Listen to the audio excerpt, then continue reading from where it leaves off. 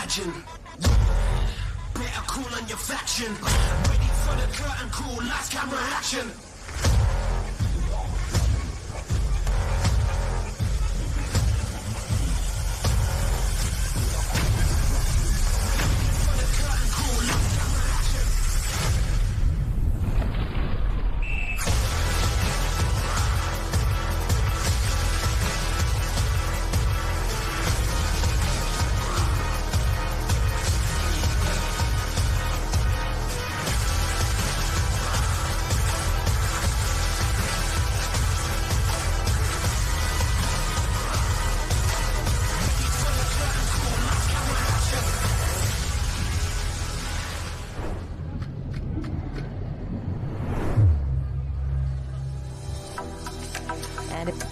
Big welcome back to the Gold Coast Aquatic Centre. I'm Jen Parry, and we have a special guest star today, Christy Munro. Welcome back to the pool.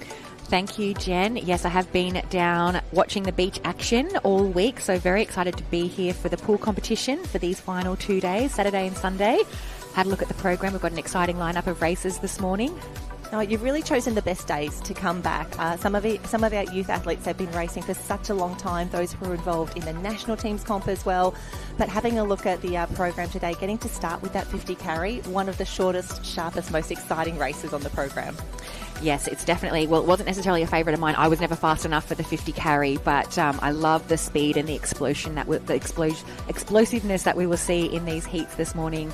Obviously, the aim is to qualify through to the A and B finals, which will be part of our finals package this afternoon, starting around 1 o'clock. There's a list of the events that we'll be bringing to you this morning. The 50-metre mannequin carry for men and women, the 25-metre mannequin relay for men and women. We've got the 200 Super Lifesaver. That's a really exciting event to look forward to on the program, and finishing off with the 50 medley relay.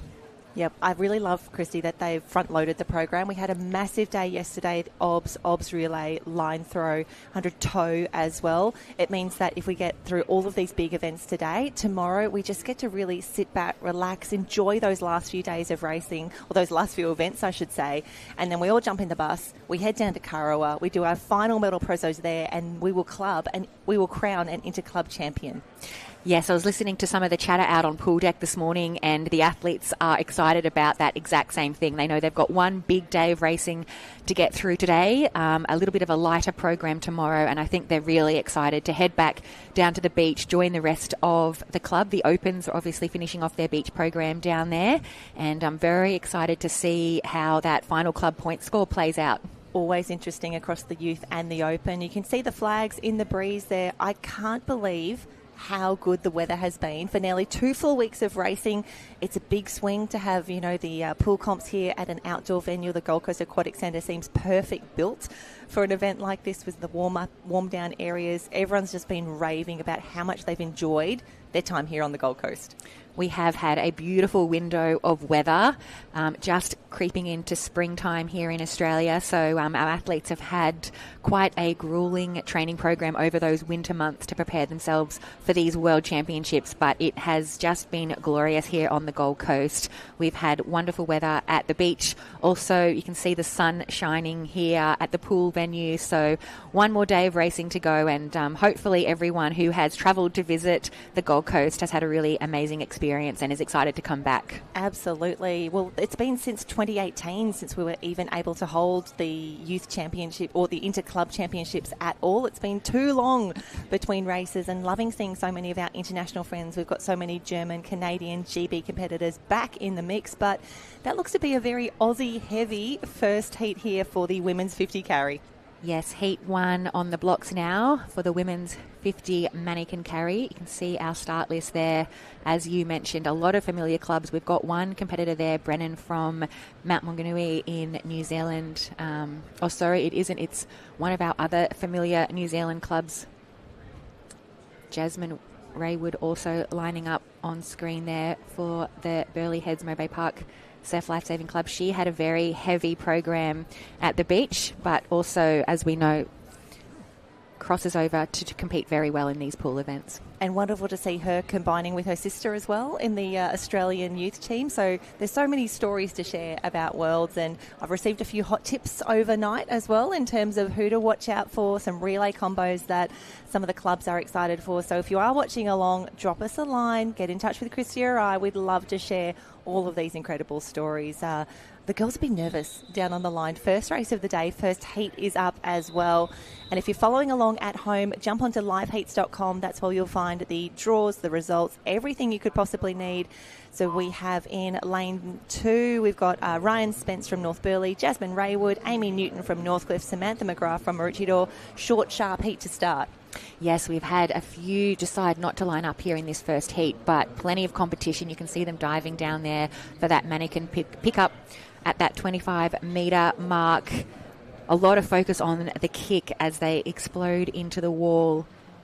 You can probably describe better than me, Jen, the technique needed just to carry these mannequins in that position. Well, what we've actually really enjoyed over the last 2 weeks of racing between the youth and the open, especially having the underwater cameras in action now, there's no one perfect way to carry a mannequin, and that is what we love. There's so much room for innovation, for trying new things. Basically, whatever works best for you, try that.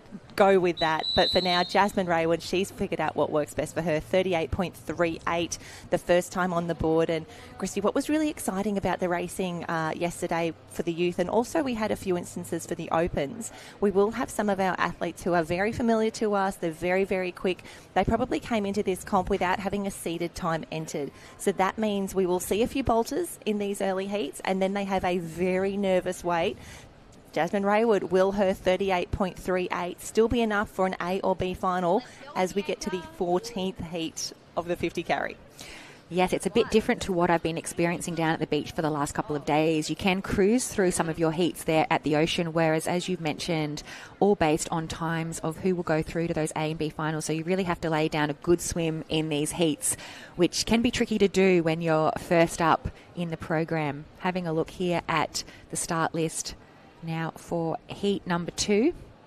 Yep, here we go. We've got Leah Harangi from Tweedheads and Coolangatta at the top of the pool there. Bianca Raywood, sister of Jasmine, back in the water now. Wonderful to see her returning. And I'm just going to check the results from last week, because I think she was racing for the Aussie youth team. She did this event. Of course, we can only have 2 per race in the national team, so it is tough. She was second in the B final at the national team's comp, did a time of 38.42. So after a massive workload, really keen to see what Bianca Raywood can put together. Jessica Harkis is in the mix from Woodridge Surf Lifesaving Club in South Africa, and Ashlyn Kennedy, another Tweedheads and Coolangatta competitor, in the mix. Tweedheads and Coolangatta, so good in the relays. They're women, just so strong in both the youth and the open. They've really focused on these pool life-saving events. I know that they've got some great role models and coaches there pulling their team along, and as you mentioned, the youth following in the footsteps of those open competitors, and I would expect we'd see plenty of those caps across the program this morning. And we can see the girls just heading down now, getting ready for a start.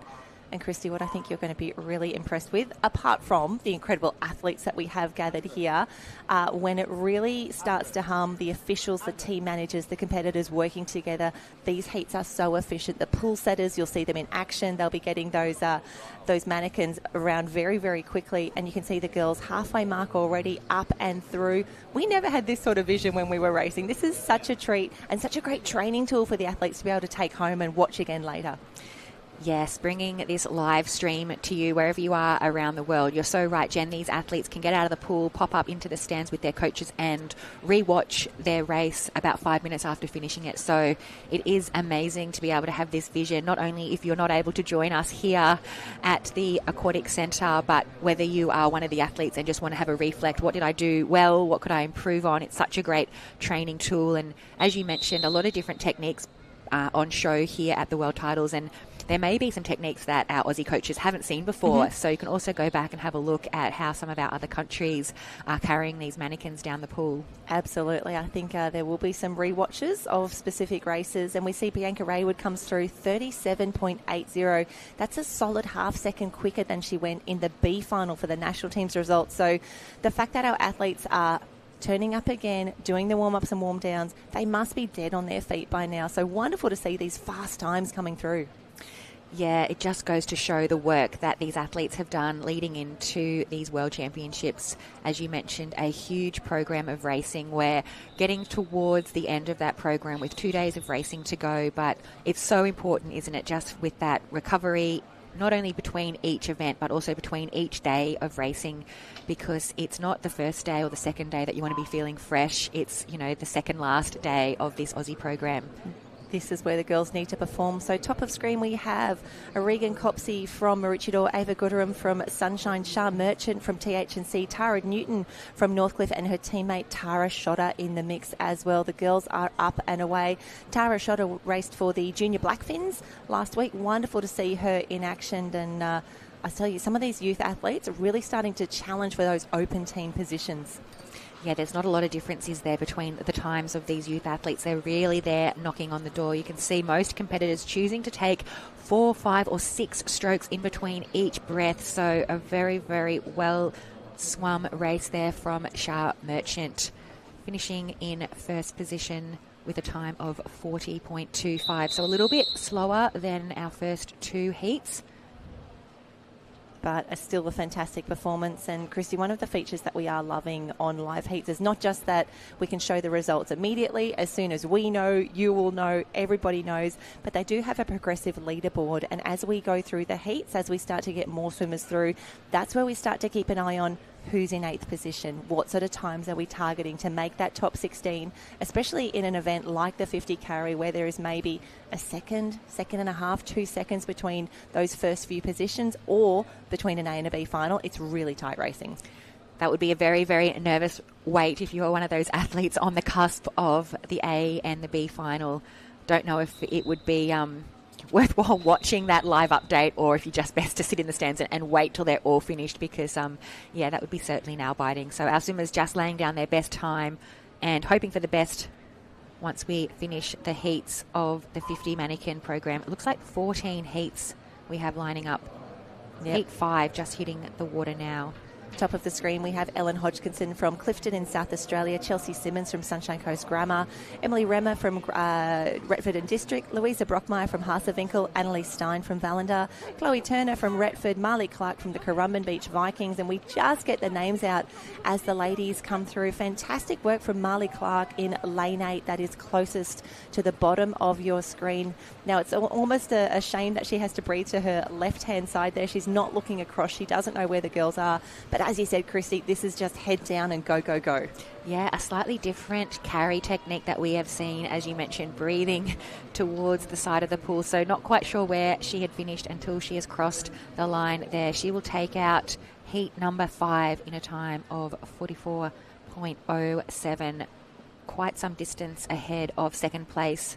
Yeah, fantastic work, Marley. The Currumbin Vikings, they were incredible yesterday. We saw some great line throws, some great relays, as well as those individual performances. So do enjoy that the girls are getting it done for themselves here, but when they combine for their team, everyone just lifts that little bit extra. Yeah, it's great, isn't it, listening to all of the youth athletes talking about those all-important points for their club. They're wearing those club colours with such pride, and even it might not be their preferred or favourite event, but they're lining up and giving it a go in the hopes that they will get a spot in one of those finals to gain some more points. Absolutely. We see the results pop up there. Marley Clark, 44.0. Annalise Stein from Germany, 47.69. And Chelsea Simmons comes through in a 49.1. And Christy, I do love it. You know, we've spoken a lot over the last few days about these barriers or these milestones that we have in pool lifesaving, getting under that 50-second mark, getting under that 40-second mark. Even Mariah Jones just recently ducked under the 34 mark for these championships. We're loving all these little wins that all of our athletes are having, and as we see those times drop, I'm loving, you just know that there's PBs. You know, it's not just about the world records or the national records. These individual performances that are starting to come through, super exciting. Yeah, it's incredible, isn't it? And as you mentioned, everyone's got their own barrier that they're trying to get under, their own personal best time. Heat 6 hitting the water now. We've got Daria Burkhardt from Langenberg at the top of the field, Florence Leclerc from Club d'Entraînement en Sauvetage Sportif, Kyla McClymont from Hasevinkel, Shari Gardner from Metcalfe Lounger, and Mina Lenz from Langenberg. And we were talking before we got online this morning, and I said, it's so wonderful to see so many of our German and Canadian friends coming over for international or just coming for these club championships because they want to be part of something really special here at the Gold Coast Aquatic Centre.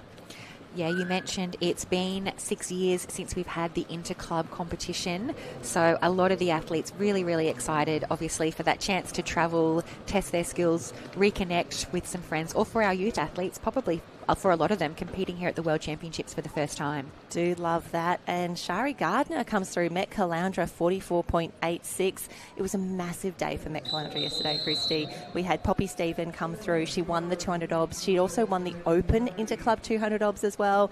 She did an incredible time there, backing up to race for her club again here. The girls won the line throw. They were wonderful. Just this pale blue cap with the white and the red stripes. We always talk about the hashtag that they have on their socials. Proud to be Mets. They are everywhere at the Gold Coast Aquatic Centre and they're loving being part of the championships.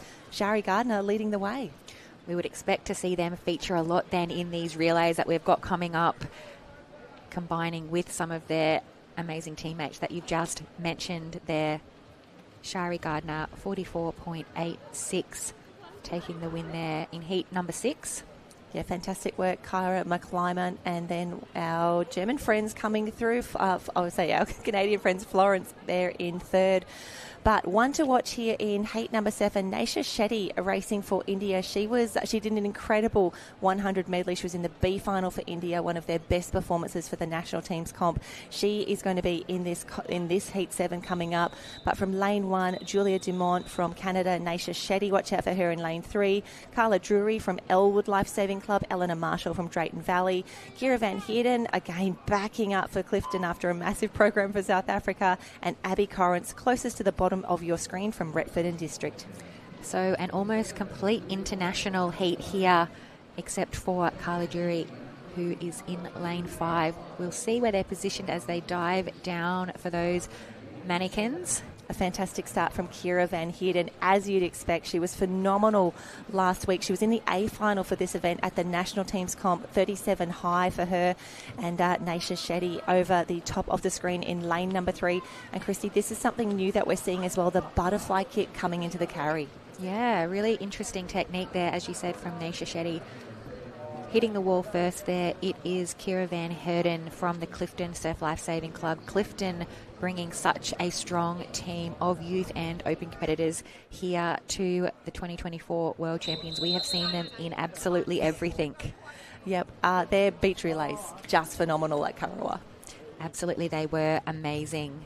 As well as the beach relays, their youth competitor took out the sprints and flags double. Yep, gotta love a big double there, and hoisted onto the team's shoulders after the interview. It was fantastic scenes, and Kira Van Heerden showing how it's done here. Naisha Shetty from India in 3. But as you see, Chrissy, those underwater cameras just show, as long as you pick up the mannequin correctly, as long as you're not holding the plugs or anything like that, as long as the mannequin's head is not ahead of your head, you can really do whatever you want to get the mannequin through the water. And a really fast time there posted from Kira Van Heerden, 37.93, one of the faster times we've seen on the program this morning. So that's heat 7 a complete. Heat 8 hitting the water now. Katarina McClinksy from Hasevinkel, Eva Chapman from GB, Neela Yankee from Lukenwald, Maggie Drain from New Zealand, Emma Shonrock from Gütersloh, Charlotte Baumer from Wanda, Alison Lavoie from Narvel Sauvetage, and Georgia Mill from Waimārana. Again, so many international competitors here hitting the water, trying to get those times through. And Kira Van Heerden, I think that was the second fastest time of the day that we've seen, 37.9 for her. Really keen to see what these girls can put together in lane 4. I think that's Maggie Drain from New Zealand, looking very, very strong. She has a narrow lead there at the moment. This is one of the biggest heats we've seen, a full 8 competitors across the pool, and it will be Maggie from the New Zealand club there, hitting the wall in first, time of 42.31. And great to see Charlotte Balmer coming through. I think she's one of the few competitors that we have here from Wanda. Of course, they've produced some absolute superstars over the years. Wonderful to see Charlotte repping those club colours here. And Waimārana, they have been, for me, I don't want to say a surprise. We know that they've always been strong, but they've really come here to pick up some points at the pool. So Georgia Mill, she hit the wall there, a time of 43.23, but that white, black and red cap of Waimārana, everywhere yesterday. Could not escape it. Didn't want to escape it. The girls really leading the way. You can see there the start list on your screen for heat number 9 for the women's 50 mannequin carry. We are flying through the heats this morning on the program.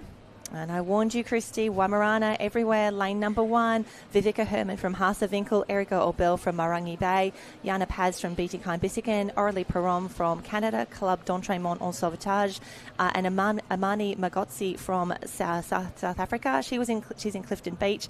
A little bit of drama for Amani yesterday. My heart broke for her. The mannequin turned around in the 100 toe.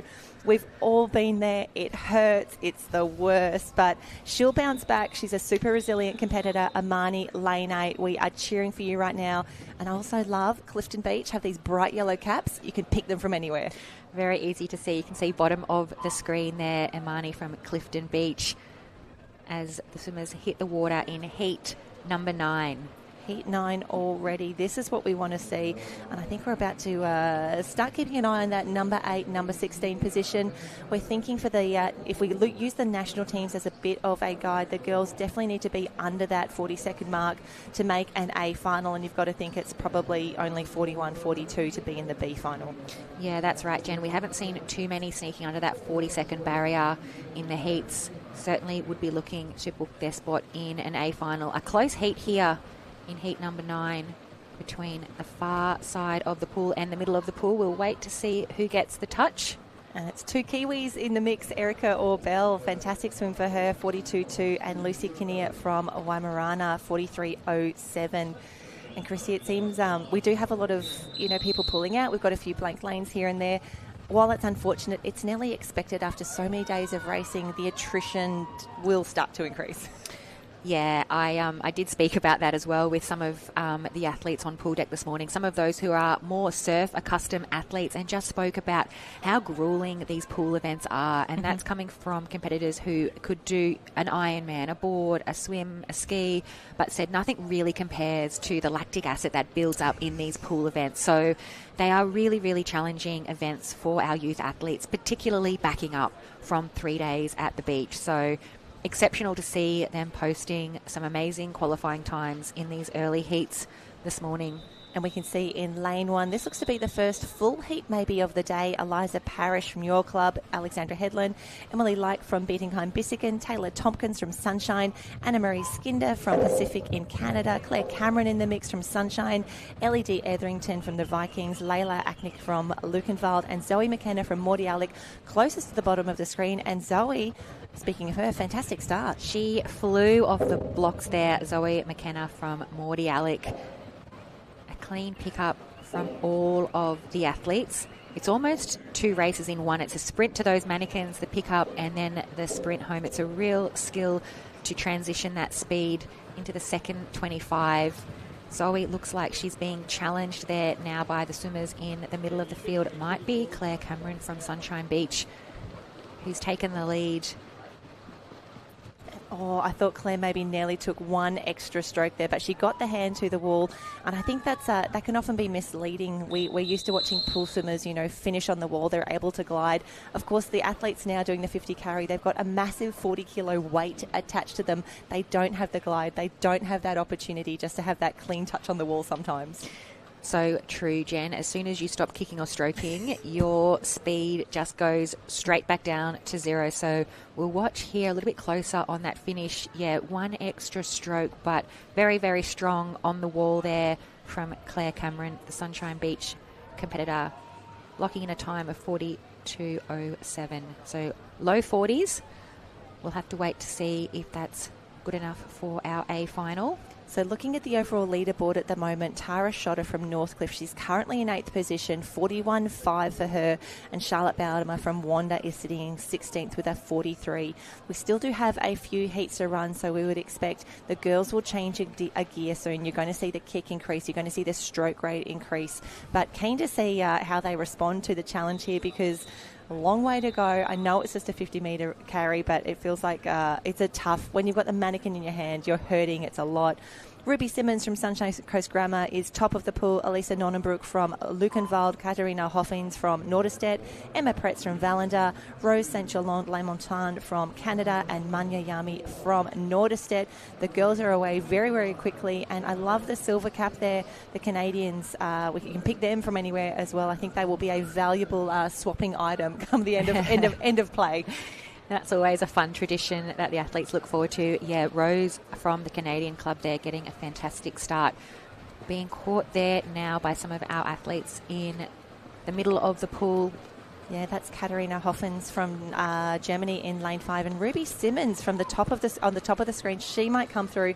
It's going to be on the touch. Who's going to be able to time this correctly? And it's very, very close. But Katharina Hoffens from Germany, I think she's going to get there. No, it's Ruby Simmons who comes through with the win. 41.63. Ruby Simmons, top of the screen. Sunshine Coast Grammar School. Her last 10 metres was fantastic. And very, very important, as we've seen, a lot of competitors bunching up in that low 40s zone. So those fractions of a second, that touch on the wall is going to make all the difference of who will be sneaking into those final positions. Not a lot of competitors sneaking under the 40 seconds, but we do have a whole list of those in the 41 and 42 time zone. Yeah, it's going to be a tight finish. We have only 3 heats remaining now. We have Sia Tosca Morgan-Spear from Bietigheim-Bissingen. She will be top of the screen in lane number 1. Madison Jones from Currumbin in 3. Watch out for her. Amaya Lopez from Mordialloc. Eleanor Flowers from Trigg. Isla Petherbridge. Phenomenal yesterday, Manners, in the toe. We're going to have to go back. I will find that one. I will show it to you. She was an absolute superstar from Mairangi Bay. Kate McLaren from Waimarana in 7. Courtney Fitzgerald from the Sunshine Coast Pool Lifesaving Club. The nerves would be building on the line for the girls. They know there's only 3 heats to go. This is their one opportunity to put forward a time, make a case for an A or B final. You can just see the urgency as the swimmers hit the water. Almost at that halfway mark, you'll see them dive down. Some choosing to dive a little bit earlier. Some choosing a bit of a steeper dive down. All athletes having completed that pickup now. We'll try and bring that cap to you. It might be Madison Jones from the Currumbin Surf Club there. Top of the screen. Amaya Lopez as well with her head very deep in the water there. It's going to be a touch on the wall. The white cap of Jones. Oh, and Amaya takes an extra quick little stroke there. She gets her hand to the wall. She is racing for Mordialloc. They had a fantastic relay team yesterday. Speaking to Gemma Holt on pool deck, she was so excited to see what they could put together. And Amaya 38.21, Madison 38.5, Eleanor Flowers from Trigg 39.9. So there we go. Very fast heat. 3 more sub 40-second times on the board. So just to put that in perspective, Amaya Lopez is now 3rd overall with a 38.15. Madison Jones comes into 5th. Eleanor Flowers into 6th. So that 8th position at the moment on the leaderboard, 40.25. You absolutely need to be under 40 seconds to make that A final, probably 38 high once we get through these last 2 races. Yeah, you were spot on calling that earlier on in the heats, saying a sub 40 is probably the minimum needed to book a spot in the A final. Having a look now at heat 13 of the 50-metre mannequin carry. And Christy, I mentioned that I got some hot tips overnight. Talking to one of our Maroochydore teammates there in lane 2 for this race, we have Pippi Barlow. She was in the winning OBS relay yesterday. They won. It was wonderful. Interview of the day. But Pippi is actually a beachy. She's here racing. She's a world champion now with her teammates. She's only 15. She got 7th in the flags, 4th in the sprints last week. She is now lining up for a 50 carry. And hot tip is watch out for her in the underwater leg of the medley relay today. Absolutely did think I recognised that name, Jen, and that would be why. Yes, I saw her flying through in those beach events. We'll see how she lines up here in the 50 mannequin carry for women. She's got a great start Yeah, good start for her. Also, Indy Bland, her teammate in lane number 7, looks to be nearly first to the mannequin there. But this is a tough heat. Charlie Barber from Newport, Gemma Holt from Mordialloc, Bella Murchie Mordialloc, Freda Mederick from Norderstedt, Emily Fitzgerald as well, looking very, very good on the far side of the pool here in lane 8. So anyone's race at the moment, it's just head down and go from the flags. Emily Fitzgerald, bottom of the screen, looks to have... Look, that is such a close race. We'll wait for those official results. And it was actually one of our competitors from Germany, I think, getting the touch there. It's actually 2 of them on the touch, Christy. We've had another dead heat. Freda Mederick from Germany and Indy Bland from Australia, both touching the wall in a time of 38.63. What a race. What a finish. We saw one dead heat yesterday. It was wonderful in the B final. The winners of the B final, they shared that. And let's look at the touch on the wall now. That is 38.63. Heat number 13 have really blown it out of the water. 6 of the 7 competitors going under that sub 40 seconds. So that's going to really change up that leaderboard as it was standing prior to heat number 13. You can see the results on screen now. Well, we actually had Freda and Indy on 38.63, Gemma and Bella both on 39.13. So this is how tight it is. And Christy, we've seen a few swim-offs in our day. Could we have one of those coming up soon for A and B final spots? A little bit of drama, but now we are up to the 14th and final heat. Last one, fast one for the girls. Tammy Luna Arnold from Lukenwald, Alyssa Tapper from Northcliffe, Stephanie Staniforth from Bulli, Olivia Tukia from Currumbin, Eve Cervenak of Tugan, Anna McLaren Waimorana, Carolyn Coda from Beadingham-Bissingen, and Abigail Party-Skinder from Pacific Swim Academy. This is going to be tight. Cannot wait to see this finish. Another very, very tightly raced field. We'll see. It looks like middle of the pool there, Olivia Turak. Fantastic race. She's a Kiwi. She races now for Currumbin Vikings. She has got quite the lead on the rest of the field. This is going to be a phenomenal time. Great touch on the wall as well. Ooh, 36.56. Wow. Olivia Tukia, Currumbin Beach. That would have to be our fastest qualifier coming out of Heat 14. She's put the rest of the field on notice. The only swimmer to be in that 36 bracket. There you go, 36.56, the only swim of the day. A strong statement for the finals this afternoon. And as we take a look through the qualifications now, we can confirm that A final, it's going to be Olivia Tukia, Bianca Raywood, Kira Van Heerden, Amaya Lopez, Jasmine Raywood, Madison Jones, Freda Mederick and Indy Bland. So with those 2 ladies who tied on 38.63, they were 7th and 8th. No swim off required. They'll be happy about that.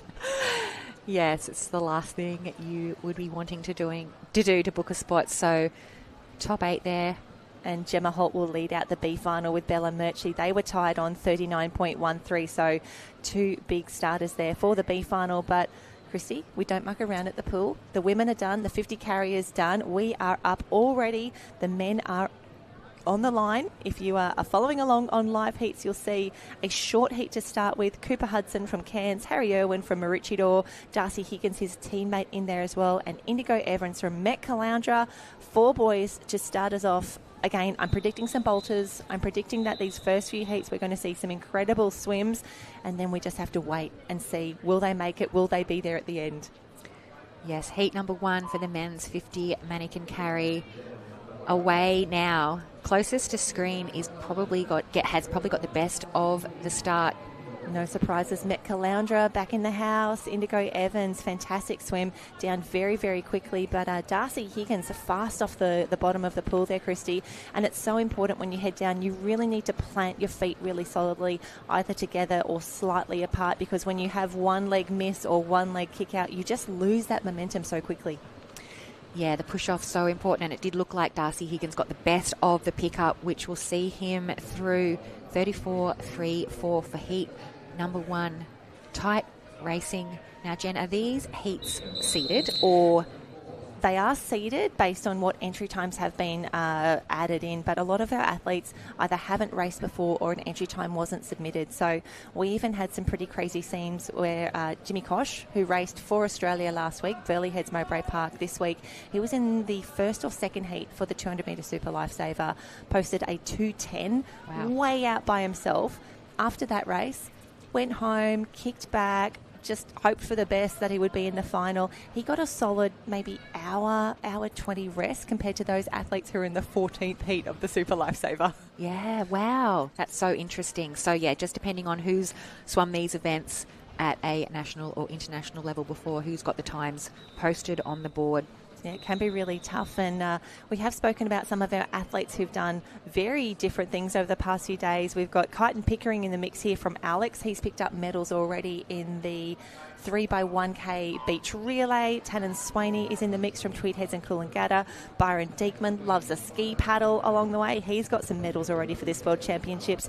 And Rodrigo Rodriguez Imanas from Club Salvamento Artexio. So wonderful to have so many athletes here. Wonderful to see them backing up after a massive ocean program. Lots of days of racing. I don't know how they're still standing. You can see there the technique from Kyton Pickering on the top of the screen. He's opting for that butterfly kick.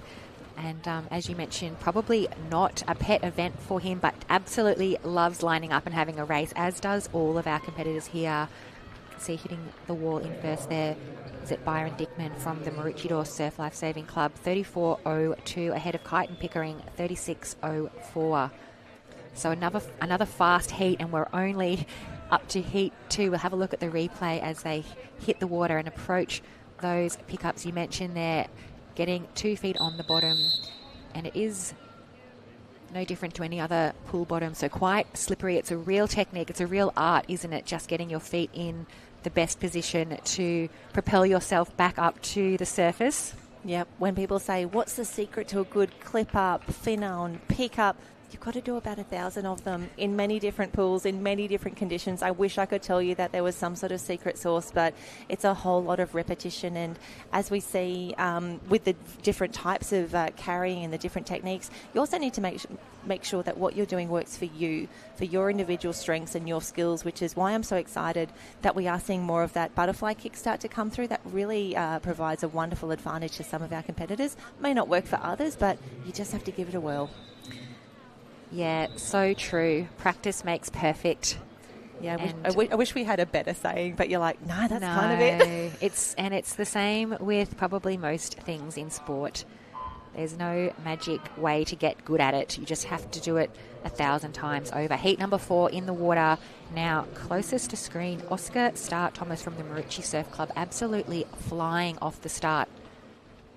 And middle of the screen, I want to say that is going to be Serkan Oshuk from Drayton Valley. Had a fantastic race earlier. Top of the field, Melvin Gilbert is in the water from Cronulla, doing very well. But yes, it is all Oscar Starr-Thomas. Quite a far way over on the lane rope. You need to be careful there. We've all caught the mannequin on the lane rope before, and it's an immediate handbrake, but no dramas at all for Oscar. A great time there, 33.21. And I think that'll actually be the fastest that we've seen from these early heats. 33.2 for Oscar Starr-Thomas from Maroochydore. Second to Melvin Gilbert from Cronulla, 36.09. So no problems there at all for Oscar Starr-Thomas. Having a look here at the replay, he really just got off the blocks so much faster than the rest of the field.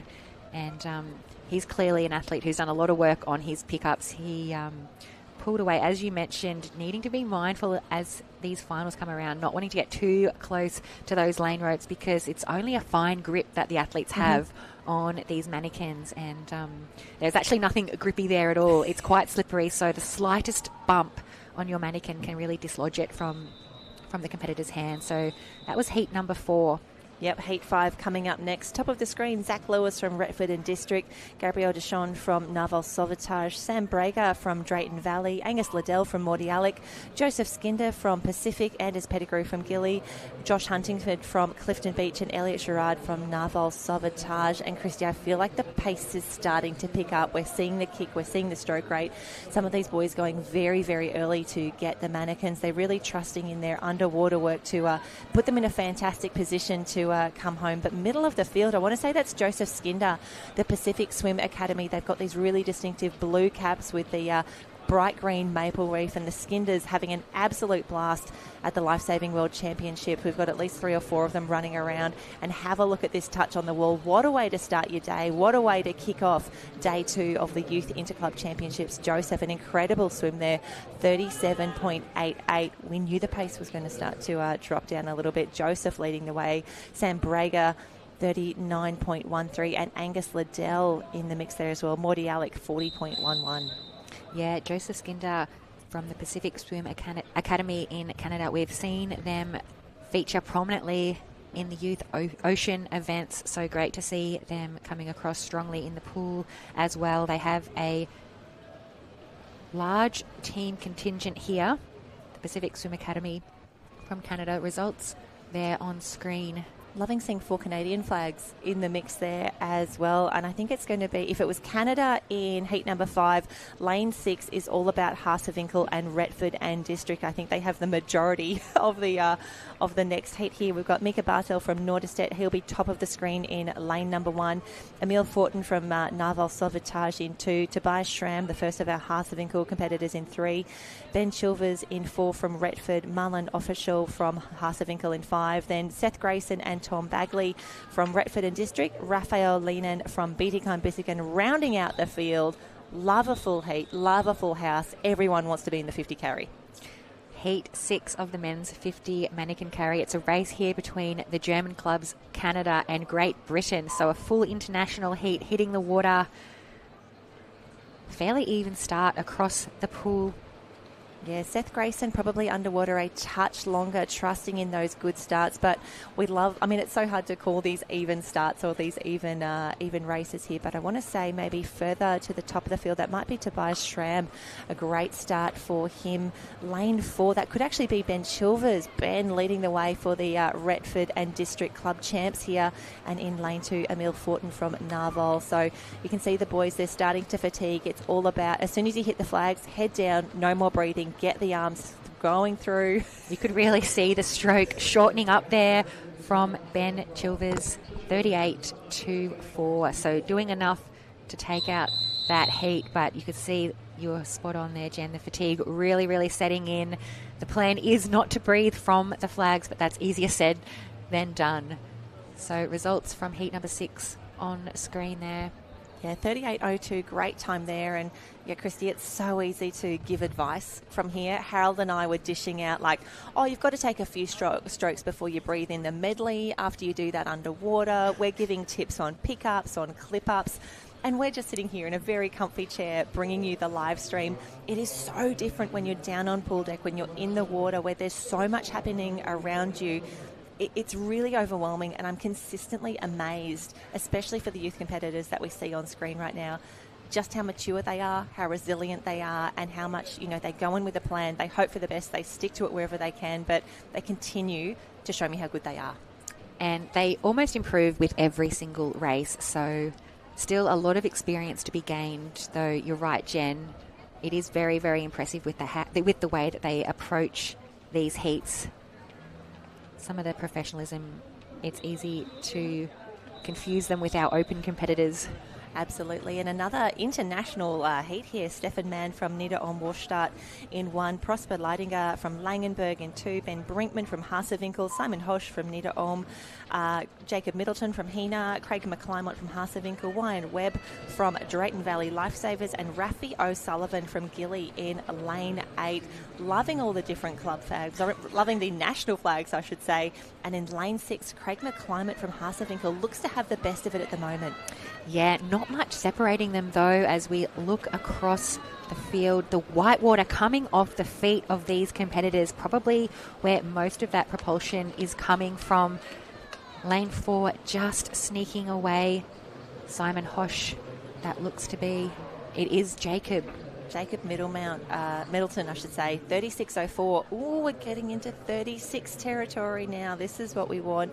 Oscar Starr Thomas still has the fastest time at 33.21, but Jacob Middleton ahead of Wyatt Webb and Ben Brinkman. Fantastic racing And I love that we get to see these replays so quickly.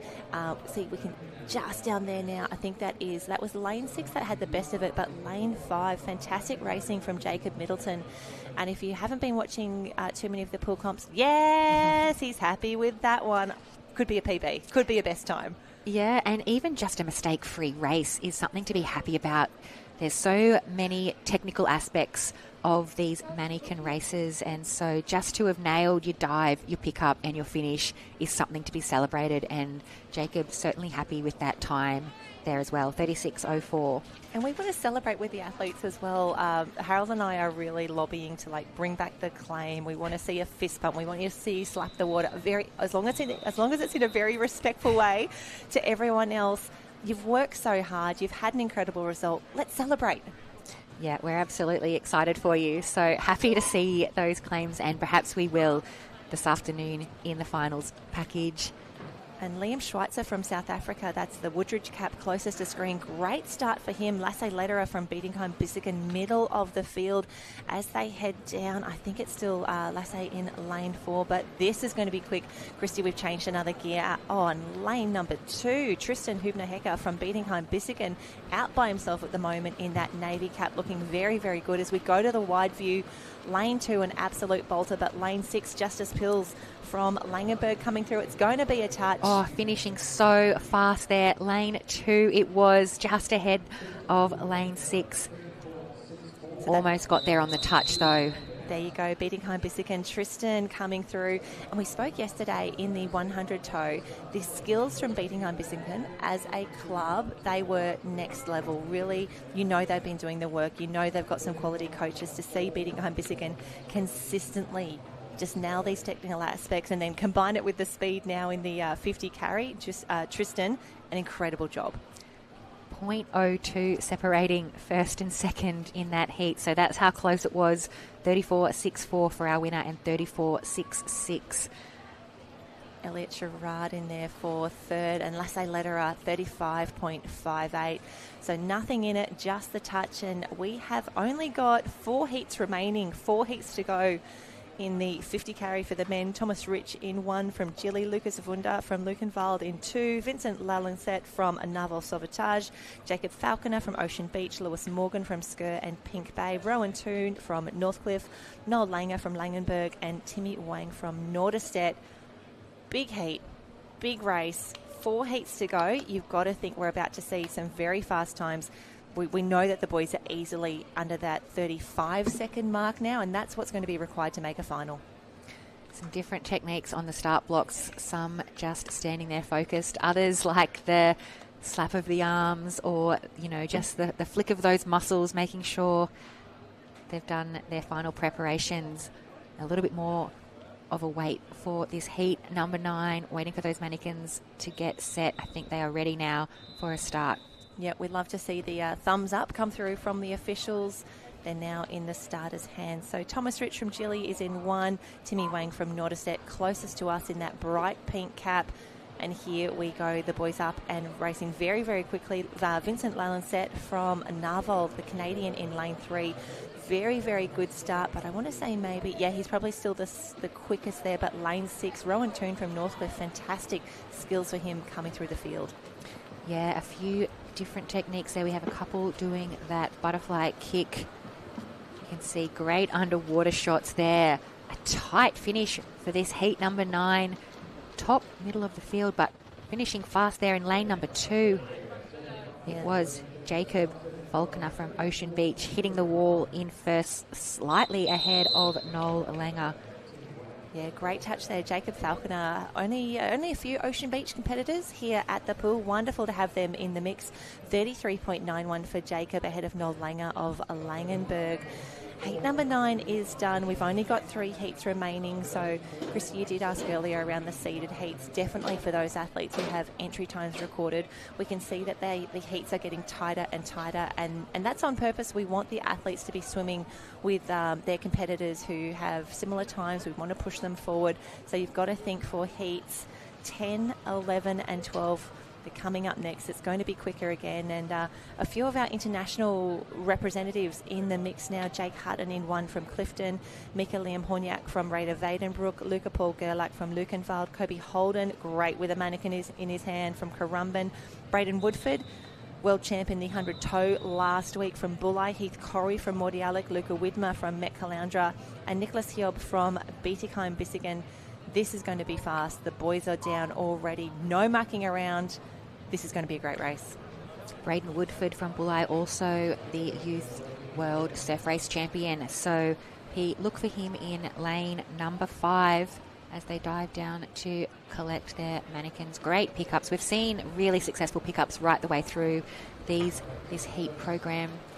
It is the yellow cap of Bulli marginally in front, pulling away now as he edges towards that wall. Braden Woodford from the Bulli Surf Lifesaving Club. He'll hit the wall in first with a lightning fast time. Yeah, 31.55 for Braden. He's got to be happy with that. When I think of Braden, I think of fins. I think of 100 carry, 100 toe, underwater work as well. But to come out here, 31.55, and as you said, he's had a massive surf program as well for the national and interclub.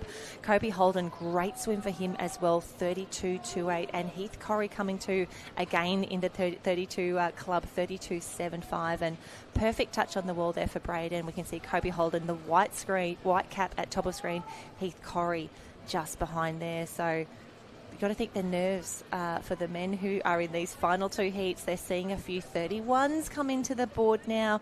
If we take a look at the overall leaderboard, so it's about a 33 high to be in that top 8 at the moment and a 34 mid. So you've got to think 5, 6, 7 of these boys in the last 2 heats likely to feature in those finals. So boys just need to rip in from here. Liam Smith from Germany in 1, Noah McDonald, Matthew Lowe, Leo Elias Baumann, Tom Habel. Met Caloundra have both James Lee and Lachlan Vink. Alex Walker, Currumbin. I'm still getting used to seeing Alex Walker in a Currumbin cap. That is the white cap at the bottom of your screen. He had a great day yesterday. Wonderful to see him back in action, and looks to be 2 full heats to close out these last races. So lots of speed yet to come, just waiting for that big thumbs up from the official. They're in the starters' hands now, ready for a start. I always feel like we need to be quiet here as well, as if we're down like there. The tennis. Like I'm on pool deck or I'm watching beach flags. So Liam Smith, top of the field, he was the first to surface.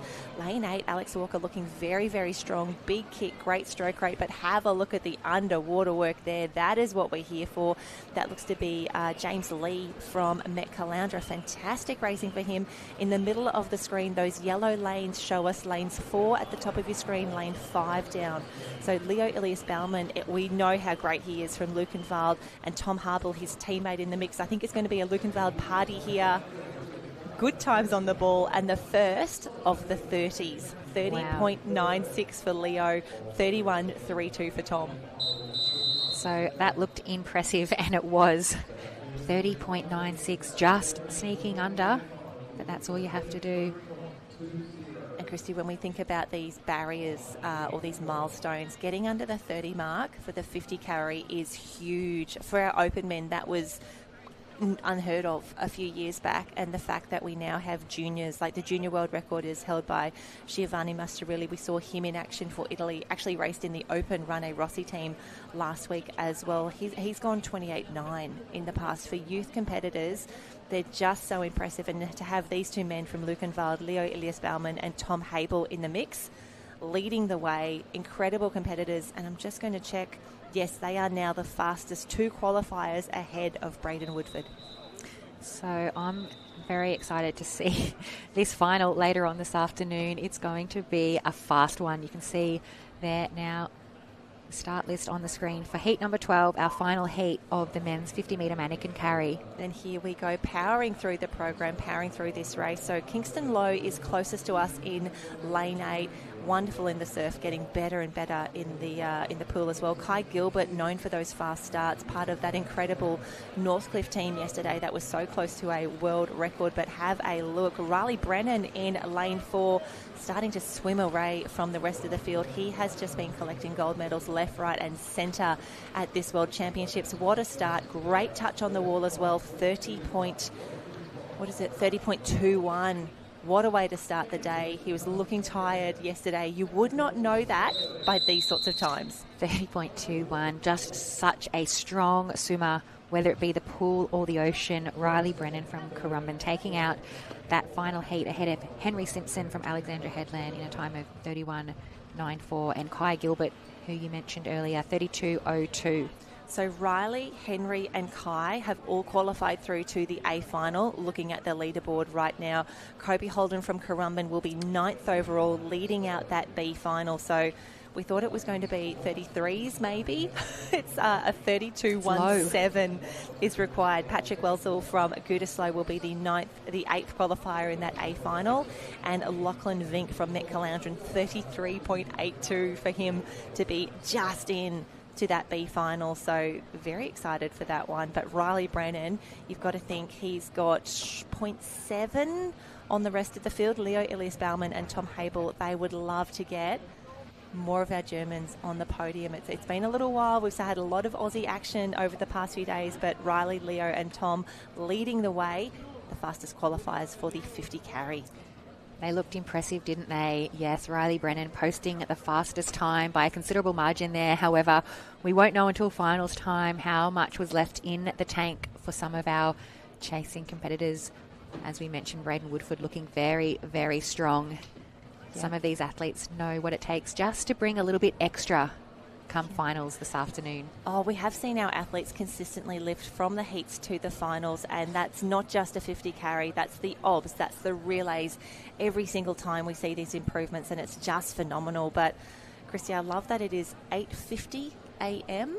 and we are done with both the 50 carry for the men and the women, so really powering through the program. Up next we have the 4x25 mannequin relay, and I'd say again, based on how yesterday ran, maybe 3 or 4 heats for both the men and the women there. And something that has really struck me as we look through the heats and we look at the volumes, there's more female youth competitors here than there are female men. Yeah, it's really interesting, isn't it? We did see a larger number of heats in that first event, so we would expect to see a similar trend throughout the rest of the day. Go the girls. Yep, loving that, and impressed that so many of our teams have actually brought at least 2 competitors for a rope throw, or 4 to be lining up now in the 4x25 mannequin relay. So the fact that we have 3 fairly full heats for the women, and just checking the men, I think we will have, again, 3 heats there as well. So some familiar faces starting to come through. And a shout out to the marshals, who are doing an incredible job herding the cats, getting everyone into the marshalling area. But also a shout out to our athletes. With the live heat system coming in, it is a little bit different. We do bring our athletes into the marshalling area in a slightly different way. Where, you know, they need to mark off, they need to be recorded in the system. And where you've been down on the ocean, often they're wearing the wristbands as well to be tagged in and out of their races. Yeah, so I think most of our competitors are used to that system now and really enjoy the efficiency of it, and having the access to those results and those times in real time has really been a game changer for our athletes, coaches and teams. So I would expect to see, I don't know, maybe some less nerves on the faces of the competitors for this 4x25 mannequin carry. It's more an event of technicality than it is perhaps that physical pain. 25 metres is very, very explosive, but with those changeovers, there's a lot of area or a lot of room to either gain or lose if you haven't really polished those changeovers. Absolutely. We've seen some incredible performances in both the open and the youth competition. And when we think about that innovation of people really pushing what we can do within the rules, I think that this is where we've seen the most of that. You know, the fact that the Gold Coast Aquatic Centre, the main competition pool here, it's 2 metres deep the entire way. And that means that we're seeing a lot of competitors starting to push off the bottom for those relay changeovers.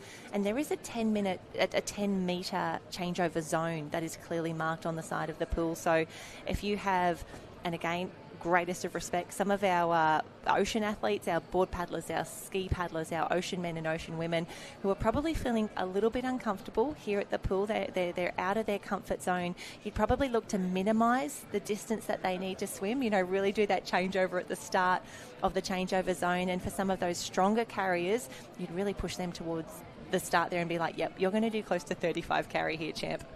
Yeah, that's a really interesting point you made there, Jen. I, in my mind, was thinking you may put your less experienced competitors at the other end where they get to push off the wall. But as you mentioned, you can be a little bit strategic and swim slightly less in that transition buffer zone that they have. So I'm just always looking for an easy way out. Yeah, honestly, I was thinking the same. I was thinking if I got to choose my positioning, I'd probably like to be able to push off the wall rather than push off the bottom. But you could sell me on having to swim a little bit less distance.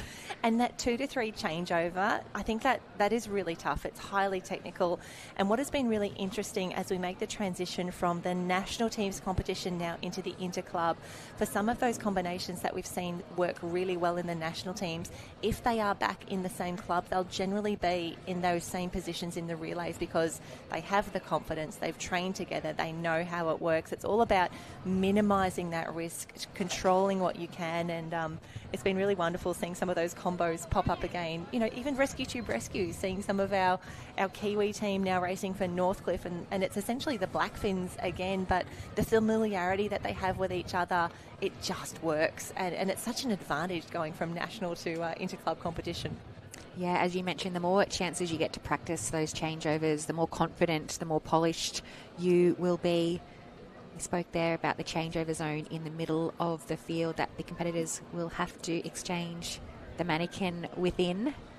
You can see the marks on the side of the pool there. Because there's so many different races that will be happening today across the 50, the 4x25, the super, and then the medley relay this afternoon, you will see quite a few little milestones, a few little distances measured out on the side of the pool, just in anticipation for some of those races. And while we have a quick little break as the marshals get everything ready, a huge thanks to all of our pool setters doing an incredible job over the past nearly 2 weeks of racing. They've really allowed us to run an incredibly efficient competition. They're filling mannequins up, they're emptying mannequins out, they're putting it the halfway, they're putting it the other end, and seeing the divers as well with the oxygen equipment, especially in those 100 carries where they have to place with millimetre precision these mannequins across the pool, because it's all about making sure that we have the most even, the most consistent and the fairest playing field for our athletes. Yeah, tough job for those officials.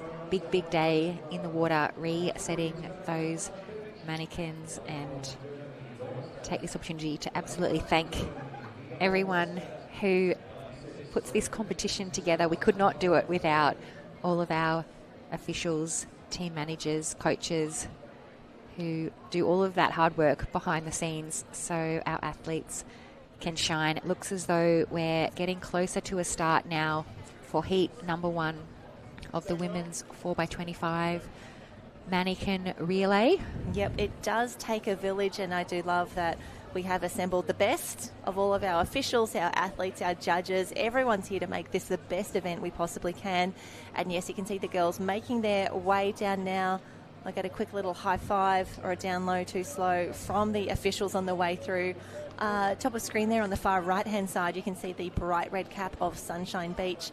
And similar to Met Caloundra, we started to see a few little Sunshine Beach caps pop up at our local or our national pool rescue championships a few years ago. And I feel that every time they're here, there's a few more. And then they've got a line throw. Now they've got a relay. Now they've got 2 relays. And they are just going from strength to strength. They are an impressive youth club, probably still strongest in their youth competitors, the athletes there from Sunshine Beach. But it won't be long until we'll see this pool of athletes progress into the open category. Oh, a very strong pool of athletes. Pool, I yeah, see what you did there. A very strong club to the northern end of the Sunshine Coast, Sunshine Beach Surf Lifesaving Club, just there next to Tweed Heads and Coolangatta in that maroon and yellow cap. Another club that we've mentioned who is really building their strength in the pool life-saving events. Yep, so you can see the girls, because it is a 4x25 event, they will have one competitor that will start in the water at the start end of the pool. 2 of them will jump in here at the halfway mark. They will wait within that changeover zone, ready to collect the mannequin. And Chrissy, it always looks a little funny, but it's actually really, really important. If you're not involved in that changeover, you will see the girls on the side of the lane right there. They'll probably have their hands out of the water as well, just to really clearly signify to the judges, I'm not in the way, I'm not assisting, I'm not obstructing. So yes, if you see some hands up in the middle of the pool, don't be alarmed. Yeah, our technical judges on the side of the pool having to work overtime in some of these events. A little bit difficult to see the changeovers happening under the water. No, they're doing an incredible job. So top of the screen, Tweedheads and Coolangatta next to Wamarana from New Zealand, Sunshine Beach, Norderstedt and Niederolm, Warstedt, and they're both from Germany, and Retford and District will be closest to us in lane 6 in that pale blue cap. So closest to us, bottom of the screen there, it looks like the 2 teams from Germany really solid off the start there. Moving through the field a little bit also, top of the screen there, it may be the other team. Is it the team from New Zealand? Yep, Waimārana, fantastic. Really quick into that start, but have a look at the skills in the middle of the pool there from Norderstedt. They were great there. They got fantastic distance, and we can see now the butterfly kick really starting to come through, trying to maintain that distance. If anything, I'd say she's extending that lead here, the pink cap from Norderstedt. She's absolutely extending a body length and a half going into this 3rd changeover. Looked smooth, didn't it? That was fantastic. And we did speak earlier in the 50 carry, Christy, around, some of our athletes just moving a little bit to the left and the right in the lane. If you see that in a 4x25 mannequin relay, it's actually a conscious choice, especially coming into that 2 to 3 changeover, because they do need to make a little bit extra room for their teammate on the turn, flipping around that 40-kilo mannequin. So don't be alarmed. The girls know what they're doing, and in particular, Norderstedt out in front, gripping that mannequin. I love that they can practically have the headlock position now, so secure. Really smooth changeovers from our German team. Clear winners of this first heat. The women's mannequin relay hitting the wall there now, a time of 1:33. 1:33.40. I wish I looked like that at the end of a 25 carry. Her kick was phenomenal. That was so impressive. So strong there. You can see second place going to the team there in lane 2. That was the team from New Zealand. Early leaders of that heat. Yeah, Waimārana so strong across the field. It was in lane 5 we had Niederolm Warstedt. Fantastic start there, and the girls know there are 16 teams that will go through to either an A or a B final. For Norderstedt, we're hoping that they have done enough, taking out the win in that first heat. Only 3 heats in total, so we need to find out if that 1:33.40 is enough to get them through. And Christy, one of the great things, but also one of the terrible things about using live heats, we do see very quickly if one of our teams has been disqualified. And unfortunately for Sunshine Beach, I think that they are done in this 4x25, a DQ up on the board. Yeah, we spoke about the very many technical aspects of this event. It's, we will start to see a few more DQs potentially roll in, especially in the relays, the changeovers especially. Is very, very hard, and our judges will be knowing exactly what they'll be looking for, whether or not they were just outside of that changeover zone. It may be an extra hand on the mannequin. We won't quite know what the technicality was, but unfortunately we say goodbye to the team from Sunshine Beach. Yeah, that is tough luck. Unfortunately, we have all been DQ'd many, many times, but you will learn. And it is the Lifesaving World Championships. We do have the best of the best here, and the girls will learn from that. We talk about resilience a lot here. They'll move on. They'll be back in action very, very soon. Heat 2 is now coming through. We can see the ladies they've already got their goggles on, so we won't be too far away from a start in this second heat. Morty Alec is in 1 from Canada, Club d'Entraînement en Sauvetage in 2. Lukenwald from Germany, watch out for them in 4. Sunshine Coast Grammar will be in 5. Harsewinkel from Germany in 6. And then Clifton Beach or Clifton Surf Lifesaving Club, the bright yellow cap, lane number 7. All girls here with eyes on a safe race, a fast race, but really pushing for those A and B finals. Yeah, the competitors in the hands of the starter now. It's a very fine line with how much power you put into the push off the wall because, as you mentioned, it's a 40-kilo mannequin that they need to bring up to their same speed. So a steady but strong start there. The team from Clifton Surf look to have got the best of the start, bottom of the screen in those yellow caps. And Morty Alec at top of screen. We've got the two bookends looking very, very good. Lane 4, Lukenwald, always strong. Really impressed with their youth team. They actually picked up a medal in the open relay. It was I can't remember which one it was. I will find it because it was a hugely emotional place for them to get up on the dais. It was really, really special. Lots of tears, lots of hugs. But wonderful to see what it means to be on the podium here at the Lifesaving World Championships. But for now, it is Morty Alec and it is Lukenwald in lane 4, 1 and 2, well clear of the rest of the field. Yeah, 50 metres done in this 25-metre mannequin carry relay. Lane 4 possibly just extending their lead ahead of Morty Alec at the top of the screen. And you've got to think that for some of our teams here, they would have a very pool-focused team. From Lukenwald, you'd be expecting that they've got 4 quality swimmers here, so a fantastic changeover for them. But Morty Alec, I want to say that 3 to 4 changeover at the top of the screen, very, very strong, and both teams, fantastic kick on this final 25. There's not going to be much in this at all. Loving seeing the girls really power through, knowing that this is their opportunity to post some great times. I want to give it to Lukenwald at the moment, but it's going to come down to the touch. The girls are starting to fatigue, and it is going to be the team of Morty Alec 135.30 to Lukenwald 135.33. So only 3/100ths of a second in the mix, but Morty Alec, I think that's a Maya on screen now, getting it done. What a finish. That was an impressive swim from Morty Alec. She was breathing away from the German competitor, so even more impressive without knowing exactly where she was positioned. I thought the German team were going to come over the top with the advantage of eyeing her off with every stroke, but the team from Morty Alec too good in this second heat. And we see the replay now. Lukenwald just fantastic on that 2 to 3 changeover. 3 to 4 pretty good as well. And this was the difference just on the touch. A fantastic swim. The girls very happy to have that one done. And unfortunately, another DQ. Clifton Beach have been disqualified in heat number 2. Their race is over. Unfortunately, they will not progress through to either the A or the B final. But we have only one heat to go. So we've got Burleigh Heads. You can see the Raywoods combining with Chelsea Wood and Charlotte Hart. Wonderful to see her in the mix. Biedenkheim-Bissingen is in 2, Currumbin in 3, Maroochydore in 4, Northcliffe in 5, and from Canada, Naval Sauvetage Sportif in lane number 7. So 2 through 7. And you've got to think, how many do we have on the leaderboard? Okay, so 10 teams have qualified through safely so far. So here's the deal. Sorry, Christy. Here's how Bring it to us. Here's how it's going to be.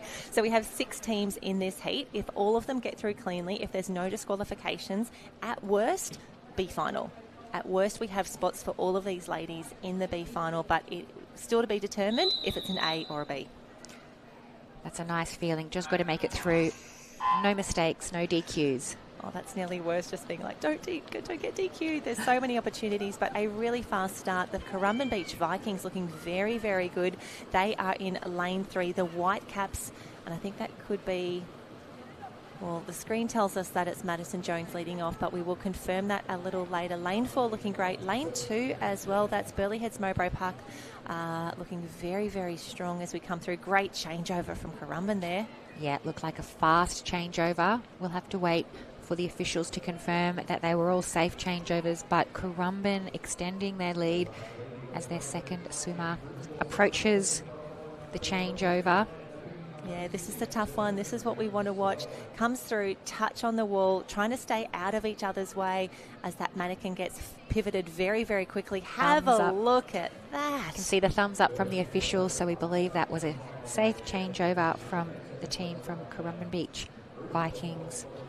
Yeah, Currumbin Beach Vikings looking good. Maroochydore, the Black Caps, out just outside of them. They are in a battle now with Burleigh Heads Mowbray Park in the Blue Caps on the top of the screen, just in those blue lanes there as well. And lots of hands up in the middle of the pool.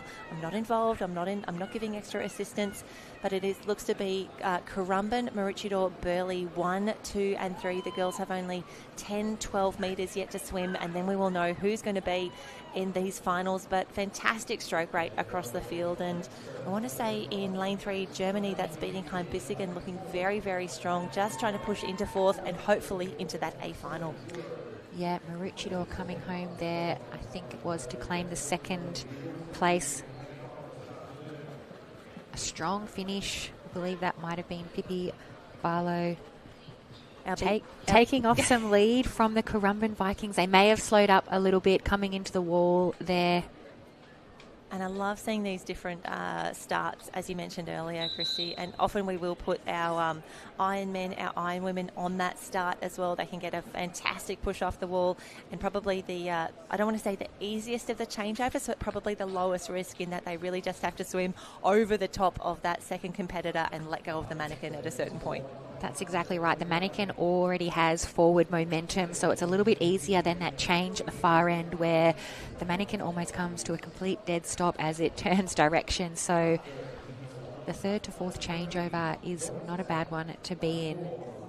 And a huge congratulations. No DQs. Great news, ladies. You're all in either an A or a B final. Currumbin came through 1:34.47. Maroochydore just behind. But the team from Germany, Norderstedt, those pink caps, they are the fastest qualifiers in that 4x25. So we will have Norderstedt, Currumbin, Mordialloc, Lukenwald, Maroochydore, Burleigh Heads, Weimaraner and Nieder Worcester. That is the top 8. They are the A finalists that will be back in action for the big one, the big race, the gold medal race, the World Championship race for the finals this afternoon. We will be crowning world champions in our afternoon finals package, commencing around 1 p.m. this afternoon. It's pretty cool to be able to walk out of the pool complex a world champ. That'll be the reality for some of our swimmers. Yeah, and we can see the men lining up already. No rest at all. They are in the starters' hands. Norderstedt, Lukenwald, Langenberg, Drayton Valley Lifesavers and Gilly from GB in lane 7, bottom of the screen closest to us. And have a look at the power off the start here. Big kicks, strong strokes. And again, we're seeing some of our athletes just close on that lane rope. That's okay. That's on purpose. They know what they're doing. Yeah, you mentioned here a lot of our international teams bringing specialist pool swimmers, so we would expect this heat to be fast. A race in 3 breaking away. Yeah, great battle between 4 and 5 at the moment. This is what we want. That is Lukenwald and Langenberg. Very keen to watch these changeovers, and fantastic work. Have a look at that in lane 4, Lukenwald. If I was talking a lot about beating Heim-Bissingen yesterday for those toes, I'm all about Lukenwald today for the changeovers. Yes, I'm just looking at some of the qualifying times that these teams have put down. We've got a team there maybe a little bit out of range with their qualifying time, but it is the team on screen at the moment, lane 4, clear leaders of this first heat, the men's 4x25 mannequin relay, storming home.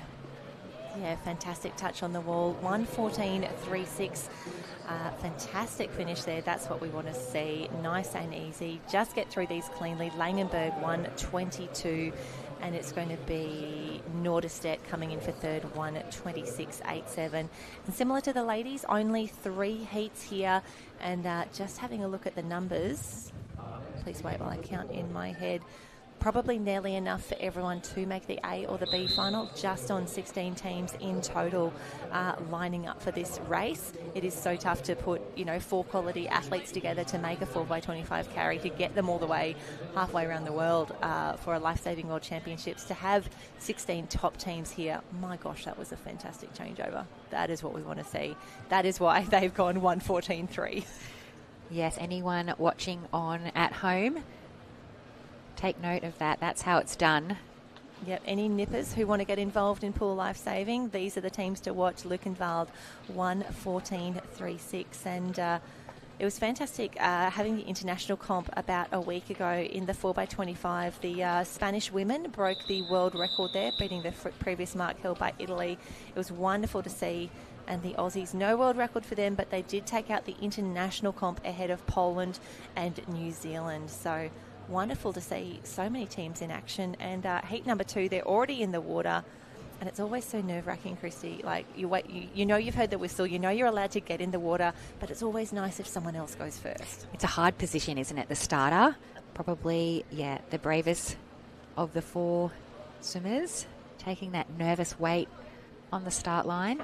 And we can see top of the screen we have Haasewinkel in 3, Metka Loundra, Maroochydore, Bietigheim-Bissingen and Alexandra Headlands. Bright yellow cap, bottom of the screen. Now they know that a fast time has been set 1:14.36, but if we can get them through cleanly, B final at worst. Yeah, we've mentioned here we've got some pool specialists. We also have some teams combining for those really important club point score points.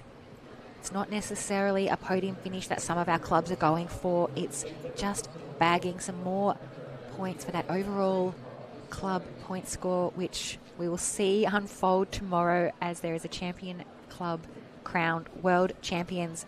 Middle of the screen doing the absolute best of it in this third and final heat.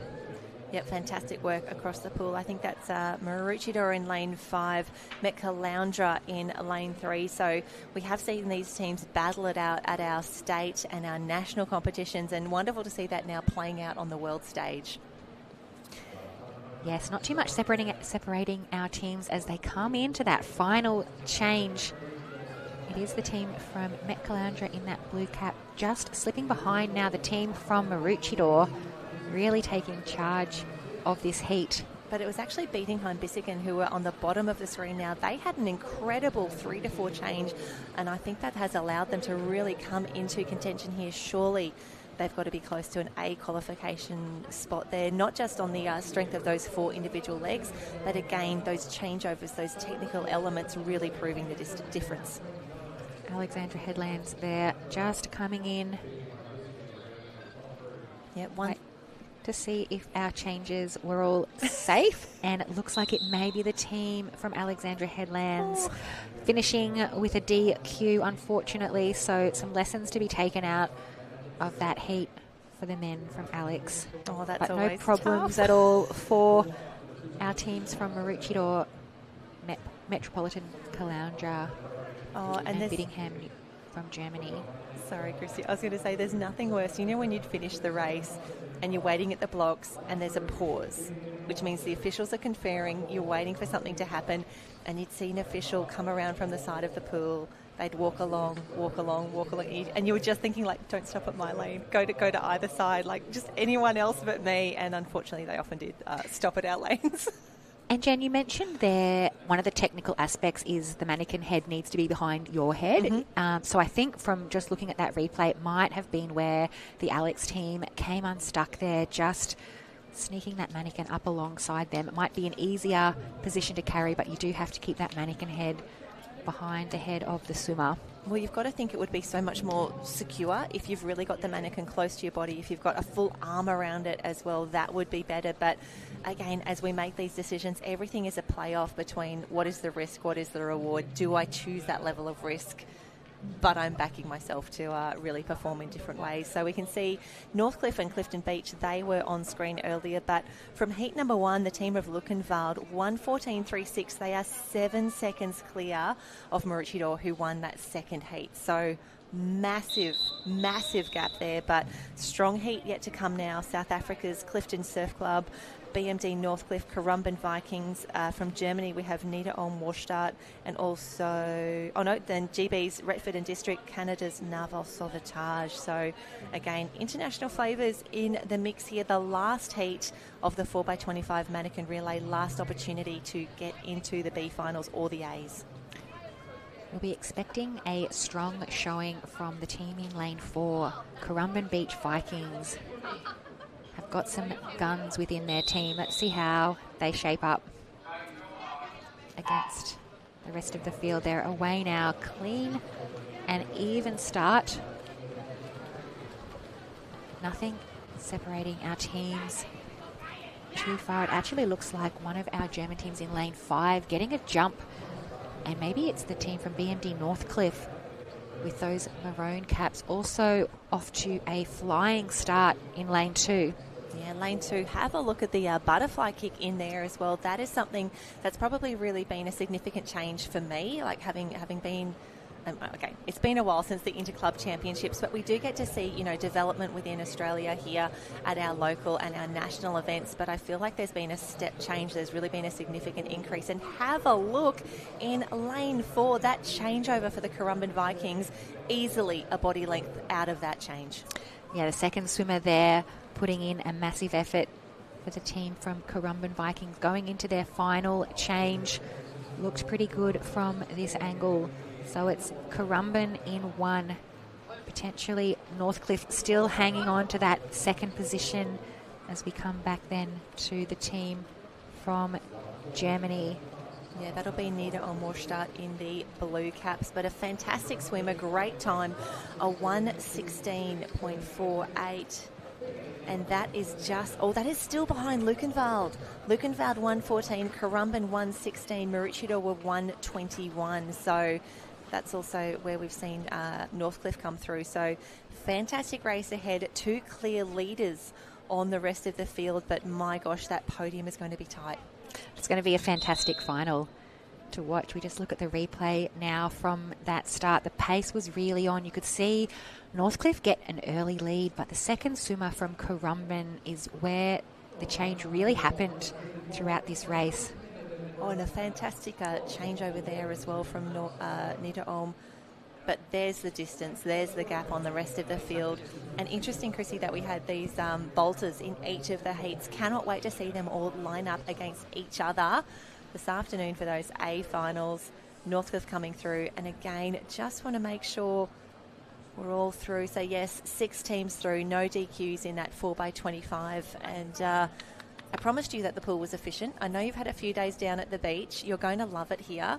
The 50s are done. The 4x25 is through. I don't want to say the big race of the day, but definitely the race that has the most equipment and probably still a very high volume of competitors is up next. So it's only 9:20, but we're ready for some super lifesavers, and then it will be the 4x50 medley relay to close out today, and that will close the heats. But quite a few supers to get through because there is a full mannequin and a half full mannequin for every single competitor here. It takes a little longer to get through, but my gosh, I am consistently amazed by our pool setters who just turn this around, get the gear moving through, and you can see on another screen we've got the mannequins making their way up and down the pool from there. But on screen they are going to be your A finalists for that 4x25 this afternoon. Wonderful international flavour. It's going to be a big one. Nida Omorstadt, the 8th and final qualifier, so they will be in lane 8 this afternoon. But for now, it's all about the super lifesavers, and for some of our athletes knowing, let me check how many heats actually we have for the women. A lot of our men, this is the time to take some hydration, get some food in, a bit of a rest, a bit of a lie down, because we always talk about the World Championships being a marathon and not a sprint. And you mentioned there, Jen, quite a long wait depending on what heat you're actually in of these 200 super lifesavers. Could potentially be an hour of time passing between heat number 1, heat number 14. I think we have 12 heats of the women. Yep. Just looking at now, so 12 for the women. Definitely a few people are tapping out, and you've got to think we're getting tired. It's day 3, or day 2 here at the pool, but for some of our athletes it's day 5 of Interclub, week 2 if you race for the nationals. And the men, they probably haven't done full marshalling for that yet, but at worst 10 heats for the men in the super lifesaver. So this is I don't want to say it's a grind, like I don't want that to be a negative word that we use here, but the fact that we've got so many athletes here, they want to be part of the Lifesaving World Championships, they want to do a super lifesaver. This is the chunky part of the program. And we talk about, the super lifesaver. I think Paul Lamont, the great Masters competitor from Terrigal, I remember talking to him. We did an interview one day, and often at a Masters comp we don't do the Super Lifesaver, so he would always step up and do that one with the Opens. And he always said, no, I want to do the Super Lifesaver. To me, it's like the Ironman, because it's a little bit of everything that we do in the pool across the 50 carry, the 100 tow, all these different events. You put it together, you get a Super Lifesaver. The same way in the ocean you do your board, swim, ski, run, then you've got an Ironman together. And I was like, Paul, I have never thought about it that way. Honestly, I should just hang out with him a little bit more often, learn his wisdom, but one of the best Masters competitors of all time, and still going strong, still breaking world records this year. Yeah, interesting point you bring up there, Jen. Just before you mentioned that, I was actually thinking if there is an equivalent to the Ironman, Ironwoman event, it would be this 200 Super Lifesaver.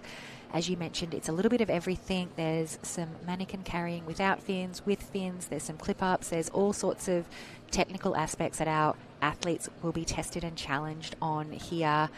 A different pace as well. I mean, it is a flat-out race, but you also need to pace yourself throughout the race, don't you?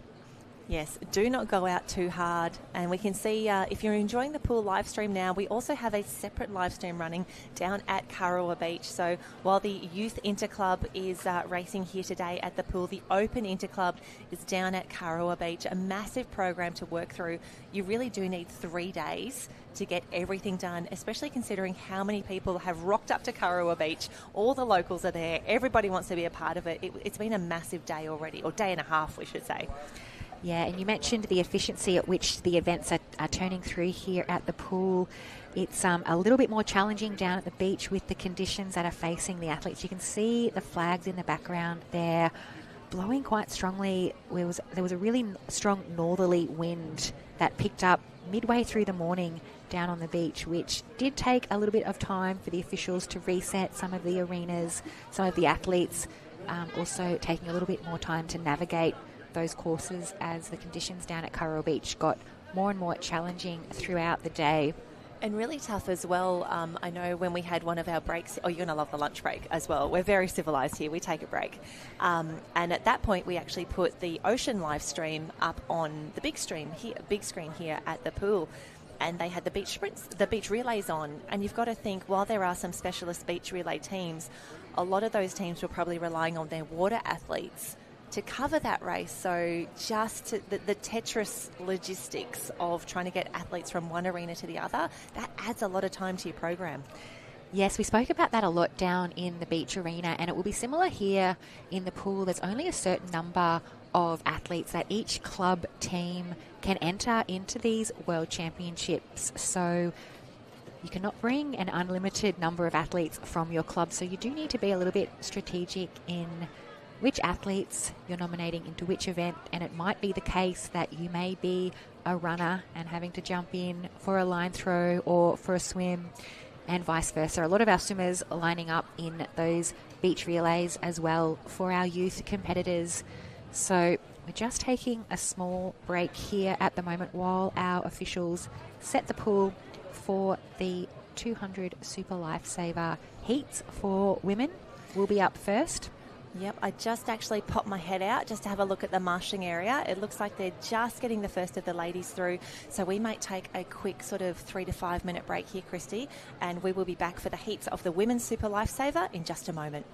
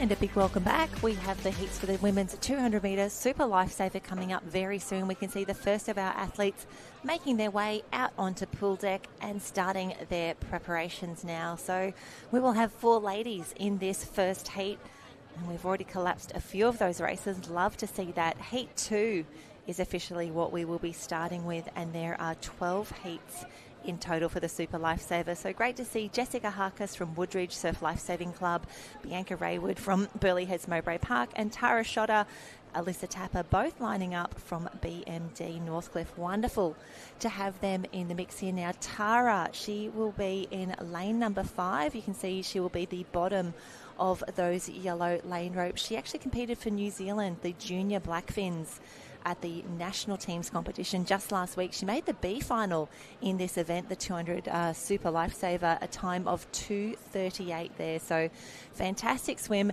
nearly at home in the A final. And you can see the girls making their way through, getting ready for a start. Bianca Raywood, she was in the mix as well. She was in the A final, a time of 2:40, got her 7th position overall. So a few of our international ladies, and we do talk about the bolters. We are expecting some fast times from this very early race now. This is heat number 2 for the ladies in the Super Lifesaver. So we are expecting a few withdrawals, especially in these early heats, but wonderful to see that the officials and the athletes working together, getting everyone signed in, because Manas, you never want to do a Super Lifesaver by yourself. No, have you had that experience, Jen? I haven't. I haven't done as many Super Lifesavers, obviously, as yourself. Former world record holder, world champ. So very lucky to have you on board here to bring us these heats. Yeah, and the girls, you never want to go out too fast. And for both the international and the interclub competition, we had the incredible Francisco Ippolito. He's the current world record holder. He won the world championships. And we asked him about his race plan because he's just phenomenal. He wins everything. He looks so calm while he does it. And we were having a chat and he's like, oh, well, I don't use my legs for the first 3 laps. And we were just thinking, what a luxury. Oh my God, how is he, 2:02.98 is his world record now for a 200 metre Super Lifesaver. So you can't go out too early. And you know what, if it's good enough for Francisco Ippolito, it's good enough for us. But the girls pacing this one really, really nicely so far. They know they are in these early heats. They probably knew that they'd be swimming by themselves as well, as we can see in lane 3. That is Bianca Raywood. Fast start for her. She actually had her feet to the wall in 30.88 on that first 50. So she has gone out hard.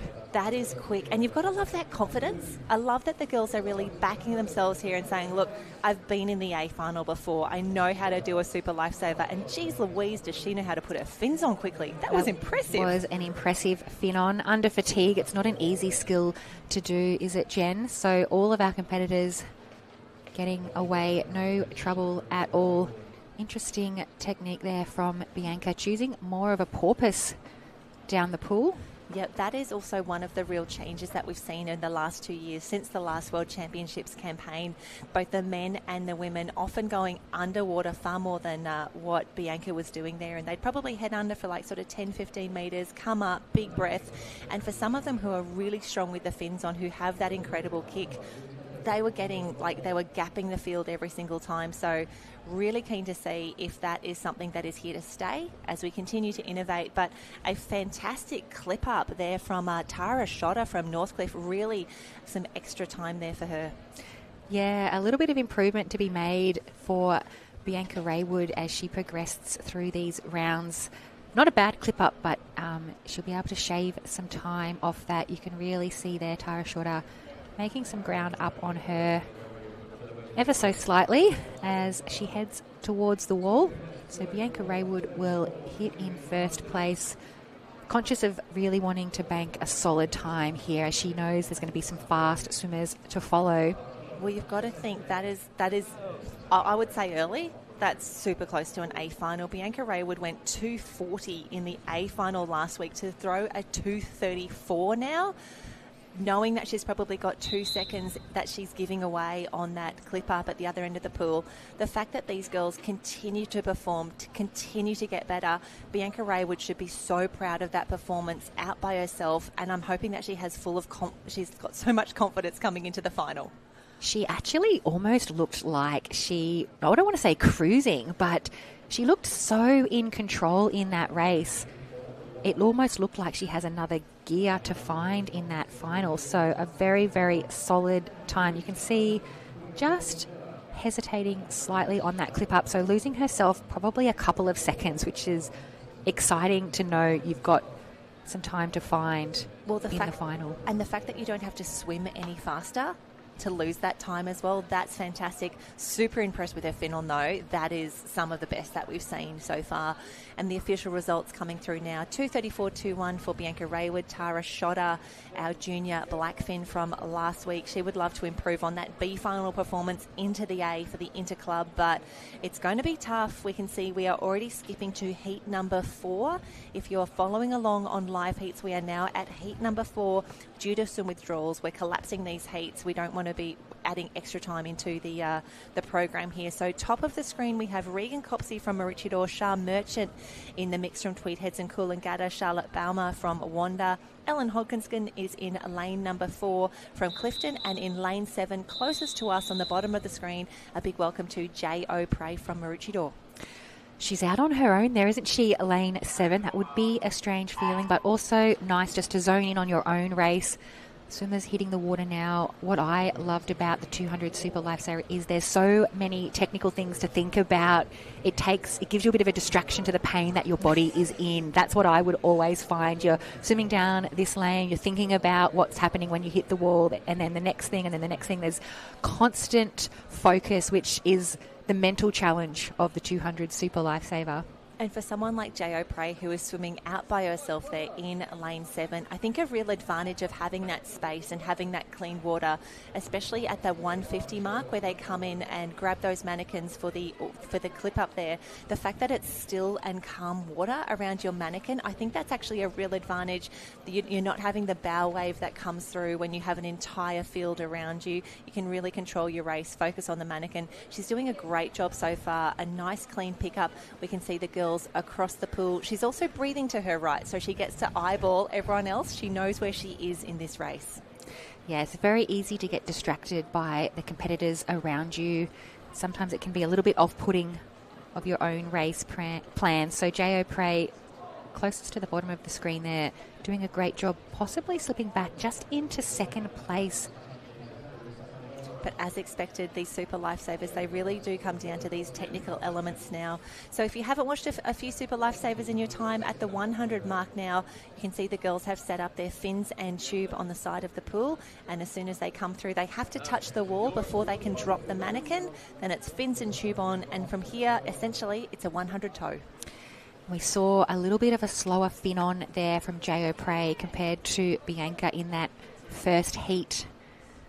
Is there any advantage, Jen, in sizing up in your fins, or is it, like you said, you've just got to practice it 1,000 times over? You've got to practice a lot. I know some of our athletes now do have the luxury of having multiple fins. There may be maybe sets that they wear for the 100 toe or the 100 carry where they can already start on the block. So if you have a tighter pair of fins, that's probably what they choose to start with.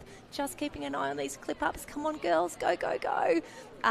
But to putting your fins on in the middle of the race, that is really tough, and often you will see some different equipment being used. That's a luxury, though, to have more than one pair of fins. They're not cheap, but it's whatever you get used to. And what I do love is that there's quite a community of, can I borrow some fins? Do we have a club pair of fins? So there is quite the trading of fins throughout these races. But the girls would have done so many of these in practice. They know what they need to do. We can see J.O. Prey again just on the lane rope there. Fantastic finish, really stroking strongly to the wall. But at the top of screen, it is going to be Regan Copsey who comes through in a 2:51.90. So great to see some times on the board for the girls. J.O. Prey 2:54. And the relief when you are done with the Super Lifesaver. A lot of our athletes would be really focusing in on this one, but as you said, you know how much it's going to hurt. You know you're in for a terrible time sometimes. But the girls getting it done, and we think about those barriers under 3 minutes. Always a great performance. Yeah, solid swim times being posted there by the teams. As we've mentioned, a different energy system being used from those 50s that we saw this morning. Those were swum in around late 30 to 40 second times. This one, 2.5 to 3 minutes the time in the water. So you really do need to work out how you can, it's a sprint, isn't it? But you need to save a little bit in the tank for that final 50.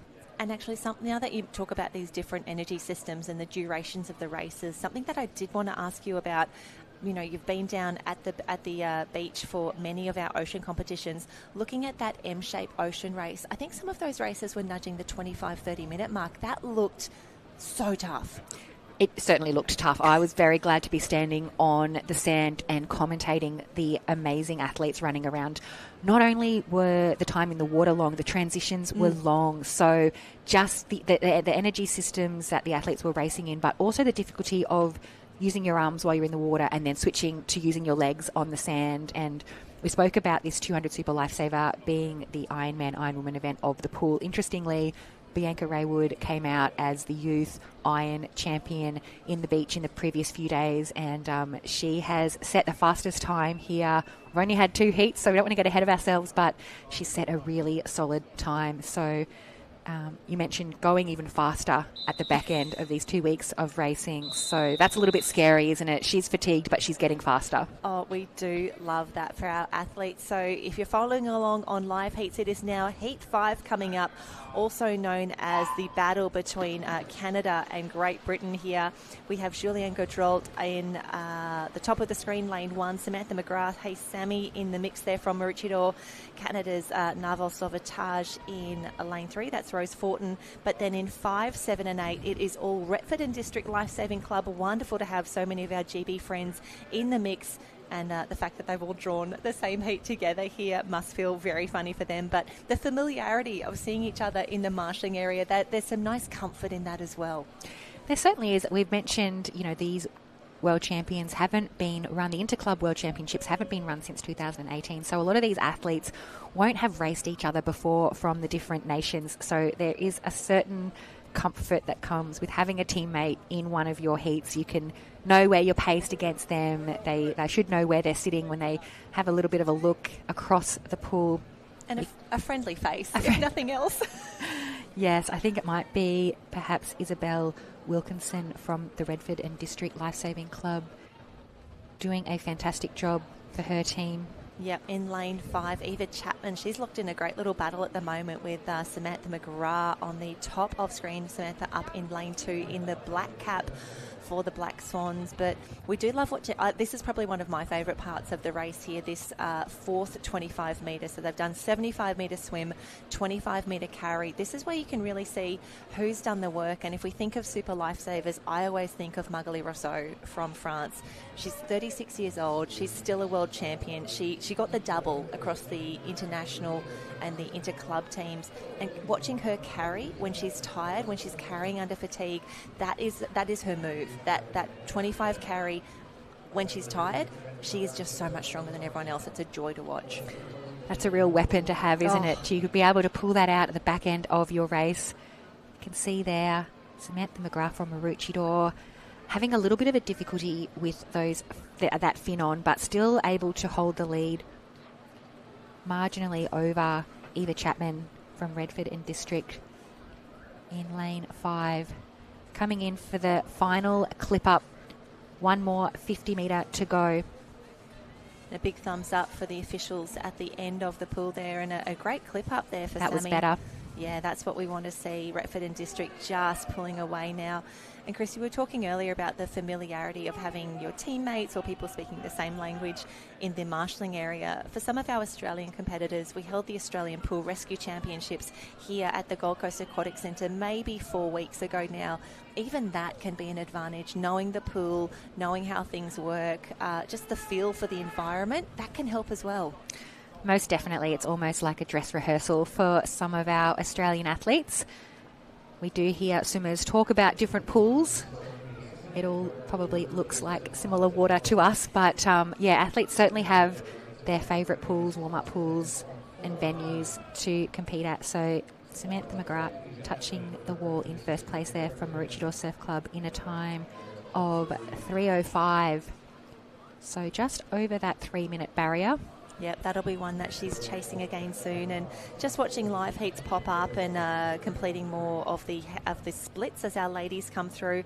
Again, wonderful intel to really see how did it go on lap 1. Okay, Sammy McGrath went out on a 33.47. Eva was out in 33.97, or even just to know what sort of time you've got for that fourth and final lap, where you can do some improvement. Or also, how was I compared to other athletes in different heats? Like, this is really great intel. Yeah, we can see a replay here of the swimmers coming down that first 50 clean tumble turn. They pick up that mannequin at the 75 metre mark, toe at 25. That's when you can see the athletes putting on their tube and fins for that final tow home. Jen, is there any restrictions in how far out you need to be with your fin on and also your clipper? Oh, Christy, I'm so glad you asked me this question. I hadn't told you this earlier, but I did bring my rule book with me. I thought you might as well, because I needed to brush up. I wanted to make sure we were giving all the right information here. So when putting on your fin and your tube, after touching the wall edge and within the 10 metre changeovers there, you've got to fix the rescue tube correctly around the mannequin toe. So we can see at the other end of the pool there will be markers on the side of the pool for that 10 metre mark there, and then I think it's within 10 for both. So fairly generous changeover area, because I was looking at the flags, which I believe is about 5 metres, so they've got a little bit more of a grace period to put on those fins and clip up that mannequin.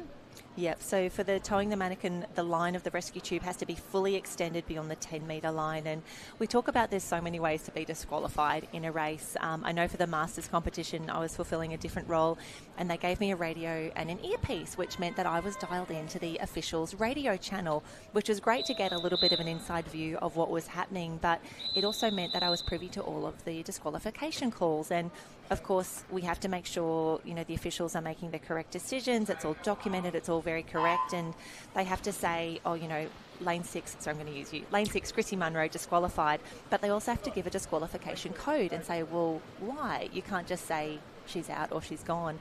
And they generally have an A, B, C, D, whatever code. And in the Super Lifesaver, the disqualification codes go all the way through to T. It's too many. So there's a lot of areas you need to cross your T and dot your I in this particular event. Nothing too much can go wrong, though, in that first 50. Just a straight 50 for our competitors. You can see there Ryan Spence from North Burleigh up the top of the screen in lane 1. A fantastic competitor. Saw her in action in the Aussie Pool Champs, and a lot of NB pride happening here. We see North Burleigh everywhere on the ocean. You go to a junior carnival, you go to Nipper State or Youth State, green caps everywhere, green togs everywhere. And Ryan Spence, one of the few competitors making the transition here to the pool competition, and how great is it to see her repping the club and now out in front. She's certainly performing strongly in the first half of this 200 Super Lifesaver, taking about 4 strokes, 2 strokes to a breath now as she starts to fatigue, looking for that wall she'll touch there. So you've got to touch the wall before you drop that mannequin. Make sure you collect your fins and tube with the right hand as to not waste any of those precious seconds as they tick by. It feels like it's about 30 seconds. It may only be about 5 seconds, but you absolutely feel the pressure of that moment. She's away now with her fins and tube. And fantastic work, Julia Dumont in lane 4, probably the best of the Finons there. That's allowed her to move up. She's in the top of the 2 yellow lanes there. We can see her just starting to push onto screen now. Really keen to see if Ryan Spence still has enough in the tank, if she can get the tube on very quickly here, but because she's got some company coming very soon. Alison Lavoie and Julia Dumont chasing hard. Still looking strong out in front as she goes for that tube clip up. Very controlled. She knows she's got the lead, just making sure it's done right. She's away now, so we'll wait to see what that time is. I would predict it'll be still somewhat behind the time laid down in that first heat from Bianca Raywood. She's looking fantastic, though. The fact that she's still got this good stroke rate going, she still looks very, very smooth. You can see she's got that good kick rate happening as well. And this is the time where you're just hoping that it's over very, very soon. It feels as though you're not moving at all. You feel as though your mannequin has doubled in weight behind you. It is absolutely the worst. But it looks like we're on track for another sub 3 minute time. So huge congratulations to Ryan Spence, at 2:52.68 on the board there. And she was able to really hold off those chasing competitors. We see the girls just underneath the flags now, and that wind looks like it's picking up a little bit just looking at those fluttering in the breeze.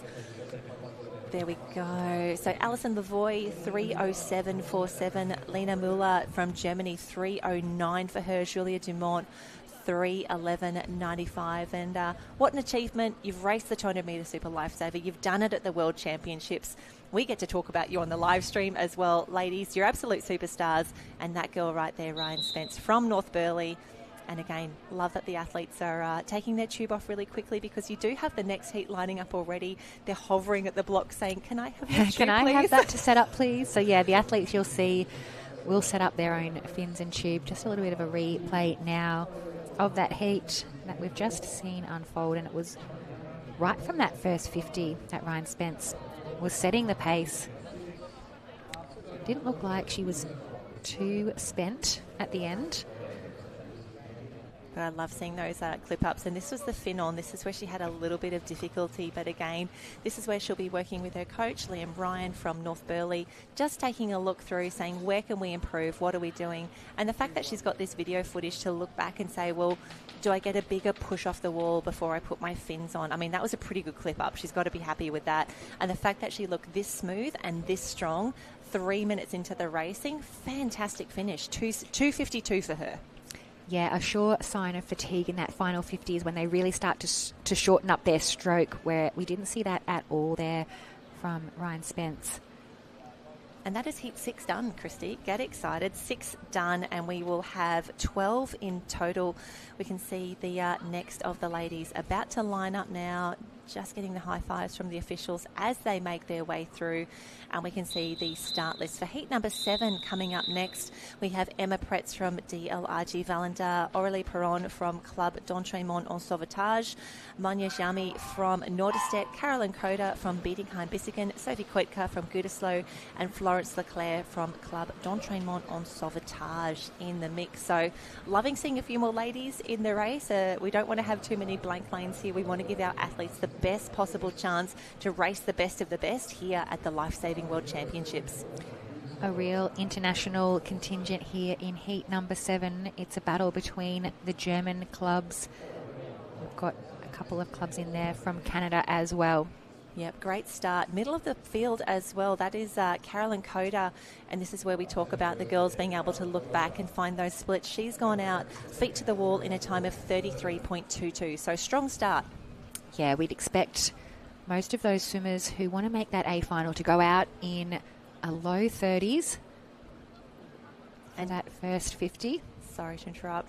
And we see the girls go through, do the pickups there. So using the national teams as a little bit of a guide, I think the A qualification time was probably around the 2:32 mark. I'd say that'd be a touch higher for the interclubs, but I do love being proved wrong when swimmers just are so much faster than I anticipate. The B qualifier, probably about that 2:40, 2:45, 2:46 mark from there. So really keen to see how these races progress, because we have got a fantastic race in front of us right now. The girls, 4 of them all touching together. Let's get those fins on. Competitor there, second closest to the screen, choosing to tow the mannequin on her back. So that's a different technique that we haven't seen many of our athletes do, but it's worked quite well for her. Our 4 leaders racing off down that third 50, still not too much separating, or nothing separating our lead 3. So the closest heat we've seen so far in the women's 200 Super Lifesaver Yep, do love that. At the top of your screen in the orange coloured cap, that is Emma Pretz from DLRG Vallender. In lane 4, we have Aurelie Perron, and 6, that looks to be Carolyn Coda from Bietigheim-Bissingen. Now, we know how good they were yesterday in the 100 toe, so I am watching that navy blue cap in lane number 6, and my gosh, what a performance. She knows what she's doing. A little bit of trouble for Emma at the top of the pool, and that has allowed Carolyn Coda a fantastic little jump on the rest of the field. Yeah, she just wanted to check that her mannequin wasn't going to flip around and face the other way. So a smart readjustment, but it did cost her a couple of seconds. She's fighting back now, almost fighting back to equal first. I think she will touch the wall in second place. Yep, that's fantastic racing there from Carolyn. But thinking about what you're saying there about Emma, that's a really great presence of mind. That's a really smart decision. She was a little uncertain. She didn't leave anything to chance. She's still done a fantastic time here, Emma coming through in a 2:55.86. But Carolyn, the skills from Bietigheim-Bissingen continue to be a joy to me. She touches the wall in a time of 2:52.06, and she left nothing to chance in those changeovers. Yeah, she looked very, very strong. It's a great hit out. It's a great confidence boost when you can get through a heat and nail all of your clip-ups and pick-ups. And it's always a different feeling when you touch the wall, and if you are lucky enough or if you're good enough to make those B or the A finals, it's really telling what sort of attitude you have towards it. Did you touch the wall and know you've made a final and you're like, oh no, I have to do it again, that's terrible news? Or do you touch the wall and go, fantastic, we're going again. I think I've got more. I think I can do something really special. Oh, she takes a little look around, but Canada Naval Sauvetage really great on the clip-ups there, and we're just about to see, that's where she does the look back, doesn't she? Top of your screen. Yeah, it just starts to go ever so slightly sideways, so well picked up there from that competitor. She was able to quickly readjust and still finish in second place.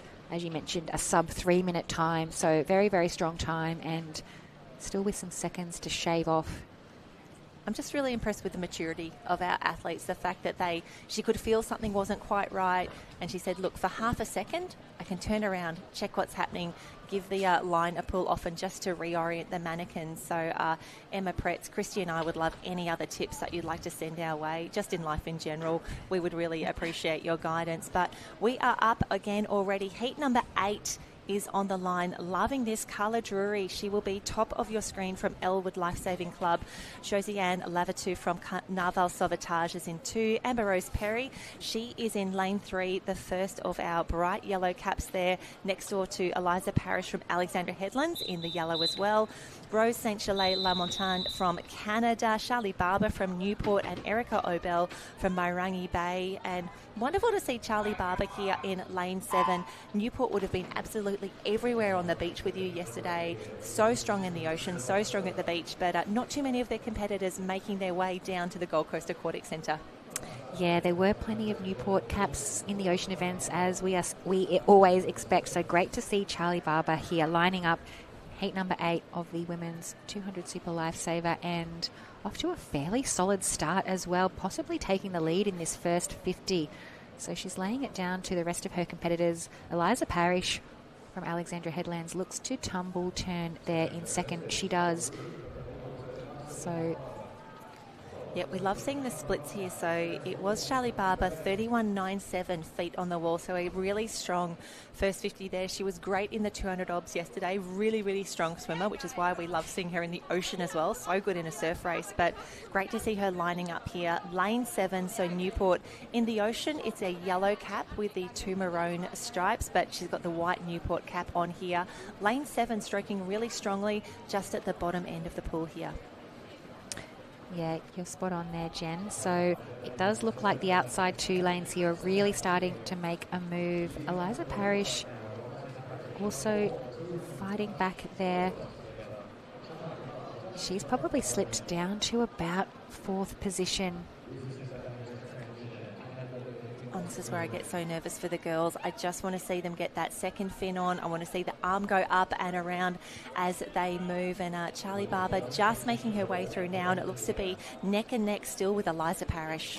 It was a slow fin on there for that particular heat, so Eliza Parrish came into the wall in 4th or 5th position, but has spun around in equal first. So huge gains made by her there, and could tell to be costly for some of our other competitors. Very, very important seconds, and it will be quite a fine cut-off, as we've seen, between that A and B final. Absolutely. We can see the girls going through for the clip up now. They do have to touch the wall before their handler releases the mannequin. And while it is an individual event, you do have to have a handler wearing the same cap as you at the other end of the field. But it looks like Eliza Parrish is away, and she is about to extend her lead on the rest of the field. Charlie Barber just getting that clip up done now. But in lane number 8, Erica Morangi Bay, what a clip up from her. As you say, it's valuable seconds everywhere. Erica Orbell has just blitzed the field, and she's made up some fantastic time.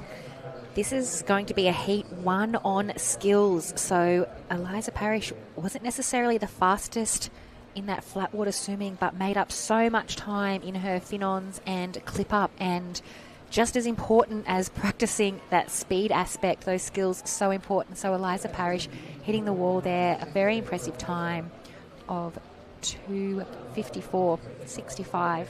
Yeah, fantastic work, Eliza. Great swim. Charlie Barber comes through 2:59.68. So again, under the 3-minute mark. That's what we want to see. And in third, it is Carla Drury at the top of the screen. Fantastic swim for her. Carla touching in 3:02.08. Erica Orbell, that 3:02.33 set up by that fantastic clip up at the 1:50 mark. And Christy, as we get those broader shots of the Gold Coast Aquatic Centre, again, I'm just amazed that we've had close on to 2 weeks of near perfect weather here. I know we had 1 or 2 days where it was a little cooler, a few days where it was very, very warm, but I just love that we're getting to show not only the best athletes, but we're really showcasing the Gold Coast as part of this Lifesaving World Championships. We see so many of the athletes that we follow on social media. They've really been making the most of their time here. I think Australia Zoo tickets have skyrocketed. Everyone is just really seeing what else there is to see here on the Gold Coast and more broadly in Queensland. Yeah, we love hosting our visitors from all around the world. And as you mentioned, beautiful weather for our World Lifesaving Championships, an open air pool here on the Gold Coast, which most of our pools in Queensland are.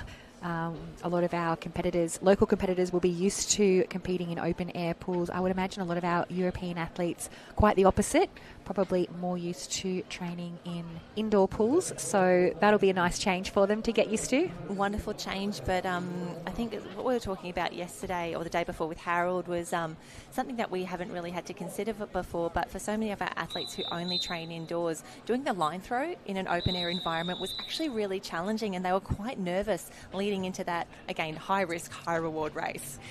Yes, a whole lot of other elements to contend with, including the wind and the sun. But the girls are away. This is Heat 9 if you're following along on liveheats.com. And 2 of our Mordiallic gals in the mix. Zoe Makeda in lane number 1. Bella Murchie next to her, the club mates together in 1 and 2. Stephanie Staniforth, watch out for her. She was fantastic in the 100 toe yesterday. So very much expecting her to be very strong. She will really build through this race, expecting big things in the second half.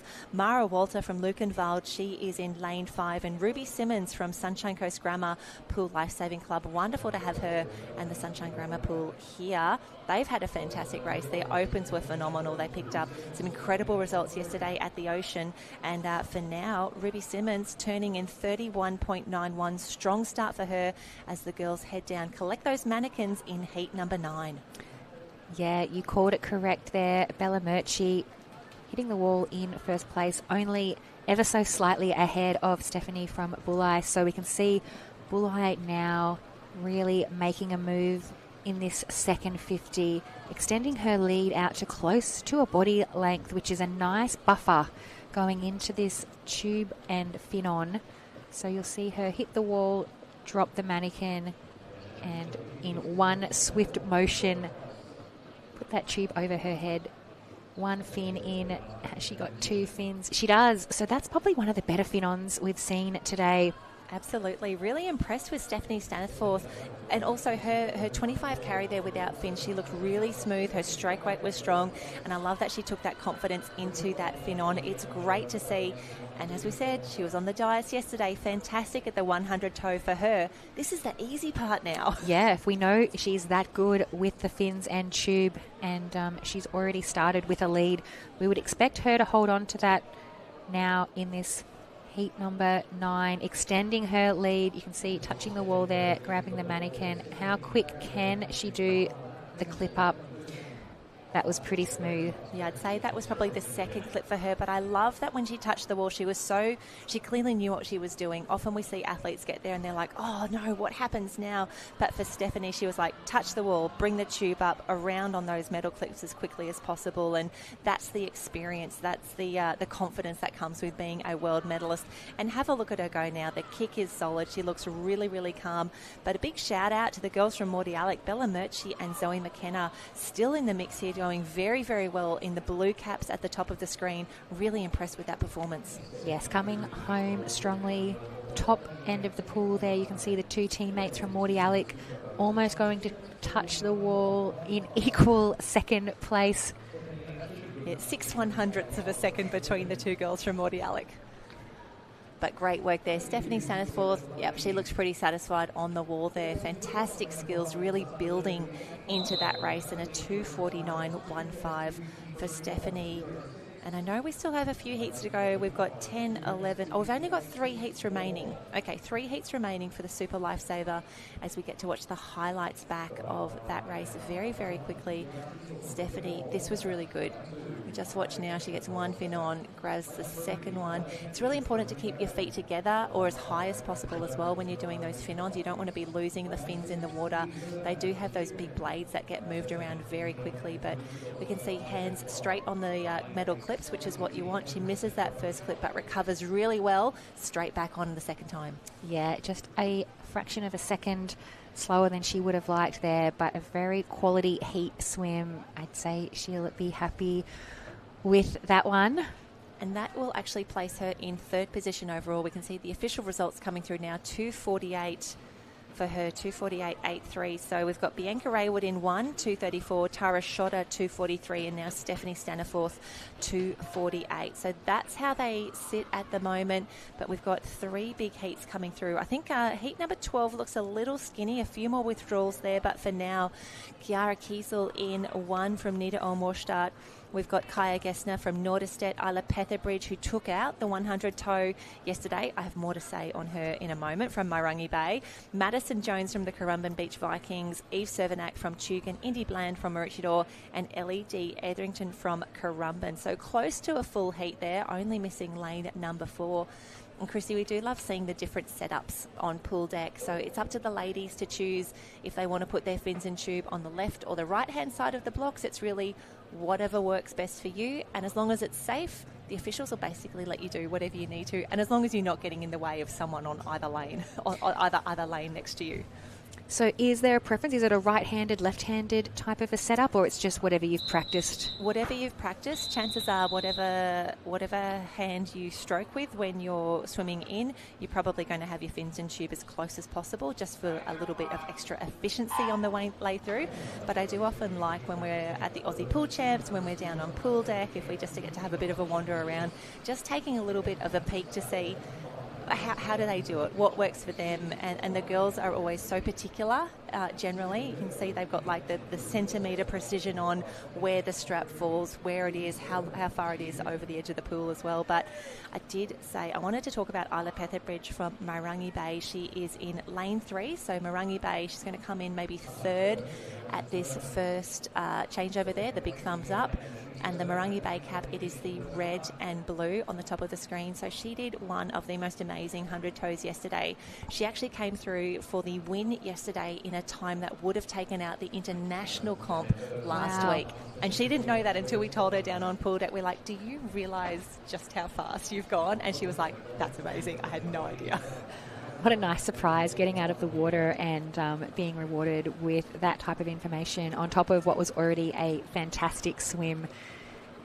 It's a very interesting race to call this one. We've spoken about the athletes who excel in that 100 toe, so we'd expect them to be prominent in the second half of this race. Swimming without fins is a whole different ball game, so a lot of these athletes will be stronger at the front end as opposed to some really working on their second 100. That was a fantastic tube and fin on. Probably not a huge amount of technical advances in this particular race over the last 15 or so years, except for this third 50 where they are opting to do more of that dolphin underwater swim. That's probably one of the biggest changes, as you've mentioned. It's a little bit deceiving. It doesn't look like they're going faster, but they obviously are. It almost looks like it's a bit of a rest for the shoulders diving in there. Obviously a little bit more taxing on your lungs, having to hold your breath in that underwater component. Yep, taxing on the lungs, taxing on the legs, but I am loving the work of Madison Jones. She was really quick on the fin on. She's nailed this clip up as well. She's got a gorgeous lead on the rest of the field, and as you said, she's one of those athletes who is really quite strong with the legs, so she's saying, no, it's worth going under here, and it's so amazing to watch that change. And as expected, Isla Petherbridge coming home very strongly. She's the world champion in the 100 toe for a reason, challenging Madison Jones now, but I love that Madison is just getting the job done. She wasn't first out on the wall for that first 50, but she was in the mix. She's nailed her skills. She carries well. She is going to finish this strongly, looking very, very good at the end. And I think this will be one of the faster times that we have seen from the last few heats. She touches the wall, yes, there in a time of 2:42.11. Isla Petherbridge, a fantastic finish for her, 2:42.7. And it's going to be Indy Bland from Maroochydore coming through in third, a 2:43. So the time's starting to come down now as expected because we only have 2 heats remaining. So I'm going to take a little sneaky peek at the top 8. So Madison Jones, we can see her on screen at the moment, that white cap of the Currumbin Vikings. Just keep an eye on her through the replay here. She was just getting the job done. No. Just did everything right. Fast out in that first 100, you're right, Jan, and she probably knew she had the world champ in Isla chasing her down for that second 100, so did a fantastic job to keep her at bay, and it didn't look as though Isla took a huge amount of distance off her in that last 50, so that is going to be a great confidence boost for the race plan of Madison Jones. Going into the final, she'll know if she can do a really fast first 100, that's going to be her best chance at holding the world champ at bay for that fast final 100 metres. Yeah, fantastic race. Wonderful to see that. We'll see the official results come through now. Loving that all 7 ladies are through cleanly here. Madison Jones, her time of 2:42.11, and for Isla, 2:42.7. That actually puts them in second and third position overall. So Bianca Raywood, who was in that very first heat, 2:34. She is well clear of the rest of the field. Madison Jones is in second, Isla in 3, Indy Bland from Maroochydore in 4. So only 2 heats to go, and we can see the ladies lining up already. We've got Jet Kerman from Lukenwald in lane number 1, Isabel Graf from Nida on Warstadt in 2, Amaya Lopez from Morty Alec in 3, Alina Wagner from Lukenwald. On screen, Olivia Tukia. Gosh, she was fantastic in that 50 carry earlier today, so you've got to expect her, she will be in the mix at that halfway mark for sure, knowing how strongly she can carry. And then closest to us in lanes 7 and 8, it is a Sunshine Coast Grammar Pool Lifesaving Club reunion. Emily and Courtney Fitzgerald, 7 and 8, the girls together there. And after this, we have one more heat, and there are only 4 girls in that race. So I think there's a huge opportunity for some of these ladies to get some good times on the board. The majority of our finalists probably could come from these next 2 races. Yeah, you mentioned we expect the speed to pick up here. That last heat we saw in the water, every swimmer going under that 3-minute barrier. So that's going to be at least what it takes, you would expect, to get yourself a spot in one of our finals this afternoon. But it's the A final that our athletes want to get. That's what they're here for. And how good is that? Olivia Tukia looking very strong on screen in lane 5. Again, those yellow lane ropes just help us differentiate the athletes, and Olivia lane 5. So the yellow lane ropes to the bottom of your screen. What a pickup. She knows that this is her strength right now. She's really working it. Have a look at the kick. Have a look at the stroke rate. She's half a body length, nearly a body length clear of the rest of the field. Alina Wagner is in lane 4, the black cap just to the top of her. Isabel Graf from Germany also looking very, very good in lane number 2. It's the slowest part of the race, that third 25. So if you can make up some distance, it's a real advantage. You want to be moving ahead of the field while they're still on that slowest component. Finon now, little bit of hesitation. Ooh, so she gives away a little bit of her lead. She's joined now by two of her fellow competitors. Yep, Isabel Graf and Amaya Lopez, fantastic work there. And that's really allowed Amaya in particular, racing for Great Britain, looking very, very strong there. I know, Amaya, sorry, she's Great Britain on the program here for the live heat system, but she's actually racing now for Morty Alex. So she's in the bright blue cap now, currently in the lead as Olivia Tukia falls into third. But it's all about this third and final skill. Come on, girls, let's get these clip-ups done. And Amaya, what a race. She is now well clear of the rest of the field. She is going to be followed home by Isabel Graf.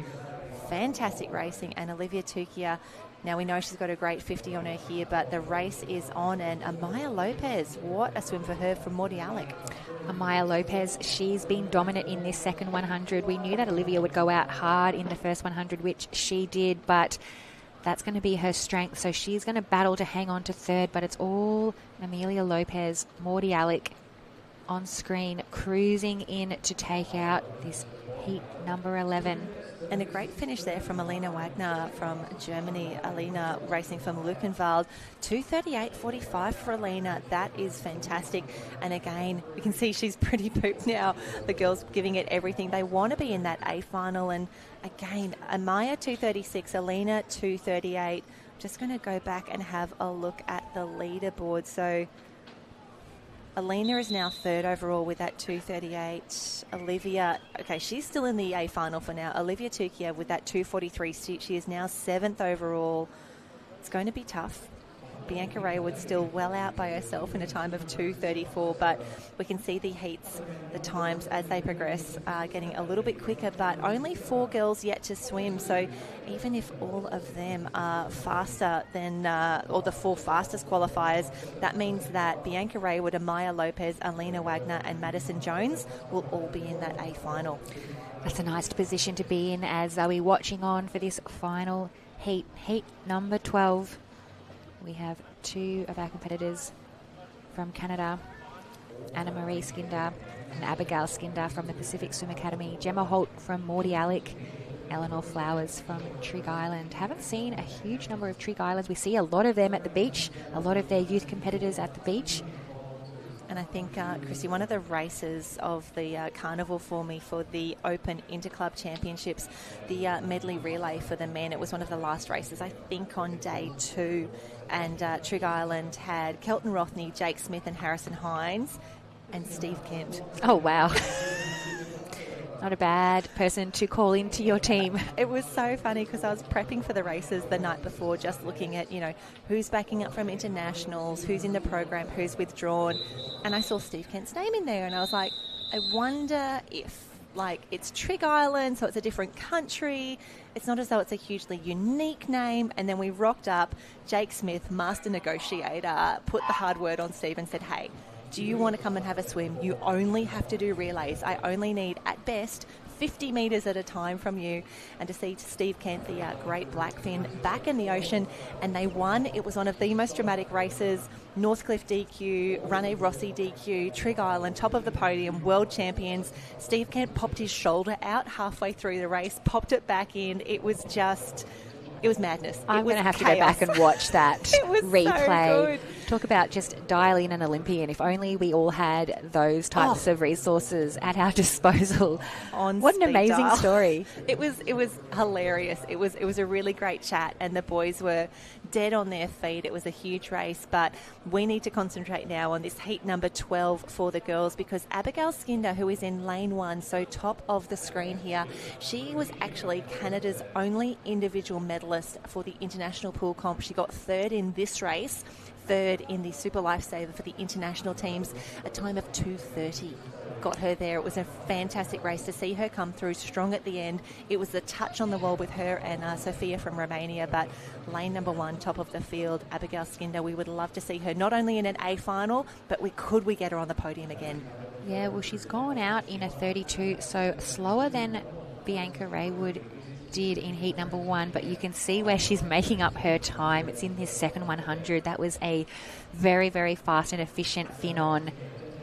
Made up at least a couple of seconds there. So probably saving a little bit of extra energy in that first 50, but you can see where she's going to put the pressure on. Yep, doing an incredible job there. And we can see that is Gemma Holt from Mordialloc, an Aussie team representative. She is in lane 5, just skimming under the water there, getting the big kicks in as Abigail, just a big reach on the tube there to come back around. She doesn't even look. That's how good she is at these clip-ups. That is why she is a World Championships medalist. Now she is on her way home, loving this racing. Wonderful to see. That's something we don't see a lot, is doing the clip up while your head's out of the water, taking in some very valuable breaths while you just let that muscle memory guide you through that clip up. Very, very impressive there, Abigail Skinder. Yep, doing a great job, and the girls coming through, nearly done. The best feeling ever when you're nearly finished with a super lifesaver, and this is going to be a fantastic time for Abigail Party Skinder, coming through at 2:35.01. Gemma Holt, great swim for her, 2:37. Eleanor Flowers from Trigg comes through 2:42, and Anna Marie, also a Skinder, in lane number 1, but 2:35.01, loving that time. This is going to be fantastic. It's going to be second overall as well. We can see she's on screen right now. She knows she's got the job done. She's put herself in a fantastic position, and love that she was pushed all the way by Gemma Holt as well. The 2 international competitors now racing for their clubs. So the A final, we're going to have Bianca Raywood, Abigail Skinder, Amaya Lopez, Gemma Holt, Alina Wagner, Madison Jones, Eleanor Flower is in, and Isla Petherbridge from that previous race, the 100-toe champion from Mairangi Bay, 2:42.73, and gets her through. But let's watch this clip up here. So good to see. This is what we love. And she doesn't even look down. She knows what she's doing it by touch there, and a strong finish on the wall as well to come through in a 2:35.01. She went 2:30 last week at the international comp, so excited that we could see Abigail back on the podium. But a lot of racing between now and then. I can't get too excited. I need to wait. I need to be patient. But coming up next, we have the men's, but I'm just taking a quick little look through the B final for the Super Lifesaver. We will have Indy Bland, Olivia Tukia, Tara Schotter, Eve Severnak, Emily Fitzgerald, Stephanie Staniforth. Wonderful to see Bulleye in the B finals. Alyssa Tapper and Isabel Graf. That is the B final. So you can see up on screen right now, that is how the A final will look this afternoon. Bianca Raywood, lane 4, fastest qualifier. Abigail Skinder, though, chasing very quickly behind. That's going to be a very exciting race to tune in for when our finals package kicks off around 1 o'clock this afternoon. I love watching the 50s, but there's something special about that 200. The lead can switch and change. We've got not only that flat water speed, but so many technical aspects that all of our competitors have to nail. We will expect very few mistakes this afternoon through those A and B finals. Absolutely, and we can see for the men lining up already, and close to the Maroochydore Club champs in this one. Having a look at the lineup, we've got Melvin Gilbert from Cronulla, lane 3, top of your screen, and then it is nothing but Black Swans from there. Oscar Starr Thomas, Stan Jarrett, Byron Diekman and Darcy Higgins, 4 of the Maroochydore crew in the mix here. So as per Live Heats programming, if you're following along at home, that will be heat number 2. We've collapsed a few of the heats altogether, and there will be 10 heats in total. Looks to be pretty full, so some fantastic racing coming up. But for now, it is Melvin Gilbert from Cronulla v Maroochydore Surf Lifesaving Club. Darcy Higgins getting the jump on his teammates there, out in 27.7. So a very fast first 50. He's followed closely by Stanley Jarrett and Oscar Starr Thomas. They're our top 3 as they dive down for that first mannequin pickup. Yep, fantastic start across the board there.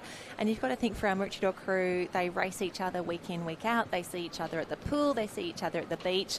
And they've also just finished together 3 days of ocean racing there, where they would have been, you know, racing each other, but also part of those really incredible teams. So having a look in lane 8, it looks to be Darcy Higgins still in the lead touches the wall, ditches the mannequin, and now it's all about these fin-ons. Who's done the work? Who's got the time? And in lane 4, I want to say Oscar Star Thomas may be the first away.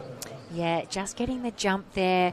Not perfect fin-ons, but not bad either for this second heat of the Youth Men's 200 Super Lifesaver. You can see closest to screen there, Darcy Higgins breathing away from the field, but also stretching out his lead. He'll have a bit of a look around after he does this clip up, perhaps just to get a sense of where he is. That wasn't a bad clip up there. So he is away, Darcy Higgins, Maroochydore Surf Lifesaving Club, leading out this heat. And I love how much he's really leaning into his stroke here, really getting that stroke rate up, the fins going as well, knowing that they are in heat number 1 of maybe 10 races yet to swim. If you're in these early heats, if you're out by yourself, you have to go fast. We have seen the qualification times be decided in those last few times, so give yourself every opportunity. Do a Jimmy Kosh, get out there earlier. Fantastic time on the wall as well. I want to say that's 2:23.02. I want to say that's at least a B final. If we look at the times recorded at the national teams event for the youth men, A qualification was about the 2:22 mark, B qualification about the 2:28. Now, that is not a mandatory line that we are setting here. That is just a guide to help us understand as these heats progress, where are they likely to finish. So fantastic racing. You can tell that he has given that one everything. Darcy Higgins, a fantastic race. We'll see the official results pop up on screen now. And there we see Higgins in 1, Oscar Star Thomas in 2, Diekman in 3, Stan Jarrett, 2:44 for him, and Melvin Gilbert from Cronulla. Wonderful to have him here, and not too many Cronulla caps here at the Gold Coast Aquatic Centre. You would have seen so many of them, though, at the beach. Yeah, it is one of those clubs with such a rich history here in Australia. We always do see quite a few of those rising to the occasion. Absolutely plenty down in the Ocean Youth competition, as you mentioned. Not as many coming across here to the pool, but great to see Melvin Gilbert just completing that heat. We take a look at the competitors adjusting their tubes and fins, getting ready for a start in heat number 3. And if you thought the Maroochydore Club Championships was good, Christy, wait till you see the Retford and District Club Champs being decided in this next race. So from top of screen, we see Mikhail Slatch racing here for Sunshine Coast Grammar Pool Lifesaving Club. Raced for Kenya at the international competition last week. So wonderful to see these competitors backing up again. And I know he did some big PBs last week. So wonderful that he gets another opportunity to stand on the blocks, to do some swims and post some times. We have Elliot Gerard from Narval Sauvetage Sportif in 2, Kyton Pickering from Alex, the beachy turned pool lifesaver now, and then lanes 4 through 7 we have Seth Grayson, Ben Chilvers, Tom Bagley and Callum Merrills, all from Retford and District, all with those pale blue caps on. Keen to see who the club champion will be this year. Nothing much separating our competitors from Redford and District Lifesaving. It looks like Kyton Pickering might have got the jump in this first 50. He will love that you've called him a beachy turn swimmer. I think it's possibly the other way round. But he will absolutely take that. And he has gone out in a very quick time. He's probably got 3 body lengths lead on the rest of the field. So that is Kyton Pickering on screen. Should I call him a ski paddler turned beachy turned pool lifesaver? Is that more accurate? Quite possibly, yes. He has a very famous dad, Glenn Pickering, who is the ski coach at Alex. So he's probably still finding his niche. Who knows? Maybe we will see him as a beach sprint specialist, but doing a fantastic job in the 200 Super Lifesaver. Still very clearly out in front.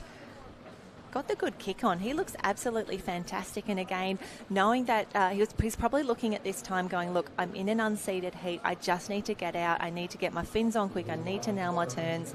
This could be my opportunity to make a B final. We can see he's just chasing that second fin at the moment as he has a little bit of a look over. He is still in the lead.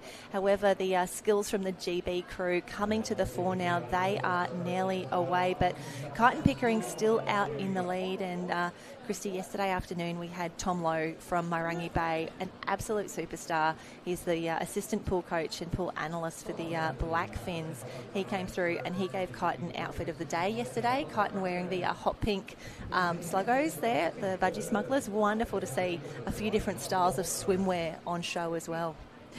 Yes, it's nice to see the competitors having a little bit of fun with these pool rescue events. Kyton really taking advantage of his flat water speed.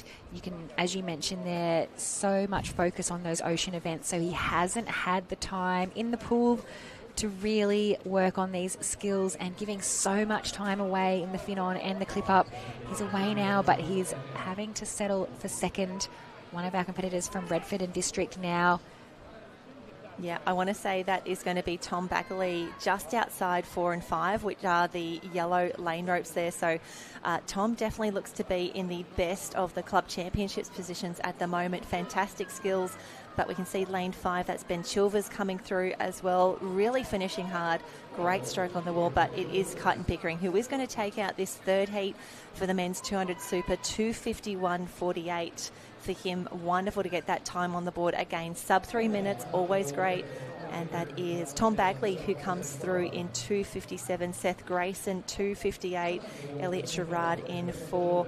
But unfortunately, Christy, we are seeing live heats update at the moment. A few DQs entering the conversation. Yeah, 2 DQs from that heat of the men's 200 Super Lifesaver. We couldn't see from where we were sitting where those athletes went wrong. So they, as you mentioned, they will get a very specific DQ code that they can go back up and look to see where it was that they went wrong. Yeah, it's always tough, but, you know, the officials do tell you why you were disqualified. You're not left guessing on that one. So valuable intel, but we see here this was Kyton Pickering just trying to get those fins on there, and he didn't even have the tube on at that point. So a little bit of work yet to do, but wonderful to see some of our athletes backing up from both the ocean, the pool, ocean and beach, and now here racing at the Gold Coast Aquatic Centre. And they're here because they want points for their club. They're here because they want to add to that overall tally, and with a little bit of luck, we still could see Kyton Pickering in a B final swimming again this afternoon. Yeah, they really do love it. They love that atmosphere under the tents here at the pool. They love that team camaraderie. Any opportunity to race for your club, it's great to see, as we've mentioned all throughout the morning. It might not be your specialty event, but these competitors and athletes just love racing. So any chance to put on their club cap, you'll see them lining up and giving their absolute best.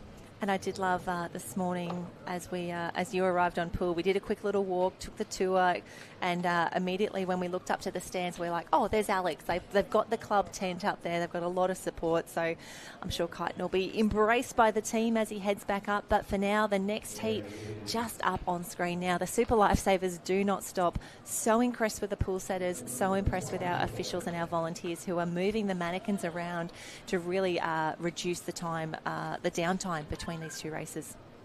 Yeah, it's great for our athletes to not have too much of a nervous wait in that marshalling area, already being called to the starting blocks. Oh, it's always a nervous wait. Even if it's short, even if it's long, it's always tough.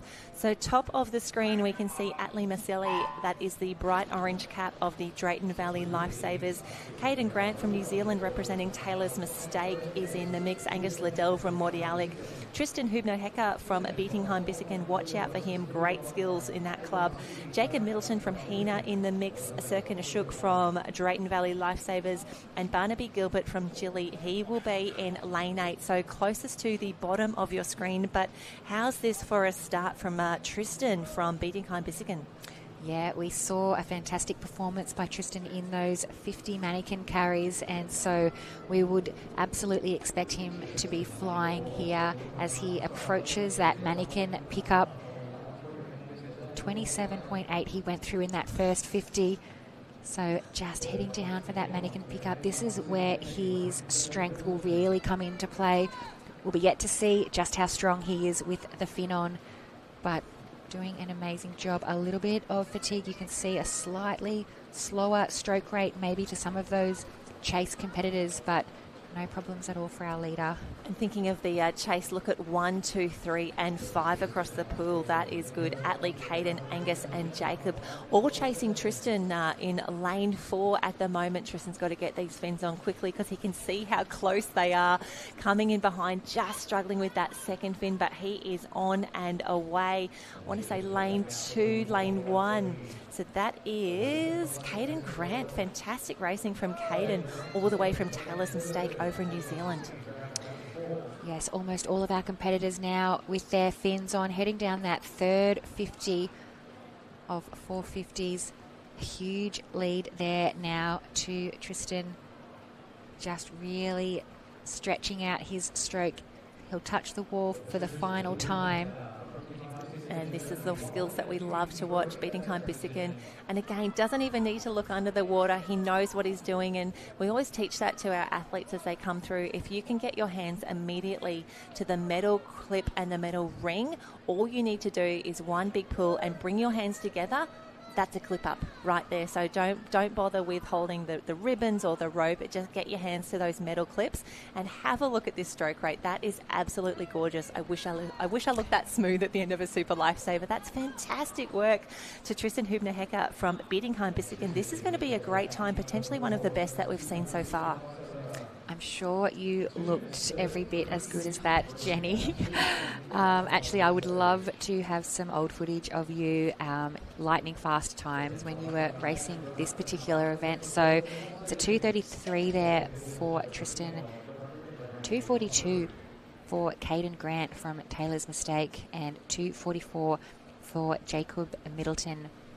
Hitting the wall there in third. So just looking at the overall times now, that will put them in 3rd, 5th and 7th overall respectively. So Tristan 3rd with that 2:33, Caden in 5th with a 2:42 and Jacob Middleton from Hina 2:44. So all of those boys currently in the top 8, and we see the official results pop through. Always makes me happy when there's been no DQs throughout the race. It's the worst feeling, especially when you've come to the World Lifesaving Championships to get a DQ It's a long, long way to come. Not a nice outcome for our athletes. Also not a nice job for our officials to have to deliver that news to an athlete. It's a very, very tough thing to do, particularly in a final, getting that far and not getting to post a time on the wall. Having a look now at our start list. Heat number 5.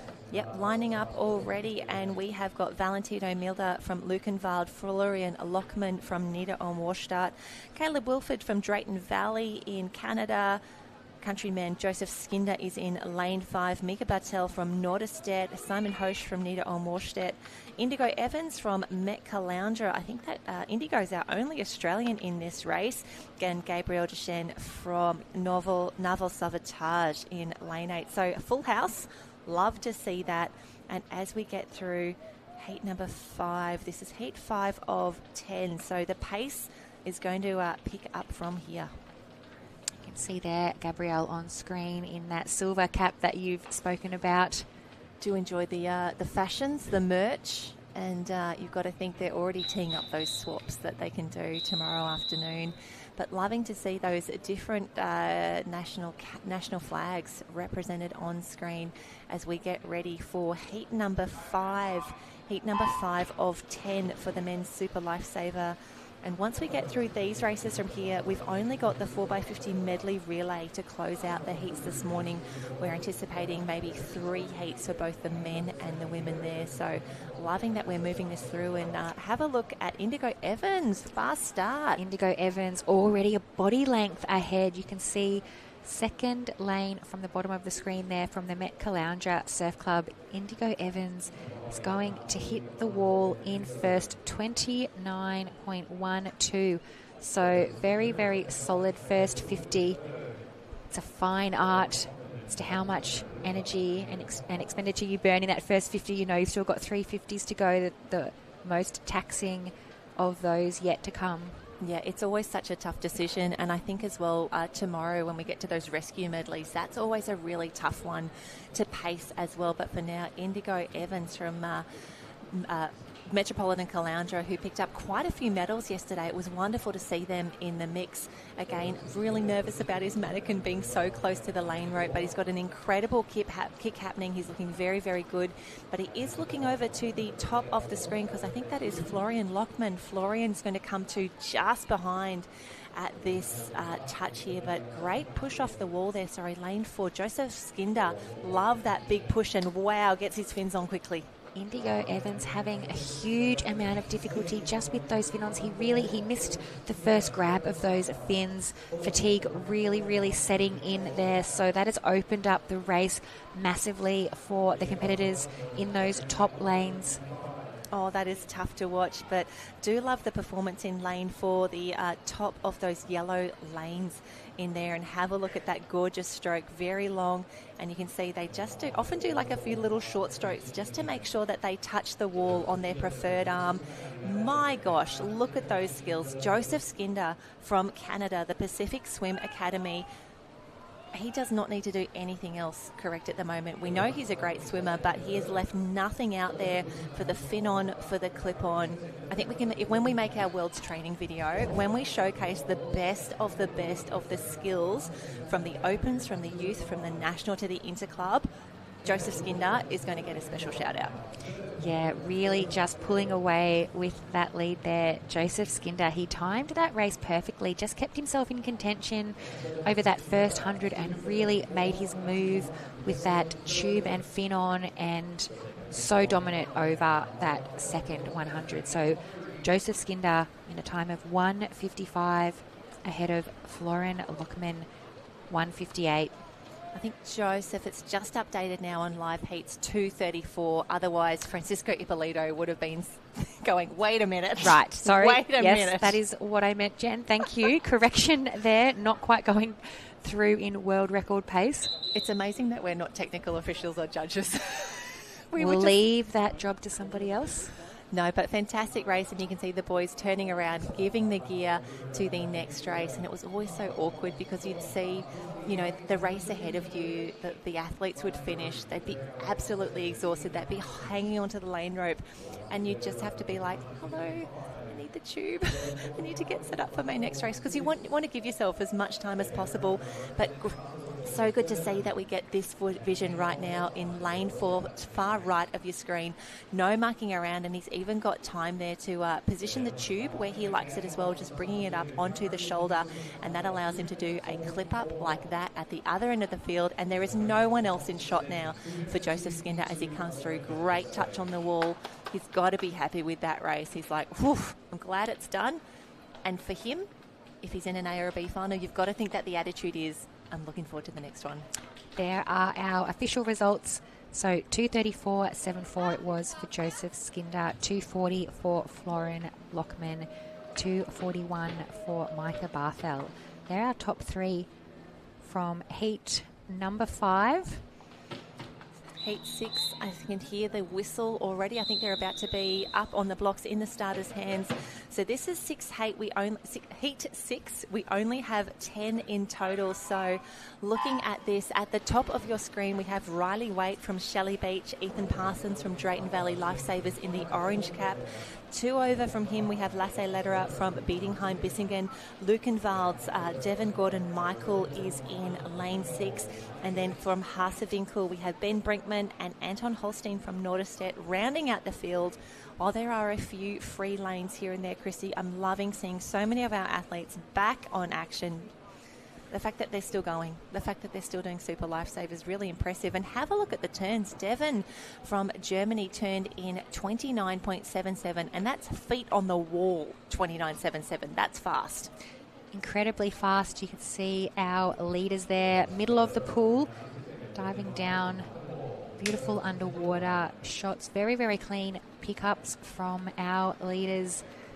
You can just see the strength coming through there. Yep, fantastic start. Fantastic carrying as well in lane 6.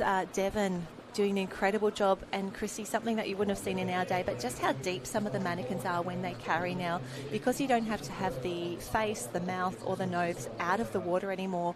As long as you've got a firm grip on the mannequin, it can really be as deep as you want now. It looks a little unwieldy sometimes, but whatever works best for you, that's what you should do. I've even seen some of the competitors hold the mannequin by the chin underwater. They can hook a hand around the arm, or, as we saw earlier today, that really strong headlock, keeping it close to the body and really streamlined. Yeah, a much more comfortable position for our swimmers to have to toe in. It's so taxing on the front end of your shoulder to have to lift that mannequin's face out of the water. So a real advantage, and we'll see a lot faster times with that change. Oh, a little bit of a dip of the top of that mannequin, but a great readjustment there for Devon Gordon, still with a lead in lane 6. 150 metre to go. Yeah, Devon, a fantastic clip on there. And again, I love that, you and I got nervous for a moment. The heart rate spiked when we saw the mannequin go through, because they are half full of water. As soon as they start to tip, it's just like the seesaw going around. But he didn't panic. He knew what he was doing. And a shout out as well to Lasse Lederer next door there from Bietigheim-Bissingen, really closing hard here. Fantastic swim. And we can see the times continuing to drop here. So Devon a 2:26 high, Lasse 2:27 high, Ethan Parsons from Drayton Valley Lifesavers a 2:34. So this is where it gets interesting. This is where we start to check that leaderboard. And Devon Gordon Michael from Lukenwald is now second overall, that 2:26, second overall, and Lasse Lederer will be third in it with that 2:27. Impressive times. It looked fast, and it was 2:26 for our leader, Devon Gordon. And he set it up so perfectly from this first 50. We can see those two boys together in 5 and 6, pushing it from the start. And for both of them, because their skills were so strong, there really wasn't a lot to split them across the race. And we can see their big kick off the wall. You want to get that really big pushback so that as soon as you've got your fins on, you're not thinking, oh, I'm at a dead stop and I need to start. If you can already be at the 5, 6, 7 metre mark at that point, you've already got a little bit of a jump on the rest of the field. Yeah, that's really good insight there, Jen. Just all of those small little percentage gains. There are so many to be had in this race. You can see really great friends, not from the same club, but they are from the same country, so they would have raced each other a lot in their own competitions over there in Germany. That's our official results from heat number 6. And I think something, Christy, that has really impressed me, and I'm loving that at your very first day at the pool here, you get to see how great the sportsmanship is amongst these youth competitors, regardless of what country you're from, regardless of what club, what club cap you have on your head. It's been a really great vibe here on the pool, and while we can get frustrated about delays in programming, or everyone's getting a little bit tired, maybe a little bit frustrated, the way that we all lift for finals, I think the quality of the performances, the rewards that our athletes are seeing from such an impressive amount of training that goes into being at the Lifesaving World Championships, it's wonderful to see. And race on race, we're seeing that great attitude. Yeah, the difficulty of these pool events, I think, grows a great amount of respect between our youth athletes. They all know the work they've put in. Heat number 7 now just hitting the water. Yep, and at the top of the screen, a great start there from Kobe Clark from Metcalaundra, Vincent Lalancet from Narval Sauvetage, Jaden Diodor from Lukenwald, Louis Herter from Nida Olmorstadt, Liam Schweitzer from Woodridge in South Africa, Timmy Wang from Norderstedt, and Emily Fortin from Canada. Closest to the bottom of your screen here, and it looks to be a race in 1 and 2 at the moment. That's Kobe Clark and Vincent Lalancet. Top of the screen, Kobe Clark hit the wall first. He has just slipped back into second, but that was a 28 low. So that was 28 low for Kobe Clark. Both of those athletes heading down, picking up the mannequin. You can see their clean, fast pickups.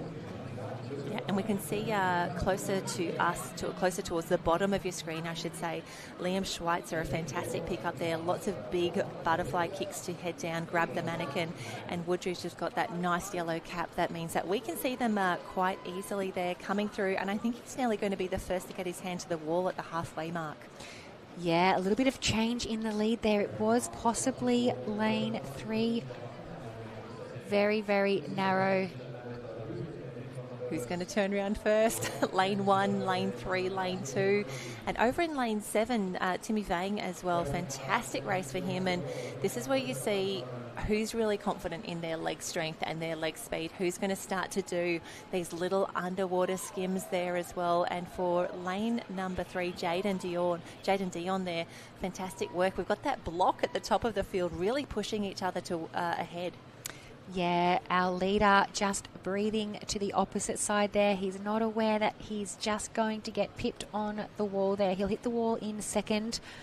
Watch for these pickups. Very, very fast, very clean pickups. So our 2 leaders just looking back to make sure. Sometimes it's a bit of a shock with the weight that you do, and you think, is that actually not sort of headed sideways? It's then a bit disappointing to see, no, actually that's just the weight of the mannequin that I need to tow back. So a race still in 3. Kobe Clark out there from Metropolitan Calandra, slipping back ever so slightly. But how good is Vincent in lane 2, really working those fins? And I love that these boys, I don't want to say that they're working together, but they're really pushing each other forward. It's very immediate that they're seeing each other there. So Vincent Lalancet comes through 2:33.31, Kobe Clark 2:34.7, and wowee, only 6/100ths of a second behind him is Jaden Dion Dor from Germany, 2:34.88 there. So fantastic racing across the pool, and some terrible news, Chrissy. Unfortunately, I think Kobe may have been disqualified, so a little bit of drama for the competitor there from Metropolitan Caloundra. And really tough news to hear as well when you've just finished a Super Lifesaver, when you've just worked so hard to get that news there. But we can see the yellow cap there. That was Liam Schweitzer. And I love the moment where you can see the boys, they've got the fins on and the big arm goes up. It's a signal flare for us to say someone is away, here we go. But this was the 150-metre mark, and have a look at the skills there. Fantastic work. Yeah, very disappointing. As you said, Kobe Clark finished just in 3rd in that heat, 2nd or 3rd, but coming up with a DQ, so he will not progress through to our A and B finals this afternoon. But he will go home with some more knowledge on the technicalities of the 200 Super Lifesaver. Heat 7 results on screen. Heat 8 just setting themselves up on the block. We'll have a look through the start list. Yeah, and Metropolitan Caloundra back in action again at the top of your screen. Luca Widmer in lane number 1. Patrick Wetzel from Gütersloh, Heath Corrie from Mordialloc.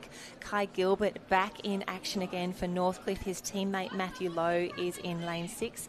Nicholas Hiob from Bietigheim-Bissingen and Lewis Morgan from Sker and Pink Bay Surf Lifesaving Club in Great Britain in the mix. So had a quick little chat to Kai Gilbert yesterday. He's in lane 4 now. He had a fantastic finish in that 100 tow, and he just came out of the pool, you know, like that wobbly leg walk that we've all seen, we've all done before. My heart went out to him. He raced so hard. He was so close to a gold medal and a world championship. But Kai, absolute superstar, back in action now. He is in lane 4, which is the top of the 2 yellow lane ropes there. Yeah, you do hit that top lactic burn in the second 100 with those large fiberglass fins. We spoke about a similar feeling with the rescue tube rescues at the beach competition. It's a similar type of a pain, and certainly one that you'll need to do a good swim down in between these qualifying rounds to this afternoon. So it's the middle lanes out in front. Yep, Kai Gilbert, as expected, a really strong start for him, and teammate Matthew Lowe in the mix there as well. The 2 Northcliffe teammates there, they are wearing the maroon caps on their head. So a blank lane in between them, but they would be very aware of where each other is. And Kai very, very strong on this carry, so we'll see him put in some really great stroke rates. He'll get that kick going as well. Now, these boys yesterday raced the 4x50 OBS relay. They were so close to nudging a world record, Christy. I didn't realise they were so close, but they knew where they were. They knew that they were targeting that one as well. It was a fantastic performance, but Kai Gilbert, a nice little half body length lead on the rest of the field, touches the wall, ditches the mannequin. Oh, and wowee, have a look at that fin on. He has set this race up absolutely beautifully, knowing how good he is in that 100 tow. This is the perfect race for him right now, out by himself. Kai Gilbert, he absolutely got the best of those Finons. Matthew Lowe, who was in second place, struggled with that, and I think he's now been caught by Luca Widmer. We can see on the top lane, top of our screen from Met Caloundra, he's just nudged his way into second place. And second place by a little way. I think it's not just a body length for him, but the tube is clear as well. The boys need to get these clip-ups done. And you can see there Kai Gilbert is away. Top of screen, we have Luca Widmer away as well. So this is a strong race. This is a confident race from Kai Gilbert. The relief that he would be feeling now, knowing that he's through all of the technical elements. The mannequin is secured. He just needs to get home, but there is a race on behind him. Luca Widmer is out of shot at the moment, but then we've got Matthew Lowe and Heath Corrie as well from Mordialloc. Yeah, there's our winner, Kai Gilbert. He'll touch in first. It will be Luca Widmer from Met Caloundra taking out second in this heat. A bit of a battle there, but Matthew Lowe will fight back to claim third. That's our 1, 2, 3 for heat number 8. Fantastic racing in the first sub 220 swim that we've seen here as well. So Kai Gilbert definitely in that A final with a 2:18.27. And we see the quicker replay there, loving the colour in the different caps here, and fantastic start. You wouldn't know that this is a 200-metre race based on the pace that we saw very early on. Kai Gilbert really making his intentions clear from the start, coming through, great pickup. Gosh, he's done that 1,000 times over the last few weeks. And this was great here. We see him just take a moment, one on, second on, bring that tube up and away. It's a nice feeling. You saw him have a glance over at his teammate there who was still struggling with those Finons. It's nice to have a look across and know that you're clear and free while the others are still working through that stage of the race. Very impressive 2:18 swim to Kai Gilbert. He goes, yeah, it was all right. A little bit of room for improvement. That's also maybe bit of warning to his fellow competitors for what we might see come the final. He's got more to give. Do love that 2:18 flat, and also a bit of a redemption swim here for Kai Gilbert. He was in the A final for the national teams competition, racing for Australia. He qualified for the A final, did a great swim. Unfortunately, disqualified in that national teams comp. So he and one of the French competitors both out in that A final. So they still get points for their team. They just get the minimum points available for that final. But Kai did such a great job to make the final for that national teams comp. Unfortunately DQ'd, but you've got to think he wants this one badly. Yes, a little bit more fire in the belly. You don't want to end your Worlds campaign with that type of a memory. So great that he can line up again here in the interclub competition. We would more than expect him to be in that A final. Heat number 9 now hitting the water. Yep, great to see Jack O'Brennan at the top of the screen racing for the Currumbin Vikings. James Lee, more Met Caloundra in the race here. Henry Simpson from Alex, Kobe Holden from Currumbin, Jacob Falconer back in the pool here for Ocean Beach. And just grabbing those last ones there, Liam Smith from Langenberg and Mika Liam Hornyak from Raider Vadenbrook. So full heat nearly, but a fantastic start again. Have a look at that. I think that's about a 28 low for our first competitors turning. Yeah, very, very fast heat, as we would expect. Heat number 9. That's Henry Simpson on screen at the moment with that yellow cap, just about to approach his mannequin pickup. It's the other side of the pool where the pace is coming from at the moment. Yep, so lane 4, that is still Henry Simpson in the lead. Either side of him, we can see James Lee, top of the screen in that pale blue cap from Met Caloundra. But coming up very quickly is Kobe Holden. He is in the lane 5 from the Currumbin Vikings. Kobe, one of the best carriers without fins, so great to see him in the mix now. He's got the fins on. Henry Simpson, great skills there, and Kobe Holden, a little bit of underwater work to start. Henry still holding on to his lead. Kobe Holden narrowly in second place. James Lee from Met Caloundra holding down third in this third 50. You can see Henry opting to do a little bit of that underwater swimming.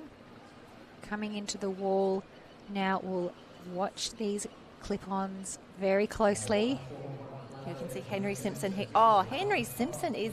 Now, I've got to tell you, Christy, I was thinking Henry Simpson, ocean competitor, might struggle a little bit on these technical elements.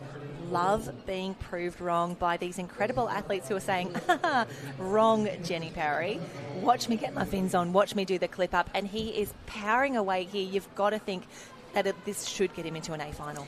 Yeah, that was an impressive display there. Henry Simpson ahead of Kobe Holden. You're right, this is not probably where Henry would feel the most comfortable in these pool life-saving events, but as are so many athletes, he's a real perfectionist. He hones his skills. He doesn't leave anything to chance. So great swim there from Henry Simpson, touching the wall ahead of Kobe Holden, and I think it was still James Lee from Met Caloundra. Yeah, sorry to interrupt, Christy. I was so excited because I wanted to tell you Henry Simpson is now the fastest qualifier from this morning's heats. His time of 2:17.91 ahead of Kai Gilbert from Northcliffe, who we saw in the previous race, 2:18 flat. So only 9/100ths of a second in it. But Henry Simpson, what a swim. He's an impressive athlete, an impressive young man, should I say. He's just finished year 12.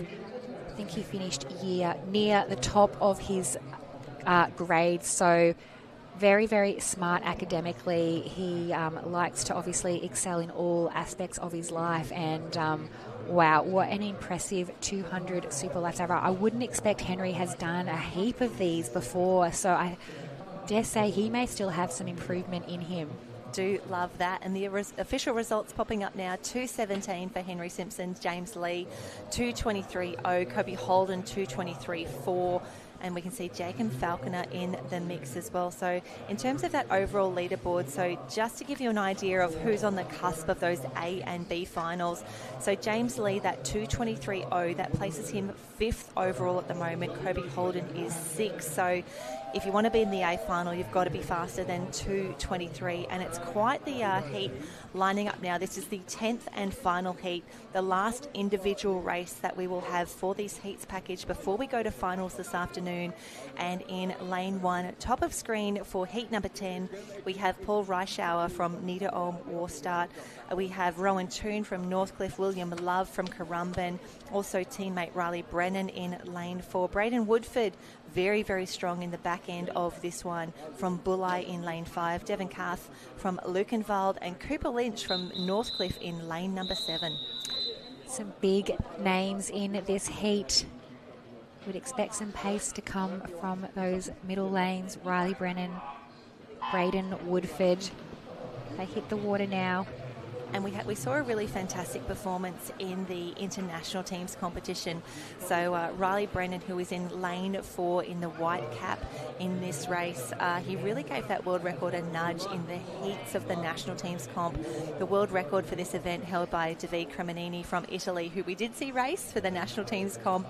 His record is 2:07.07. Riley went 2:07.53. He was well out in front in those heats. Had to settle for a silver medal overall in the finals, just fading towards the end. And we also had the incredible David Ferrari coming through, who took the international swim. But the boys will be full of confidence. They know that it's really only a 2:23 or so that it'll take to make the A final. But Riley Brennan determined to leave nothing to chance here, knowing that there's so many technical elements left in the race. Very dominant display from Riley Brennan. Currumbin Beach Vikings. He'll hit the wall now for his tube and fin. That's Braden Woodford from the Bulli Surf Club in second. Cooper Lynch, closest to screen from Northcliffe. Just getting pipped there by his probably fellow Northcliffe competitor. That might be Rowan Toon. And if you are hearing us talk that there are quite a few of the Currumbin Beach Vikings, quite a few of BMT Northcliffe, it is a little bit different, the team compositions between the international and the interclub competition. Just want to watch Riley Brennan come through and do this 100 toe. So he's got to come through nice and clean, takes his time, nails that one. The boys just coming through now. Braden Woodford's done many a clip up in his time. He should be good. Yes, he is away. But for those for the international competition, it's 6 men men and 6 women per team, and you can have 2 competitors in those individual events. For the inter-club competition, it is 10 men and 10 women, and you can have up to 4 competitors in these individual events. So don't be surprised. Don't think we're stacking the fields here. They are allowed to have 4 men in the Super Lifesaver, and a fantastic race there. Riley Brennan way out by himself, 2:09.28, and that is by far the fastest swim that we've seen this morning. Wow, Braden Woodford hitting the wall just ahead of William Love from Currumbin. Very fast heat. We will have to wait to see who that knocks out of our A final as we see those final competitors coming in. So fantastic racing, and the beauty of using the live heat system here as we see the team come through. And Riley Brennan, so good from the start. Loving to see that. Really impressed that Cooper Lynch really took it to them early as well. We get to see the replay of the great skills as well. Tube immediately over, fin on, tube up and away. Wonderful to see. And this clip up was really nice and smooth as well. Fantastic. Rewarded with a time of 2:09.28, and that is a solid 8.5 seconds clear of the rest of the field. Henry Simpson into Kai Gilbert, Braden Woodford, William Love, Luca Widmer, Darcy Higgins and James Lee. That is how we see it. And Darcy Higgins, shout out to him. He was in the second heat, I think, of this event, setting a very early 2:23.02. He made it by half a second. He's in an A final. That's all it takes. Doesn't matter if it's by the smallest of margins. So that's our final list up on screen. You can see Riley Brennan there, fastest qualifier in lane number 4 ahead of Henry Simpson, and going back to Kai Gilbert. So full Aussie final. That's going to be a fast one, and a 2:09. Jen, how close are they narrowing into a world record? Oh, that is, I mean, it's 2 and a bit seconds off a world record, and I think while that is an incredible mark to chase, I think of how many races Riley Brennan has done for Australia, for Currumbin, and actually I'm really keen on your perspective here for this, because for the inter-club championships and for the internationals, our youth competitors had to do beach first and then the pool events, and I think that is really taxing. You come into the pool a little bit sunburnt, a little bit tired, your calves are burning because you've been walking up and down the soft sand of Kurrawa Beach for 3 days. It's really tough to not only perform and perform well, but to chase world records at the end of 2 weeks of racing. It's a big ask. Yeah, huge ask, Jen. We have spoken about just how taxing these events are on your legs, and you're exactly right. We've had an amazing venue down there at Kurrawa Beach, but it's been a very long beach, lots of low tides in those afternoon finals, so the athletes are coming in a little bit taxed, a little bit spent. So yeah, huge ask. Still very impressive times being laid down there in the men's 200 Super Lifesaver heats, which have now come to an end. Sorry, I've popped my head out. I've had a look at the marshalling area. I've turned my microphone back on. We have only got the heats of the 4x50 medley relay. You can see that the live stream for the Ocean is still running at the moment. You and I might switch over to that, have a little look, grab a drink of water, and we will be back for the final heats of the day, 4x50. There you go. The word has come through. 10-minute break. 10-minute break. Christy and I are going to jump offline for a moment. We will see you for the heats of the 4x50 medley relay in just a moment.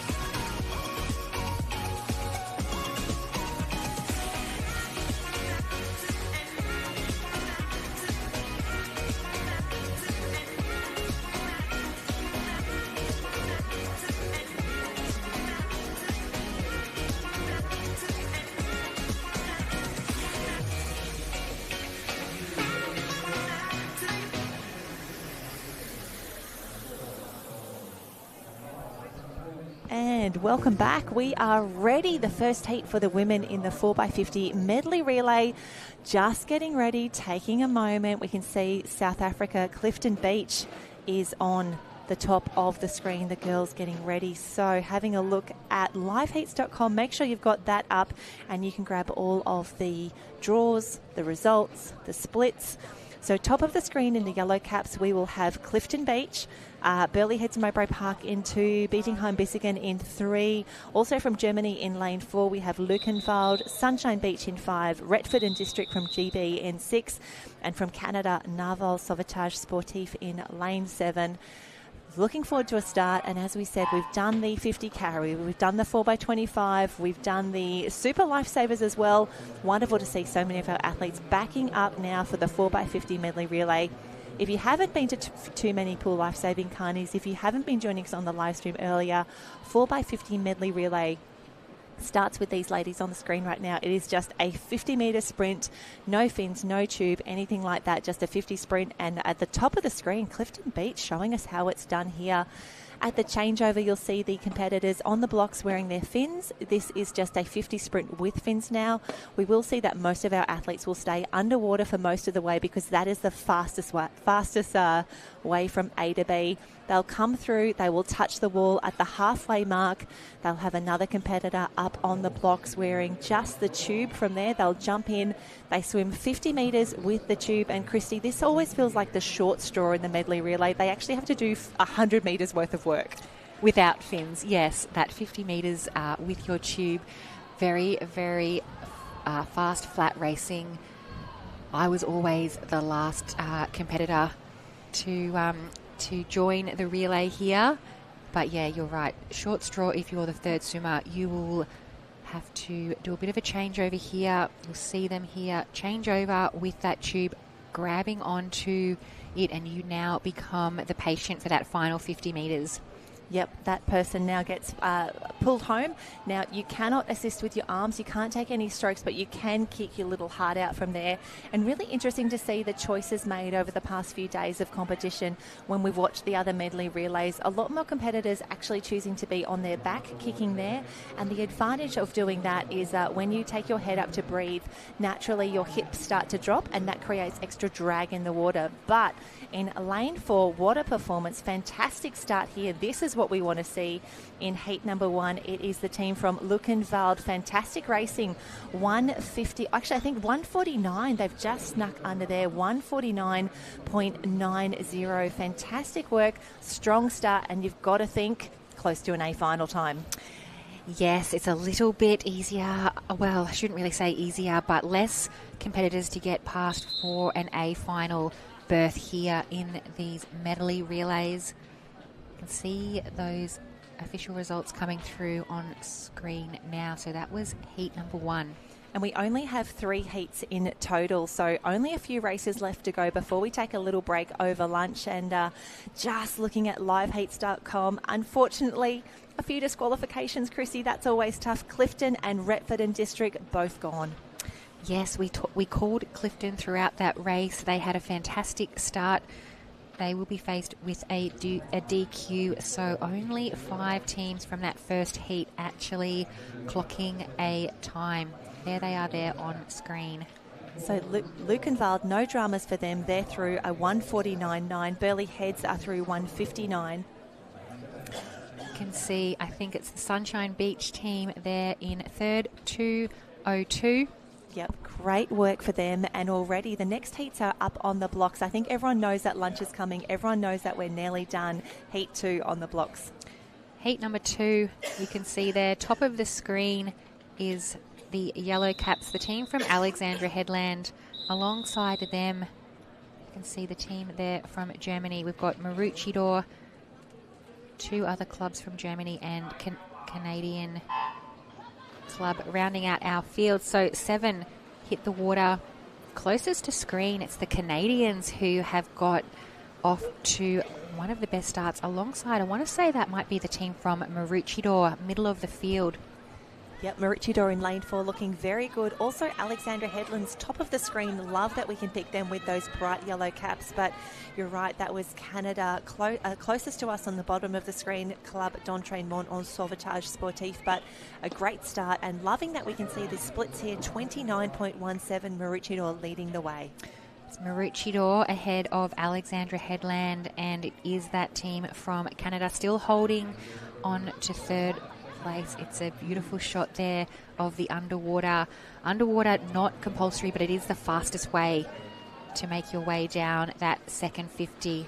And I think that was Pippi Barlow, our beachy turned pool life-saving specialist, already a world champion from that great swim that we saw yesterday in the 4x50. But this is going to be a fantastic race, and this is where we see those tactics, those strategies, the decisions are so important here.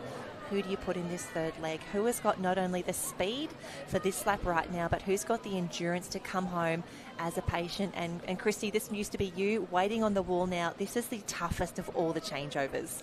Yeah, there's a lot that goes into this. If you're the fourth swimmer, you've got to get that rescue tube sash over your shoulder. And if you are the patient, you've got only one chance to grab onto that tube. Sometimes you will see the rescuer swim off so fast that the patient does miss that, and that is your race over. But Maroochydore, clear leaders of the second heat. Maybe not clear leaders. Have a look at the speed for Nina Orm-Warstadt coming through in the blue caps. Very, very close. This is going to be fantastic in the final.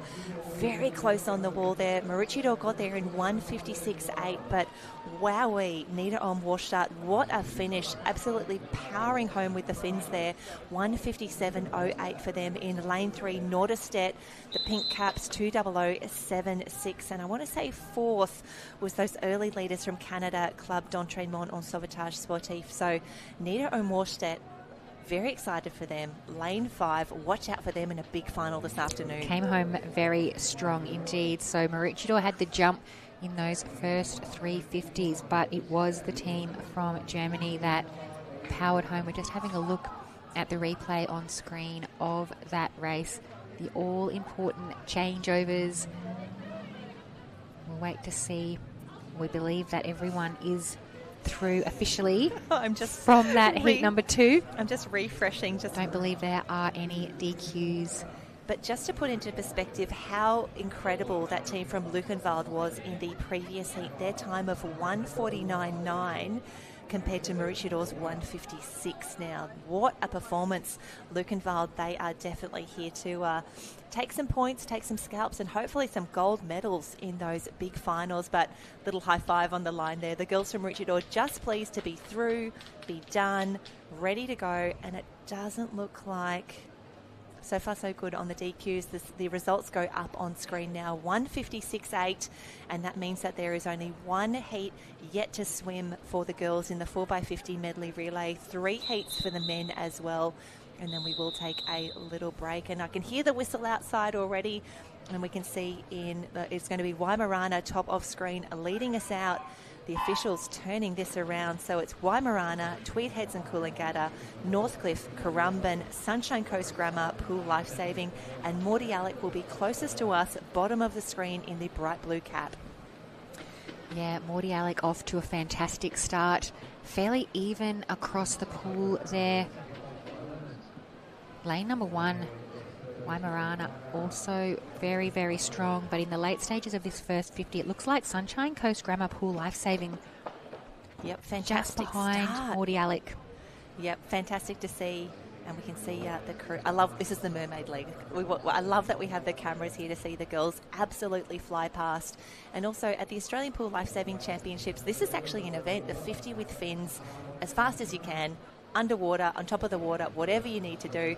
But have a look at Weimaraner really making their way through the field now. They are clearly in second place. Yeah, it's the two ends of the pool, Weimaraner and Mordialloc. Mordialloc probably looking the strongest, but from this angle, hard to tell. Nothing really splitting our first two teams in this final heat of the rescue medley relay. And we can see Northcliffe, the maroon cap there, just pushing into third position. Of course, this is the changeover that counts and the really nervous time for the patient. A lot of pressure for them, and you can see Weimaraner top of screen. Great changeover and immediately over onto her back, but it is Mordialloc. I think she is on her back as well as they make their way home. Lots of pressure, the girls knowing that this is the last opportunity to get some good times on the board, and also the last time that the girls are in the water here for today's heats.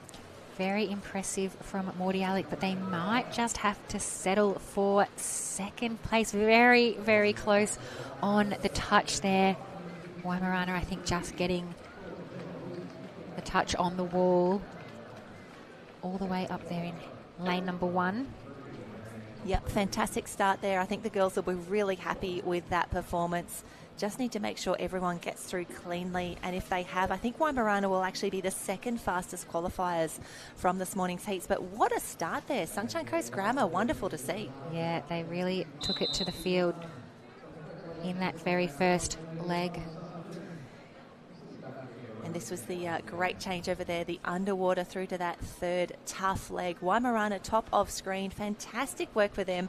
And they come through, big stroke on the wall there. They're done. They're finished. They are off to lunch now. And it looks to be, I think all of the heats are complete now. Everyone has been allowed to exit the pool. That's always a great sign. So if we look at the leaderboard overall for that A final this afternoon, it looks to be Lukenwald clearly the fastest qualifiers. They will be in lane 4 for the final that is now up on screen. That's the A final. Waimorana, Morty Alec, Northcliffe, Maroochydore, Nita on Warstadt, Currumbin and Burleigh Heads Mowbray Park, all the teams who were under 2 minutes, all in the final. And then the B will be led out by Norderstedt 20076, the fastest qualifiers for the B final. Christy, get excited. 3 races left. 3 more heats, same number of heats lining up for the men's medley relay. We're bringing a start list to you now up on screen. Got Alexandra Headlands, Germany, 2 clubs from Germany. We've got another club there from Australia, Met Caloundra, a German club, followed by a Canadian. So we've got 6 teams lining up here in heat number 1.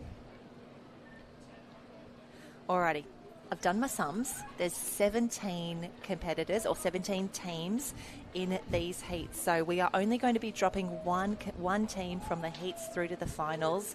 However, we have seen some DQs in the ladies. This is where the boys need to be really, really careful, maintaining that speed under pressure as they come into those technical elements. And we've all been a little jumpy on the blocks before. It can be quite tough, but I think it's really that 3 to 4 changeover that generally seems to be the tipping point.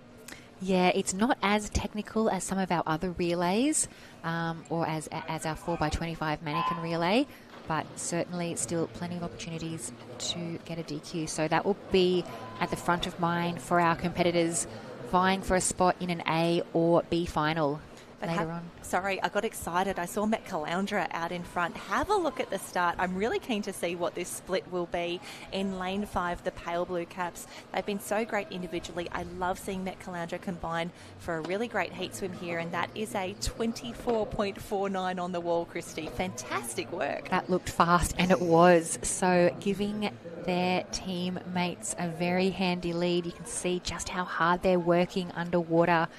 They are flying in that second leg changeover now. Met Caloundra still with a lead over the German team, who are closing strongly on this third 50. Yeah, great work here from Lukenwald. Definitely knew who they wanted to have in that third leg, and they said, mate, you've got one job. We need you to go fast. We need you to chase down Met Caloundra. And he says, no worries, I've got this one. Met Caloundra, though, is holding him off, so it's going to come down to who gets the best of this changeover. And I love seeing those men so quickly off the wall because and Chrissy, you'd have a better inside view on this one. Sometimes you have to go a little deeper off the wall just to give your patient a little bit extra room and space to grab the tube. Yeah, certainly. You've got a lot of things to contend with on that third to fourth changeover. So Met Caloundra just having to settle for second, but this will be a fast time, I imagine. Yep, that is a fantastic statement to make here in the heats for the 4x50 medley relay. Lukenwald, great in the women, great in the men. Gosh, I would love to see both of their teams on the podium at the end of those finals. The job is not done yet, though. We need to get through these heats. Wonderful to see those results come through. We hear the whistle, so we're hoping that means that everyone is through clearly. Yes, looking as though they're starting to exit the pool as we have a look at the replay on screen, and that was one of the fastest first 50s we might see today, although we have 2 more heats yet to come, so we will compare that blistering 24 seconds. It's definitely a statement put down there by the team from Met Caloundra. And I love that they gave themselves absolutely every opportunity. They were neck and neck with Lukenwald coming into that 150 mark. And Lukenwald, you can see they go deep, they go early there. And it was really that last 50, they really extended their lead. I love that they raced as if this was an A final. Yeah, just wanting to see what they're capable of. And it's always a little bit of a confidence boost if you can go in with a top qualifying time or a time maybe that will put you on the podium. Wonderful to see. And those results official now, 135.23, Met Caloundra 138.16. So great racing. This is what we want. 2 heats yet to go. And we can see that the next heat number 2, is on the blocks already. That start list popping up now. So for heat number 2, it's actually going to be Gilly in lane 2, Gilly Vase Surf Lifesaving Club, Niederolm Warstadt, Northcliffe Maroochydore, and Drayton Valley Lifesavers. So that orange cap from Drayton Valley, that is lane number 6. Wasting no time at all getting this second heat underway. Looks like the team middle of the field. Yeah, that's Northcliffe, those maroon caps out in front. Now, we thought Met Caloundra was pretty quick on that first 50. Keen to see what the Northcliffe team split this first 50 in. Oh, another 24.39. But from Alexandra Headlands, I think that was just next to... No, that was Maroochydore, 25.7. So some quick starts. Very fast, giving everyone an advantage. It's those couple of seconds can really turn into quite a long distance when you've got an underwater swimmer to follow. Nothing separating our first 2 teams as they swim down the pool in this third leg. The team from Northcliffe. Yeah, Northcliffe and Maroochydore just locked in a battle here, but I really love the work from Drayton Valley. The second swimmer there with the fins on actually came up and did a big butterfly stroke onto the wall. And you are allowed to surface in that lap. You don't have to stay underwater the whole time. Whatever works best, definitely do that.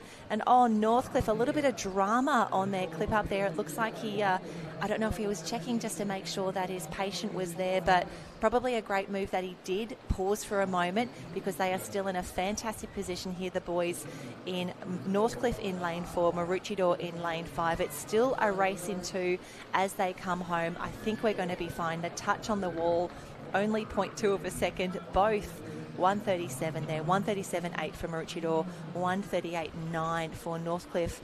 And we see the next teams coming through. Another great finish there. It's going to be in lane 3, Niederolm Warstadt, and from Drayton Valley.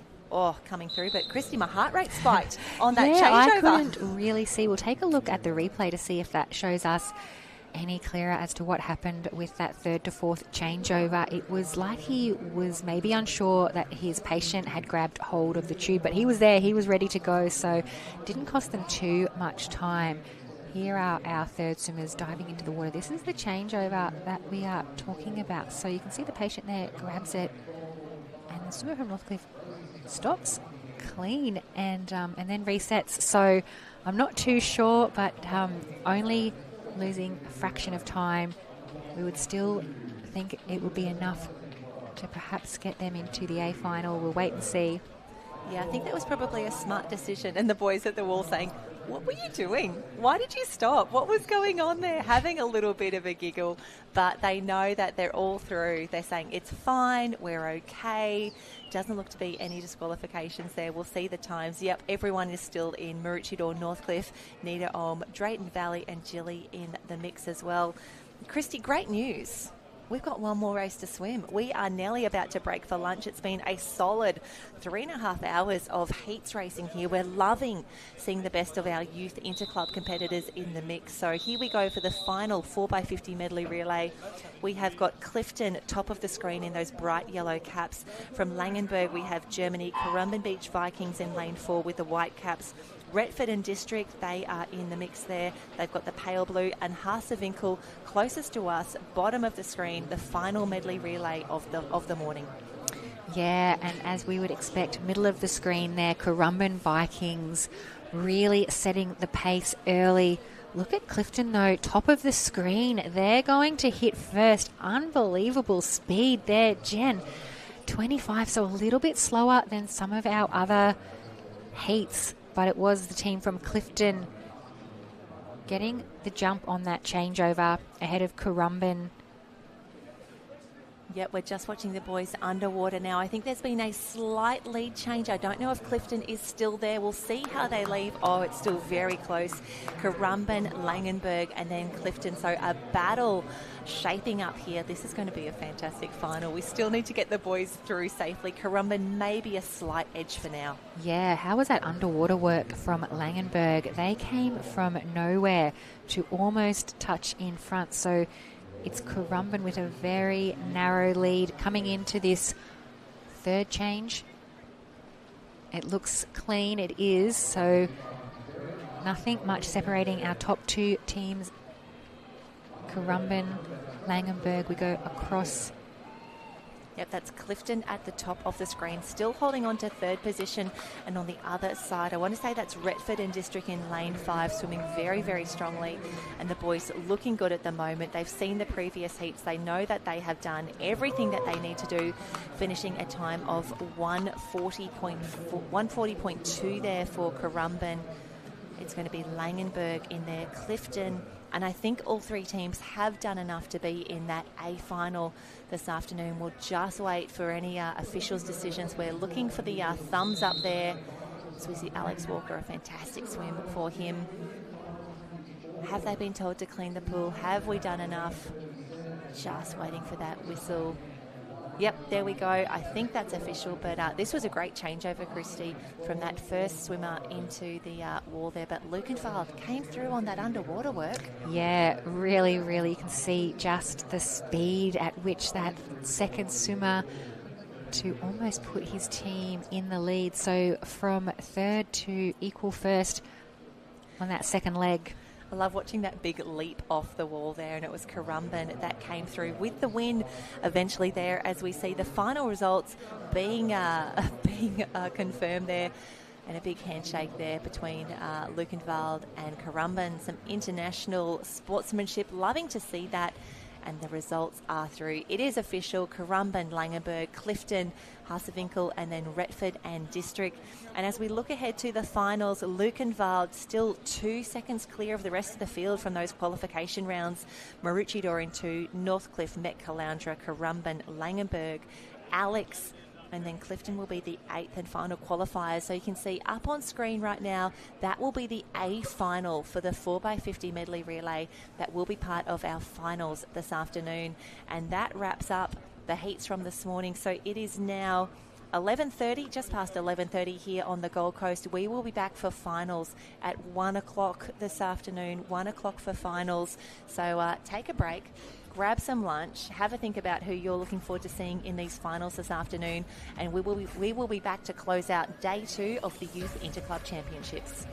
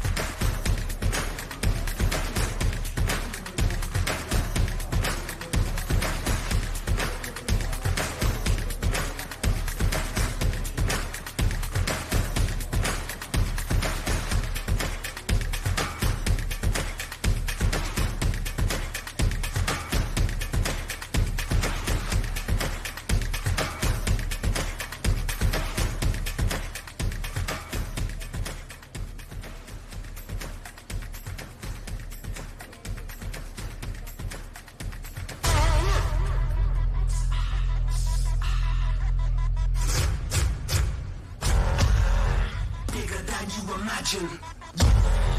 Better call on your faction. Ready for the curtain call, lights, camera, action.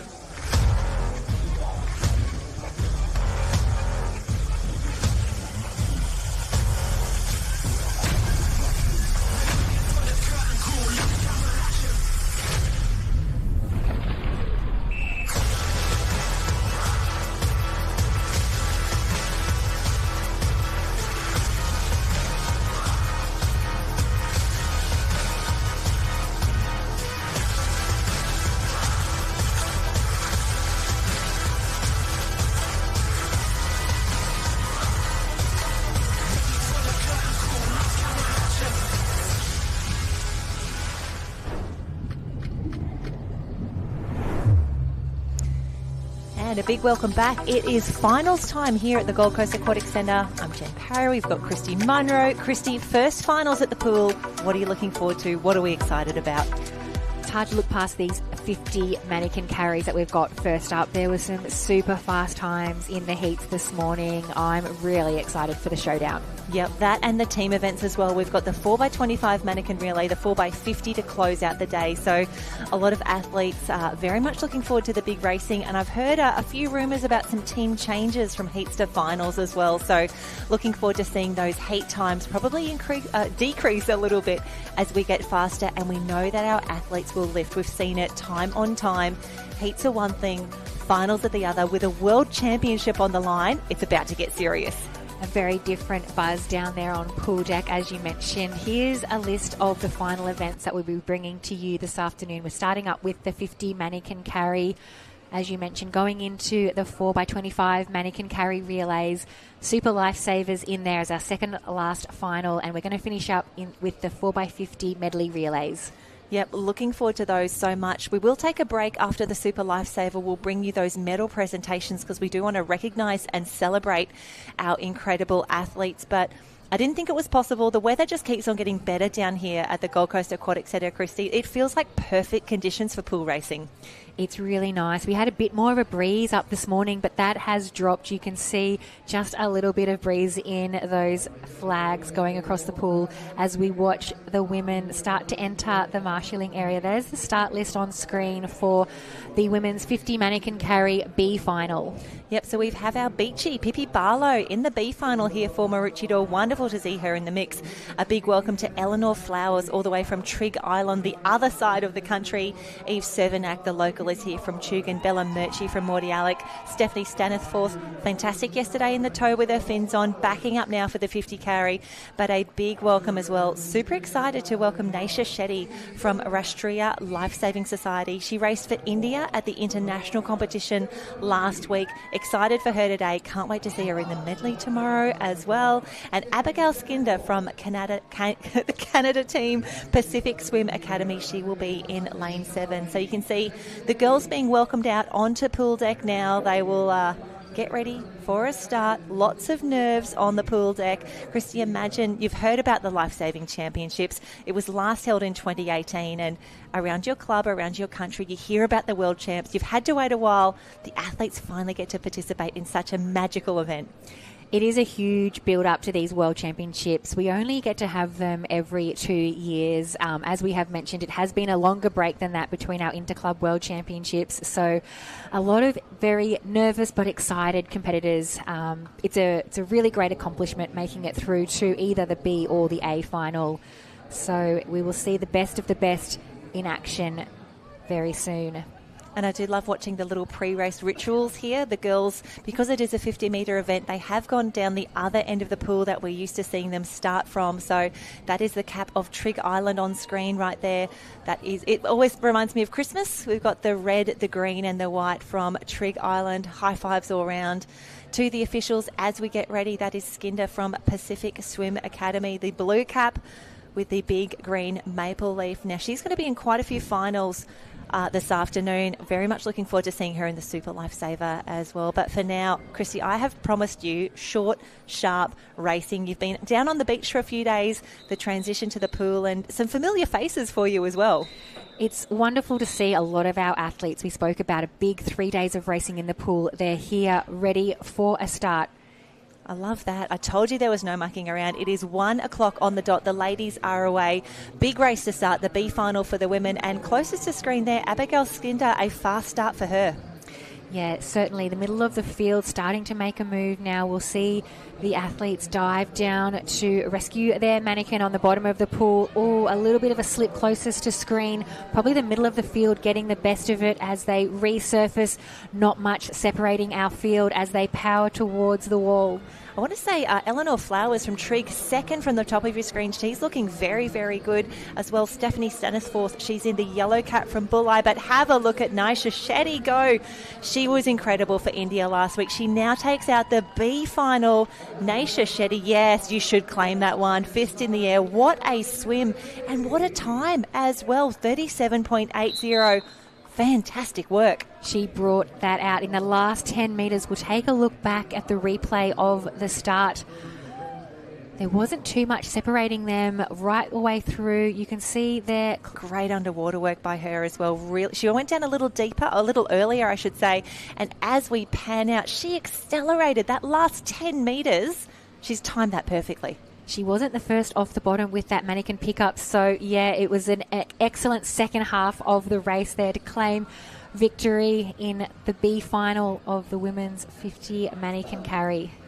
And we will make it official now. Nisha Shetty, 37.80. Eleanor Flowers from Trigg, 39.27. So that's quite a gap when we look at Nisha's finish there. She was there at the halfway mark, but her carry without fins is second to none, and that is why I'm so excited for her 100-metre rescue medley tomorrow. So she was in the B final for the international comp, the B final now for that 50. But, Christy, A finals up next. Get excited. I'm very excited, Jen. What a dominant performance we just saw in the B final. What are we going to see here come the A final? We can see there Olivia Tukara from the Currumbin Vikings there in lane 4. She'll be joined with Bianca Raywood out of lane 5. We're going to see a really strong battle between those two clubs. Well, it's going to be interesting because Olivia Tukia from Currumbin, 36.56 her qualifying time. The next fastest time there from Bianca Raywood, 37.80. So Olivia made a really strong statement in those opening heats earlier today. She's here to win. She's not here to make up the numbers, but a few ladies stand in her way. So we see the ladies being introduced to pool deck now. So from top to bottom, Frida Mederik from Norderstedt, Jasmine Raywood from Burleigh, Kira Van Heerden, the South African superstar in 3, Olivia Tukia, the fastest qualifier, Bianca Raywood. So we've got sisters in the mix, as well as Amaya Lopez from Mordialloc, Madison Jones from the Currumbin Beach Vikings in 7. And then closest to us on the bottom of your screen, it will be Indy Bland from Maroochydore in a black cap. Yes, the competitors just making their way to their lanes. Jackets come off. Fantastic. And it's so important, even though the sun is shining, it looks really warm out there. You want to stay as warm as possible for as long as possible. Yeah, quick transition here onto the blocks. And the big question, can Olivia Tukia in lane 4, she'll have the white cap in the middle of the field, makes it a little bit easier for us to follow her. Now, I'm guessing that she's going to approach this like Nisha Shetty did in the B final. She'll stay with them for 25, but once she's got that mannequin in her hand, she is going to fly. Yeah, a great start there, Jen, right across the field. We'll see which one might have the jump as they dive towards their mannequin. Nothing separating them at all in that first 25 metres. As you suggested, it's all going to come down to this final stretch. Oh, Olivia Tukia making her way through. Oh, Van Heerden from South Africa, the yellow cap there, but quite the challenge coming through now from Bianca Raywood from Burleigh Heads Mowbray Park. I think it's going to be the touch on the wall between those two, but can she get there? She does. Fastest qualifier in the heats. She takes the A final. She is now a world champion. A fantastic time there, a 36.27. Very, very quick. Wonderful to see, and the relief, the joy of knowing that you're a world champion. What a race. She looks extremely happy. A little bit of relief on her face there also. She won't have probably known until she turned around. So close was that finish there with Bianca Raywood. Really love that finish from Bianca there. 36.44, definitely a drop in time for her. Bianca Raywood in 2, Jasmine Raywood in 3. The sisters getting it done there. Fantastic work. And on the wall, great touch. Handshakes all round. That's what we want to see. Fantastic work for the girls. But Currumbin Beach Vikings have a new world champion in Olivia Tukia. What a swim, what a result, what a time, holding off the Raywood sisters there in 2 and 3. Van Heerden, a fast start. She'll settle for the chocolate medal here.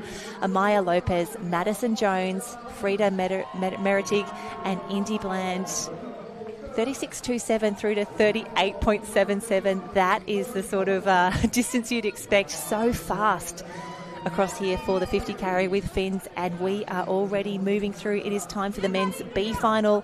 William Love from Currumbin, Oscar Starr Thomas of Maroochydore, Lukenwald. Great to see Luca Paul Gerlach in the mix.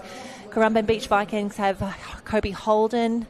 We've also got Heath Corrie from Mordialloc, Luca Widmer, James Lee and Lachlan Vink. Wonderful to see Met Caloundra. They've bought the team bus. They're all here ready for a start in the men's 50 carry. The B final loaded with Met Caloundra, lanes 6, 7 and 8. They are now in the starter's hand. They are away looking for some fast times here. Some of the boys probably a little disappointed to make the B final.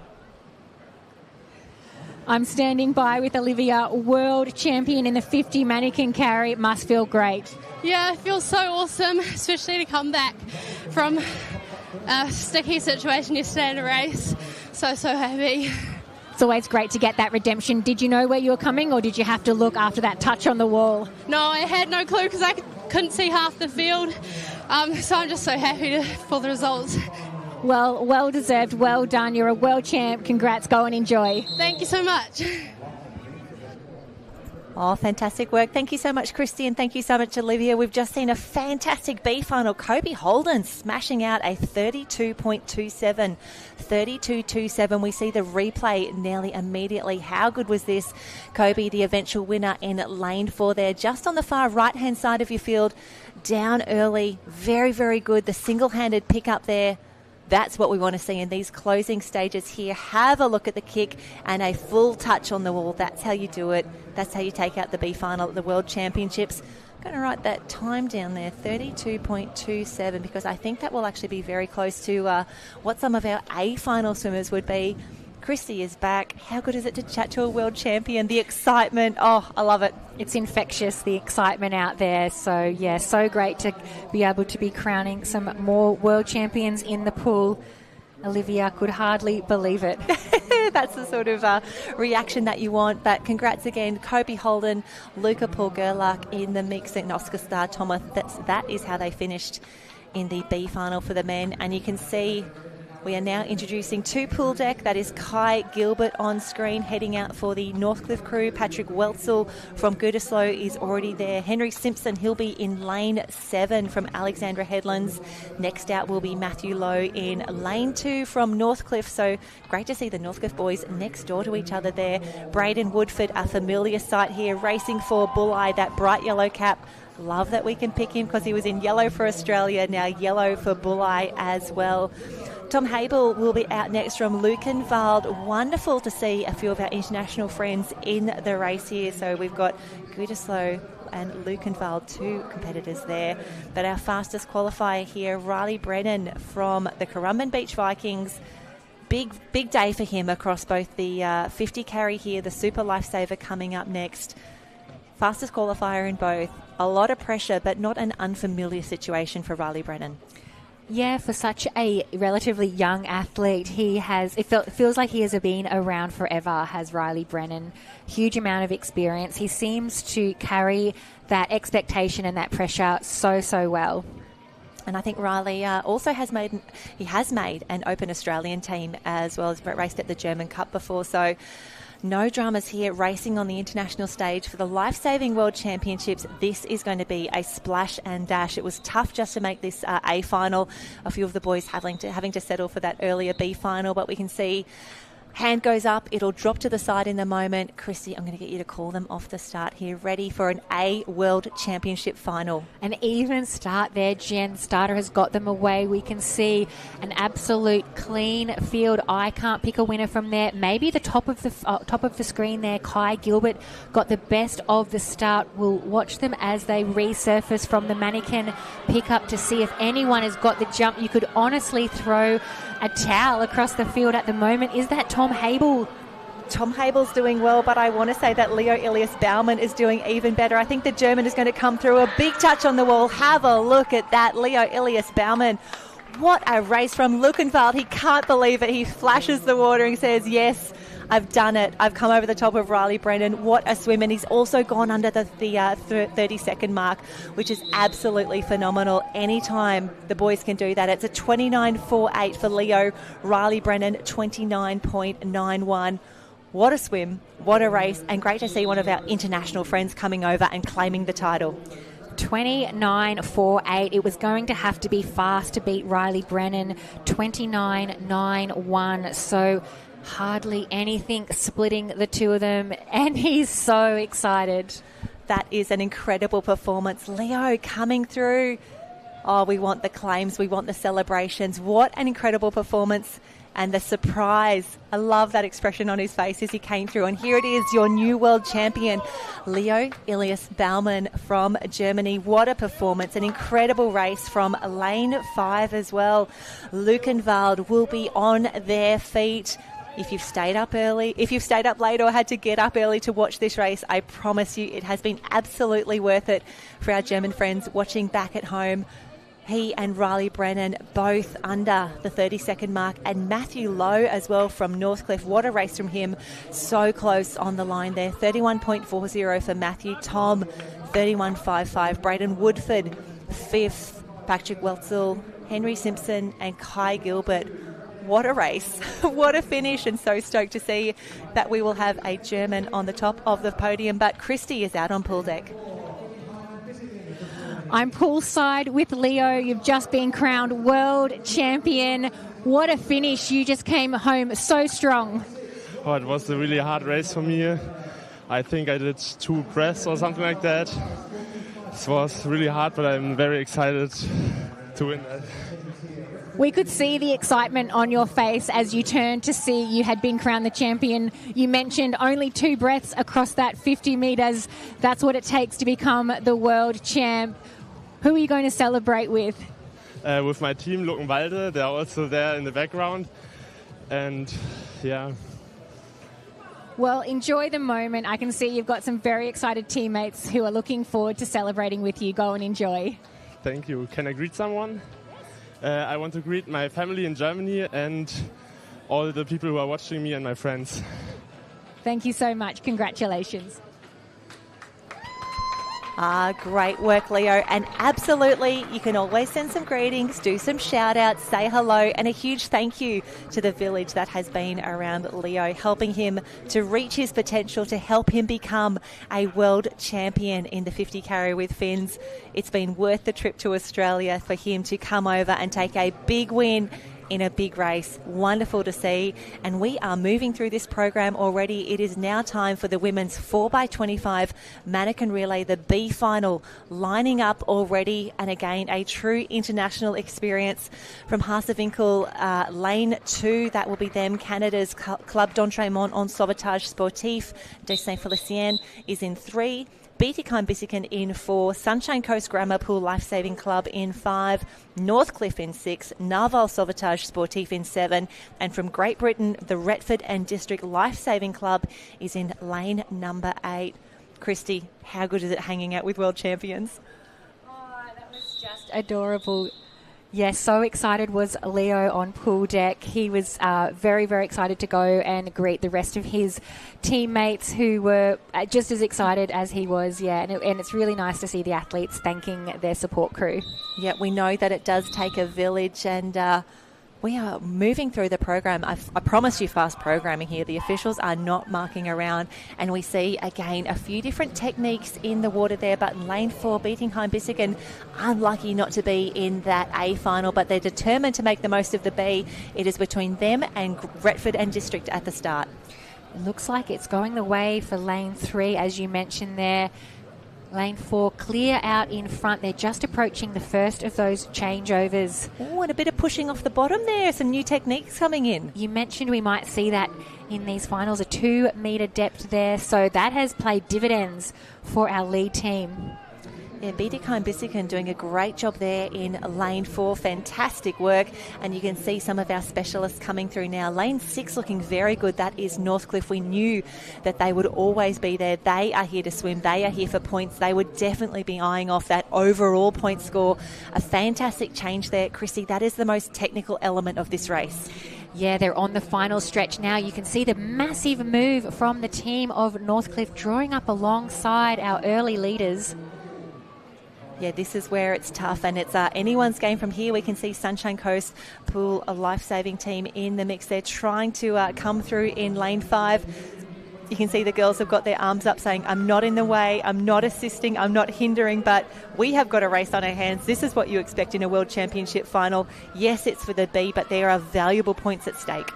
And it looks like it's going the way of the Northcliffe team. They are stroking away so solidly, coming under those flags. 5 metres to swim. We'll watch for the touch on the wall.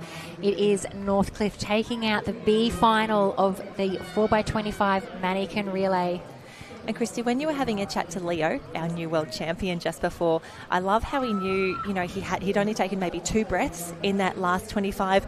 You've got to think for the girls here, they've only got 25 to swim. There's only a few breaths that they would be taking across that sprint.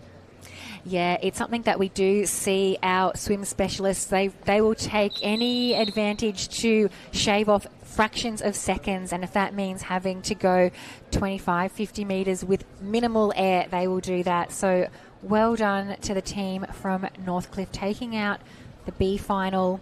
Yep, and that we like to think of the B final as a bit of an appetizer. Great start here from Retford and District at the bottom of the pool, and we love seeing those underwater shots here showing the innovations in our sport. And this changeover, absolutely vital. Bietigheim-Bissingen, a great race for them, unable to hold off the team of Northcliffe, who were so strong. Look how calm she is, looking so serene across the water now. You've got to love that. Comes through for the touch, gets the job done for Northcliffe. Very, very strong. It looked like it was almost a lead that would be too hard to draw back, but the final 2 swimmers of the Northcliffe team were their strongest 2 swimmers. And it's so interesting to see where there may be strengths and weaknesses in an individual team, especially if you have had to draw on your beachies, your ski paddlers, your board paddlers, your Iron Men and Iron Women as they make their way through. But for Northcliffe, an incredible result, 138.21, Bietigheim-Bissingen 139, Club d'Entraînement en Sauvetage 150 there. Sunny Coast Grammar in the mix, but the excitement is building. We've done 450 metres already. We're into the 4x25. The A final is up next, and we do love welcoming our international friends to the Gold Coast, but being able to welcome them now to an A final as well. So special. From Waimārana in lane 1, we have the Kiwis. Maroochydore is in 2. Morty Alec in lane 3. Now Nordestedt, lane 4, the fastest qualifiers. We've got our fingers crossed for them, Christy. We're meant to be very impartial, and we are 100%, but wonderful to see both them and Lukenwald in the Aussie final here. Currumbin Beach in 5.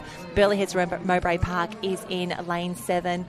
And I think just off the page we'll have Niederulm Warstadt. They are in lane 8. So 3 German teams in the mix here, 1 Kiwi, and then the rest of the Aussies here to play. So the nerves significant on the line. And I was thinking over lunchtime there, Christy, obviously everyone redoes their sunscreen, they get ready. You don't want to get sunscreen on the mannequin. I know that sounds really silly, but it's actually really important. Yeah, good point there, Jen, and would be a very rookie error if anyone was to do that. A great excuse to get someone to do that sunscreening for you. We see the first relay swimmers for the A final just getting into the water, and we can see Olivia backing up for her team for Currumbin. She's doing this opening leg for her team, the Currumbin in lane 5. And I'm really enjoying the techniques there. You can see two of our German clubs, Lane 6, Luckenwald, and Lane 8, Niederolm-Warstadt, just holding the mannequin out a little bit further. So different techniques employed. Both are within the rules of whatever works for you and your team. That's the way to go. We'll see how it plays out as the starter has got them underway. Early leaders perhaps coming from the middle of the pool. Olivia with her team from Currumbin, maybe with an early lead just slightly.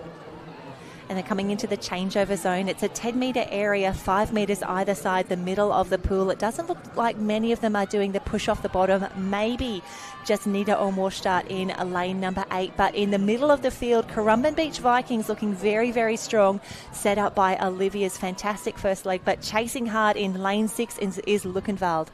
A bit of a move happening out of screen at the moment. Also over there in lane 1, pushing hard, but it will be the teams in the centre of the field. Lane 5 actually hitting the wall first. Yep, lane 5, lane 6 and lane 4, because here comes Norderstedt. They were so strong in the second half of their race. That's why they're fastest qualifiers here, and this is the time to make a move. Weimaraner in lane number 1. The Kiwis not out of this yet. This final changeover is going to be crucial. Yes, we can see it's a race in 3 across the pool. 4 competitors now. Jenny, absolutely nothing splitting this field.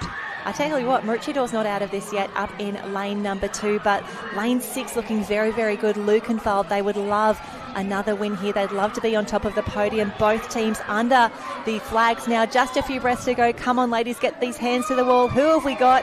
And it is the Black Swans who get there. Maroochydore claim another world title. Celebrations you can see there in the middle of the pool. The girls having an incredible time here at the World Championships.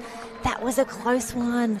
Tell you what, 1:30.64 second was lane 6, the crew from Luckenwald, 1:31.32. Not a lot in it, close at the touch, and that lead just kept changing the whole time. We didn't call them until late in that race, the team from Maroochydore. They powered home, especially over that last 25 metres. There was about 5 teams who received their mannequins at once, and Maroochydore too strong. Too strong, and wonderful to see them in the mix. They did take out the 4x50 OBS relay yesterday to back that up now with another world title in the 4x25. So exciting for them. Christy's going to head out on pool deck. She's going to try and find some Black Swans. Asked to speak to Pippi Barlow. She'll be the most excited of them all. But this was the changeover that made all the difference. We were really looking at 3, 4 and 5 coming into this final changeover. But it was lane 2 who came through. Fantastic finish. Great touch on the wall. You see she does a little stroke and then gets the full one in. Celebrations all around. That's what we want to see. The girls celebrating being world champions, and there's nothing better than being a world champion than when you get to do it with your friends as well. The girls will be so happy with that result, and a huge congratulations to all of the ladies in that A final. It was Maroochydore in 1, Luckenwald in 2. Fantastic work, the silver medalists, and Currumbin Beach just hold off the team from Norderstedt to come through for the bronze medal. Morty Alec, fantastic racing for them. Very close with Weimaraner in 6, and Burley Heads coming through in 7th.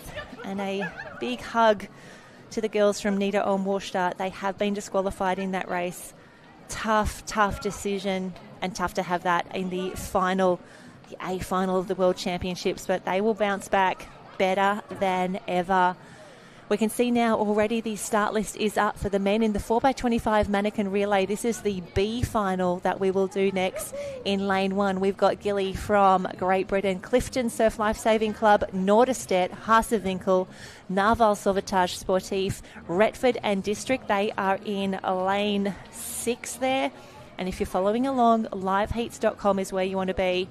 And don't forget Retford and District, they will be in lane 7. So we can see lots of high fives, checking the hands there for our competitors.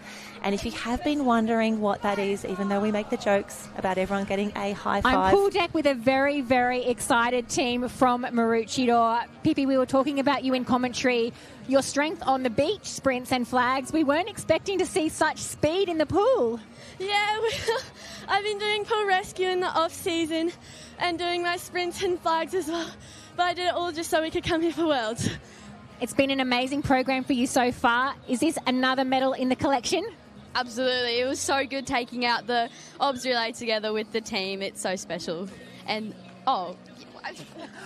So many medals. It's hard to keep count. Girls, congratulations. Very, very popular winners down here on pool deck. We'll let you go and celebrate. thank you. Oh, fantastic work, Munners. Great to see the Maroochydore girls getting it done again. Very excited to take another win. We'll see them up on the podium because we will bring you the medal presentations after the Super Lifesavers in just a moment. We can see the boys getting ready now for the 4x25 mannequin relay, the B final up next. And you can see not quite a full race here. We've got Gilly, Clifton, Norderstedt, Haasewinkel, Narwhal Sauvetage Sportif, and then Retford and District. We can hear the whistle. The boys just in the starter's hand. And again, so many different techniques that are all legal, that are all allowed as we head off this first 25. So crucial to set the boys up for success. If you're following along, liveheats.com is where you want to get all of this information. But Christy, what a start. Yes, very, very excited swimmers out there on pool deck. We're excited to see now what the men can do. I think it's the pink cap of Norderstedt in the lead at the moment in lane number 4. Remembering that those yellow lane ropes are lanes 4 and 5 to help us identify the fastest qualifiers. But have a look at Haasewinkel making their way through the field, and they've now hit the lead. Yeah, really stretching out this very, very strong performance from the second team member. That all-important changeover from second to third. Looked safe, looked strong. Yep, I love that we can get this wonderful view from here and see those thumbs up as we go through. There's nothing worse than the thumbs down, because that is a tough, tough way to finish your Lifesaving World Championships campaign. Final changeover coming now, and it looks like a few of the boys pushing off the bottom of the pool, but Haasewinkel hits the lead. Yeah, it's still a race into the narrowest of margins. I don't know if we can call it from this angle, Jen. I think it's been a really late surge from our team in lane 4. Yep, lane 4, Norderstedt doing an incredible judge. This is going to an incredible turn. Can they get, yes, the big full touch on the wall? Loving that. You've got to claim it. Any win at the World Championships is worth a big flex, a big fist up. There we go. Fantastic racing, and definitely dropping more time. The heats to the finals, the athletes continue to the lift. It impresses me every single time. 1:24 the time there for our winners of the men's B final. And I think, let me double check this. I'm pretty sure if I can go into live heats, we can actually congratulate the entire team. That's Timmy Vang, Felix Croker, Mika Bartel, and Anton Holstein, the team from Norderstedt in Germany. Only 0.3 away was Haasewinkel in 2. Craig McClymont, Thilo Brockmeyer, Ben Brinkman, and Tobias Schramm. Clifton from South Africa in there for 3rd. Having a look at the replay there, it was a tight tussle between those top 2 teams. Nothing really splitting them until that final 25. Well, they were so consistent, great on the skills there as well. If anything, I thought Haasewinkel had the advantage here. Very hard up on the lane rope there. There's not a lot of room in those changeovers. There's 3 of your team all together, which is why it's so important to show no interference. But have a look at that finish on the wall.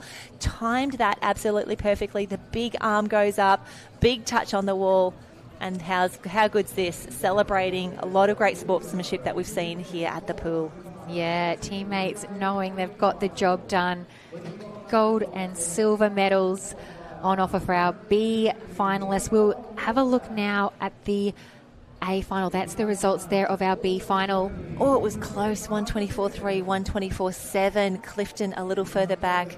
Novotel Sauvetage in the mix. But now, big A finale coming up next from Germany. Beating Heim-Bissingen is in lane number 1. Metka Lounge, great individually, wonderful when they combine as a team. Maroochydore, Lukenwald, fastest qualifiers. Can they hold off the Currumbin Beach Vikings? I think there may be a team change from to finals in the Currumbin. Northcliffe, lane 6, never count them out. Langenberg in lane 7, and over the page we will see Nieder or Morstadt. They will be in lane number 8. So, Christy, a lot of these men would have been in action in the 50 carry. They've got the nerves out. They're ready to swim again, but this is a tough one. Stepping up now It's only 25 metres. There is apart from the line row, no shorter race in pool lifesaving. No time for breathing over these 25 metres. It'll just be head down and so much power through those legs and that one-arm mannequin carry. Yes, and as I think of that, a big shout out to Naomi Flood, a former Australian teammate of ours who used to yell out, "No breathing," every time we dove in for a relay. I cannot forget that. But here we go, the boys just waiting. They'll get a whistle that will indicate that they are able to enter the water. Always a little bit nervous here. I thought that was the whistle. Yeah, there we go. They say in the water, jump on in, the water's fine. The boys will collect those mannequins from the bottom of the pool. They'll take a moment just to get set, get their feet positioning correct, get the mannequin ready to go. And the big question, can Luckenwald get it done? They were so strong in those heats. They had a nice gap on the rest of the field. And when I say rest of the field, I mean the rest of the world. They're the fastest qualifiers out of lane 4. 4 German clubs, 4 Australian clubs underway now for the A final men's mannequin relay.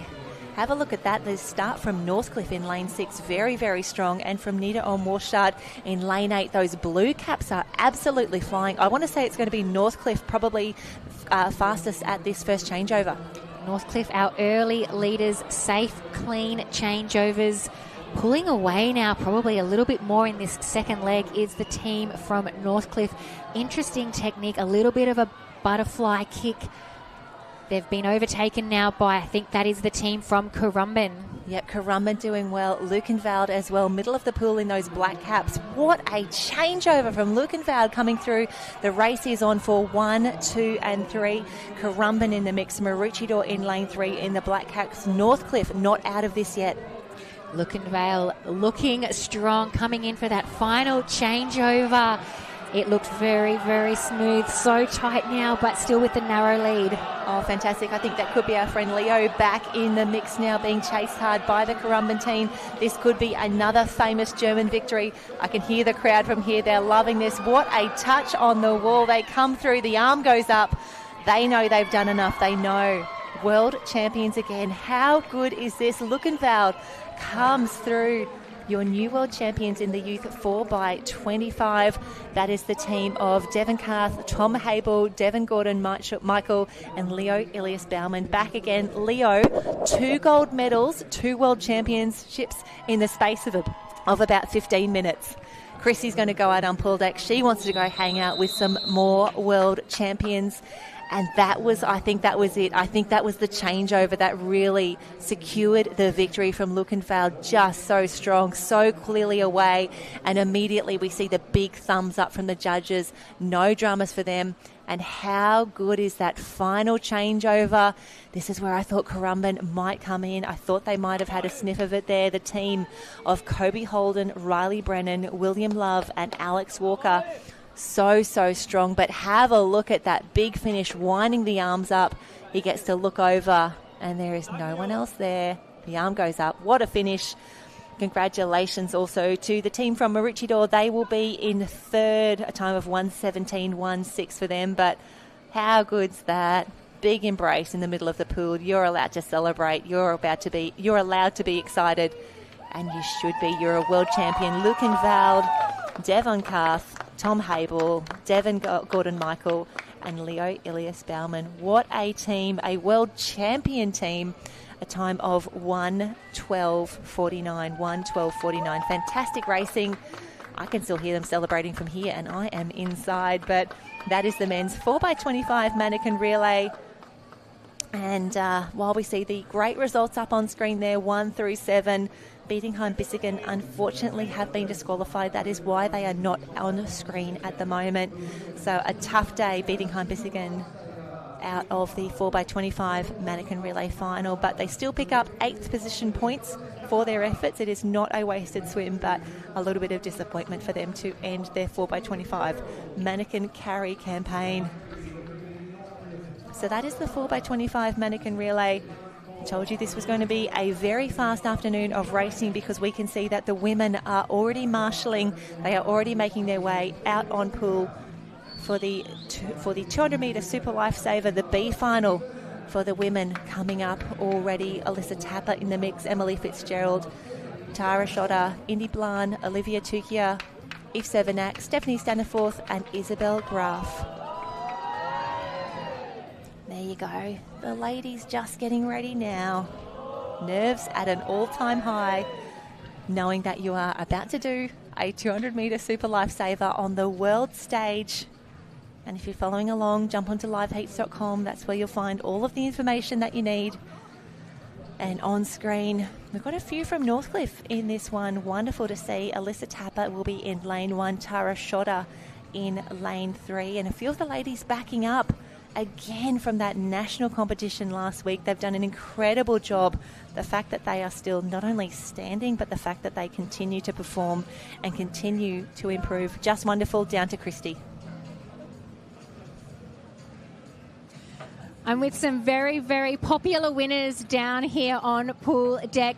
Second gold medal for your club. You won the individual. How great does it feel to win a gold medal with your teammates? It just feels amazing. It was a very nice race from us, and I'm very happy that we gained the first place. We knew you were going to be so strong in that final leg, just coming over the top of your competitors. You mentioned there the legs are heavy. Have you got a lot left for this afternoon? It was very hard for me, but I gave my best for the race again. You did a great job. You are the world champions. Congratulations. Thank you.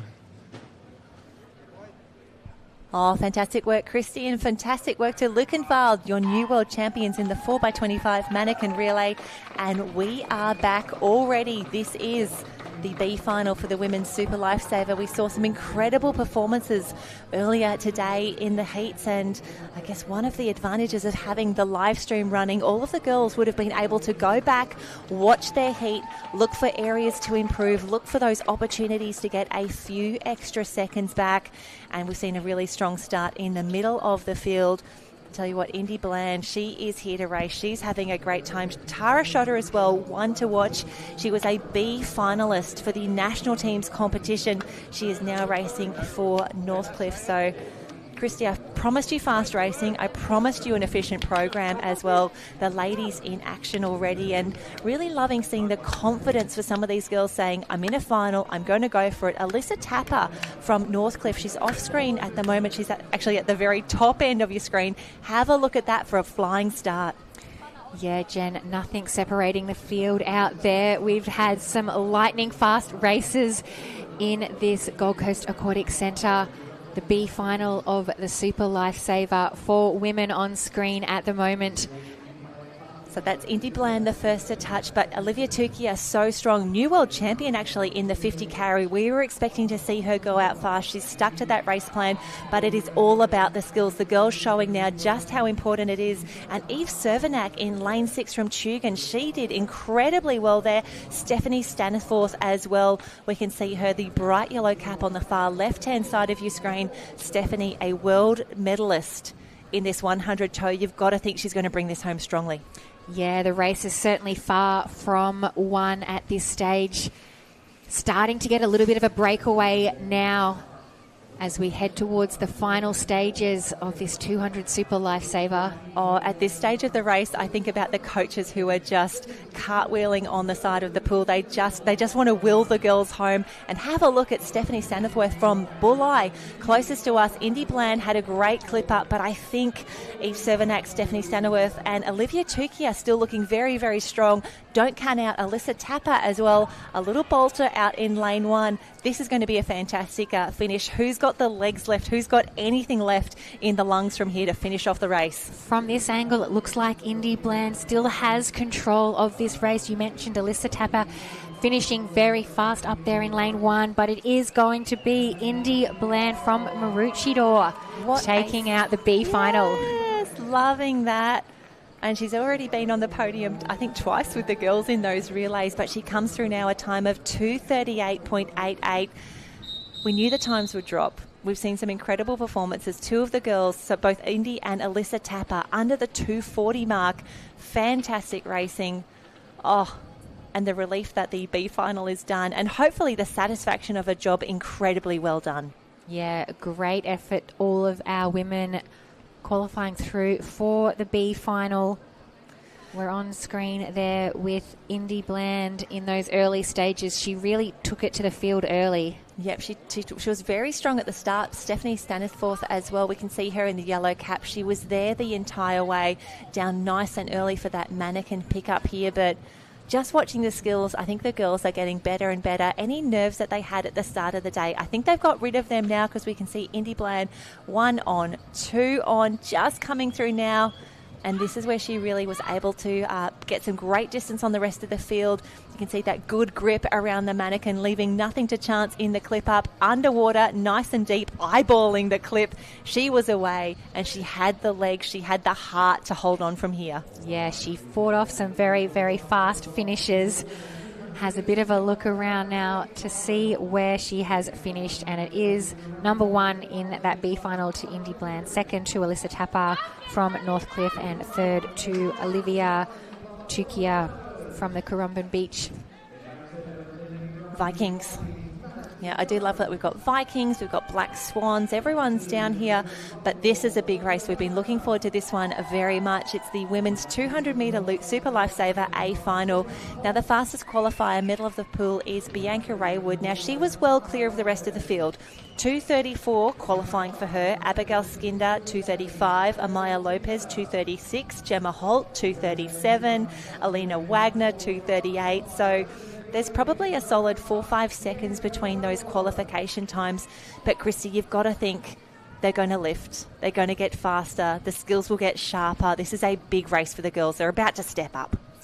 A lot of these athletes weren't able to race each other in those heats. So we saw particularly Bianca Raywood was out on her own in one of those very, very early heats. So it's a bit more of a match race now. They'll be able to see each other very, very closely as they look across the pool. And it may just be enough. We know some people really rise to those occasions. Some athletes are just known to be racers and can find what it takes when they've got someone up on their shoulder. Absolutely. And one girl who's ready to race, Abigail from Canada. She was third in the international competition last week, the only individual medalist from Canada in that international youth competition. She went 2:30 to get a spot on the podium. Bianca Raywood was in that A final as well. So the girls, a little bit of familiarity. They've seen each other in the heats. They've seen each other at national teams, but clean slate, new ball game. A final is away. A final of the Women's 200 Super Lifesaver is in the water. World Championship title on offer as they race down the pool in this first 50-metre dash. They'll swim back 75 metres. You'll see them pick up the mannequin. A little bit of a breakaway starting early in this race. And I'm loving the work of Isla Petherbridge. I think if I had to back a dark horse in this race, if I had to back a bolter, it would be her. She started so strongly out in lane 8. Middle of the field as well, Bianca Raywood knows that she is on form. She's doing incredibly well. She's got the Burleigh Heads Mowbray Park cap on her head, the black, the green, the gold. And I think it'll be those two ladies. Yes, it's Raywood, the first to head down, the first to grab the mannequin, the first to put herself in the best position for the fin-on. She's set her race up beautifully so far, is Bianca Raywood. You can see her there, a clear body length lead from the competitors on either side. We can't quite see what's happening out there in lanes 7 and 8. Madison Jones was also making a bit of a move in lane 7.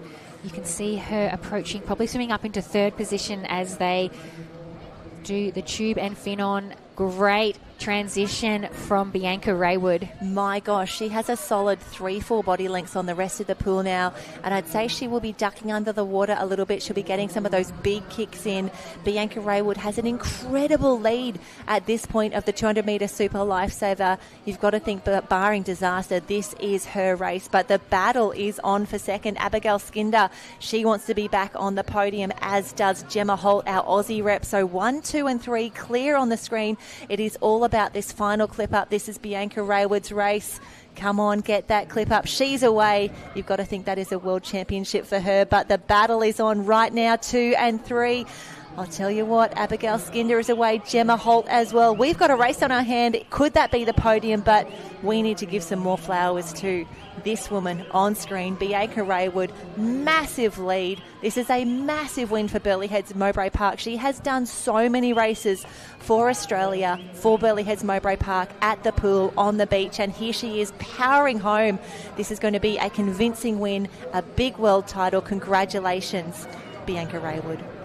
What an athlete. Bianca Raywood hitting the wall in 2:25. Second place there to Abigail Skinder. Third, Gemma Holt.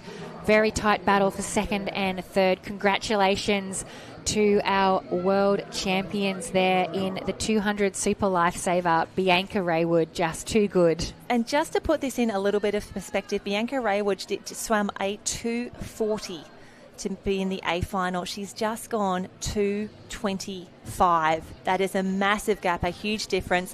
And Abigail Skinder, 2:31 there. Fantastic racing. And the girls, we can see that replay coming through already. I love the work of Isla Petherbridge. She went out so strongly, just faded a little bit in that 25 carry, but have a look at this, the skills of Raywood. You've got to think that is close to a perfect race for her. She set it up beautifully. Fins are on so quickly. We see now this clip up as well. She was able to take a moment, make sure she got it right, nailed those skills. So good, rewarded now with a world title. And just from these wide shots, we can see just how far in front she was, just how much she was in control of this race, and the battle was shaping up. Abigail Skinder, Gemma Holt, a big battle all the way home, 2 and 3, tight to make a podium, but it is worth it. Have a look at that, the big smile from Raywood. That is what we want to see. Yes, big number ones. You are a world champion. You're an absolute superstar. Hugs all round with Abigail Party Skinder. Wonderful to see Abigail back on the podium, third for the national teams, second here for the Interclub. A fantastic performance. Big racing, big rewards, 2:25.67. Now that time of 2:25.67 actually would have taken out the national teams competition last week. It would have beaten Bella Wansborough from New Zealand, but incredible racing. You'd expect nothing less from the wonderful, incredible racers here, and Bianca Raywood leading the charge. That's what we want to see, but no rest at all. The men are up already for the Super Lifesaver. For the men, the B final is up first. And we can see some very focused competitors on screen right now, ready to go. We will bring you that start list. Let me bring it up. Follow along at liveheats.com. We've got Heath Corrie, top of screen, Jacob Falconer, Matthew Lowe, Kobe Holden, Devon Karth, Devon Gordon, Michael, Lasse Lederer and Nicholas Job from Bietigheim-Bissingen. That's how they start. Lanes 1 through 8. Fantastic racing. This is what we want. And a fast start from Nicholas Hobb from Bietigheim-Bissingen. Fantastic racing. And also lane 3, Matthew Lowe. Matthew Lowe, an incredible performance. But for now, Christy down on pool deck. I'm down here with Bianca, new world champ. You swam so hard from start to finish, and you said it was a massive PB that got you there. Yeah, I just wanted to redeem myself after last week for the Australian team, where I just messed up my skills, but I'm really happy because I did my race perfect today. It sure was perfect. We were in awe of just how fast your fin on and clip up. You've obviously done a lot of work. Yeah, I've spent a lot of time with my mum and with my Australian coaches who put in a lot of effort to help me perfect my skills and get me to where I am today. Well, a huge PB and a World Championship gold medal to go with it. So well deserved. Congratulations. Thank you, and well done to all the other girls. They were amazing. Fantastic work, and wonderful to hear about that perfect race from Raywood, and lovely to hear her, shout out to the other girls. A big thanks to everyone who's helped get her there. Wonderful to see her putting the perfect race together on the world stage, making it count in the biggest stage that we have for Surf Lifesaving. And have a look at this, Kobe Holden out in front. This is the B final of the Super Lifesaver. Kobe doing an incredible job. The white cap out in front, shades of Raywood out in front, a fantastic lead. But lane 7, Lasse Lederer, watch out for him. So good on the skills, so good in this last 50. But top of the screen, we've got 2 blue caps. It's Heath Corrie in 1, Jacob Falconer doing incredible. Oh no, sorry Christy, we've just seen Jacob Falconer have a little bit of drama there. That's absolutely heartbreaking for him. But Nicholas Hiob from Biedenkheim-Bissingen in lane 8, very good, but no stopping Kobe Holden. Yeah, fantastic. Kobe will be very, very pleased with that swim, putting a perfect race plan together. He's going to hit the wall first in this B final of the men's 200 Super Lifesaver. A little bit of upset there for some of our chasers. You can see second place, top of the screen there, Heath Corrie. Yeah, fantastic job there. Heath Corrie, love it from lane 1 as well, but for Kobe Holden, I think that's got to be close to a PB for him, getting down into that 220 territory, and it's 220.01, so close to a sub 220 swim. Heath Corrie, Nicholas Hobb, fantastic last lap for them, only 9/100ths of a second separating them now, but we see the replay already. But so cool to hear Bianca Raywood just say it was a great race. I'm really happy with that. She's a pretty cool customer. She doesn't give a lot away, but to see that smile, to see the satisfaction, the relief, the excitement, she put it together when it counts. She's a world champion. And the success in these events is really just having a perfect race, no mistakes, so really quick and skillful transitions. A 4-second PB was for her, so a 2:25, massive PB. You can't ask for any more than that. Well, Christy, I didn't pick up on this before you went out earlier, but that time actually would have won the international competition last week. That's how good her swim was. Yeah, she mentioned there she was a little bit disappointed from her swim for last week, so getting some redemption there as we watch Kobe just hitting the wall. Winner of our B final. Yep, great swim. It's all legit. All the boys are through. Kobe, Heath and Nicholas 1, 2 and 3 in those B finals, and we have one more race up now. This is going to be a good one. They were fast in the heats. Riley Brennan, the fastest qualifier, and a huge shout out to Henry Simpson in lane number 5. We know him as an ocean athlete. For him to come through now and qualify second overall in the Super Lifesaver, it's a fantastic effort, but a massive crowd joining him now. Darcy Higgins, William Love, Kai Gilbert, the Aussie rep in there as well. Braden Woodford in 6, Luca Widmer and James Lee, both from Met Caloundra. And Christy, what I'm excited about in this race is that we have so many different men in here with different skills. We've got Braden Woodford, amazing on the 100 toe. We've got the speed of Luca Widmer and James Lee in 7 and 8. We've got the carrying skills of Riley Brennan, but who's going to put it together the best to take out the Super Lifesaver? Well, we'd expect to see some experience from Riley Brennan in lane 4. The starter has got them away for the final of the men's 200 Super Lifesaver. Very even start. Can see no one really giving an inch down this first 50. And as expected, James Lee, lane 8, really great on the start. Kai Gilbert as well in lane 3. We know him as a sprinter. He is so valuable to both Australia and Northcliffe in those relays, but determined to make his mark here and pick up another individual medal at the World Championships. Kai Gilbert leads around first, narrow margin ahead of Riley Brennan, as we would expect. Braden Woodford there in third place. Henry Simpson chasing hard in 4th. And you've got to think, for those boys who probably have a little bit more experience, they'd have the confidence in here. But for someone like Henry Simpson, the fearlessness, when you maybe haven't done as many, you just give it a whirl. You just see what happens. I think that could really play to his advantage. He's giving away some experience in these international competitions, but making up for it with enthusiasm. He's moved himself into second place, as we can see Riley Brennan approaching the fin-on. He's off and away on his third leg. No one else has managed to transition lane number 3 there. Kai Gilbert is away. His Aussie teammate there in the mix, but Riley Brennan well clear of the rest of the field. And speaking of Aussie teammates, it's Riley in 1, Kai Gilbert in 2, and I think that's Braden Woodford, who has now moved into third position. These 3 boys have been living in each other's pockets. They spent a lot of time together, but here we go. The final skill, the final changeover. Can we get the clip up done? Brennan is away, but for the ball. Oh no, Brennan.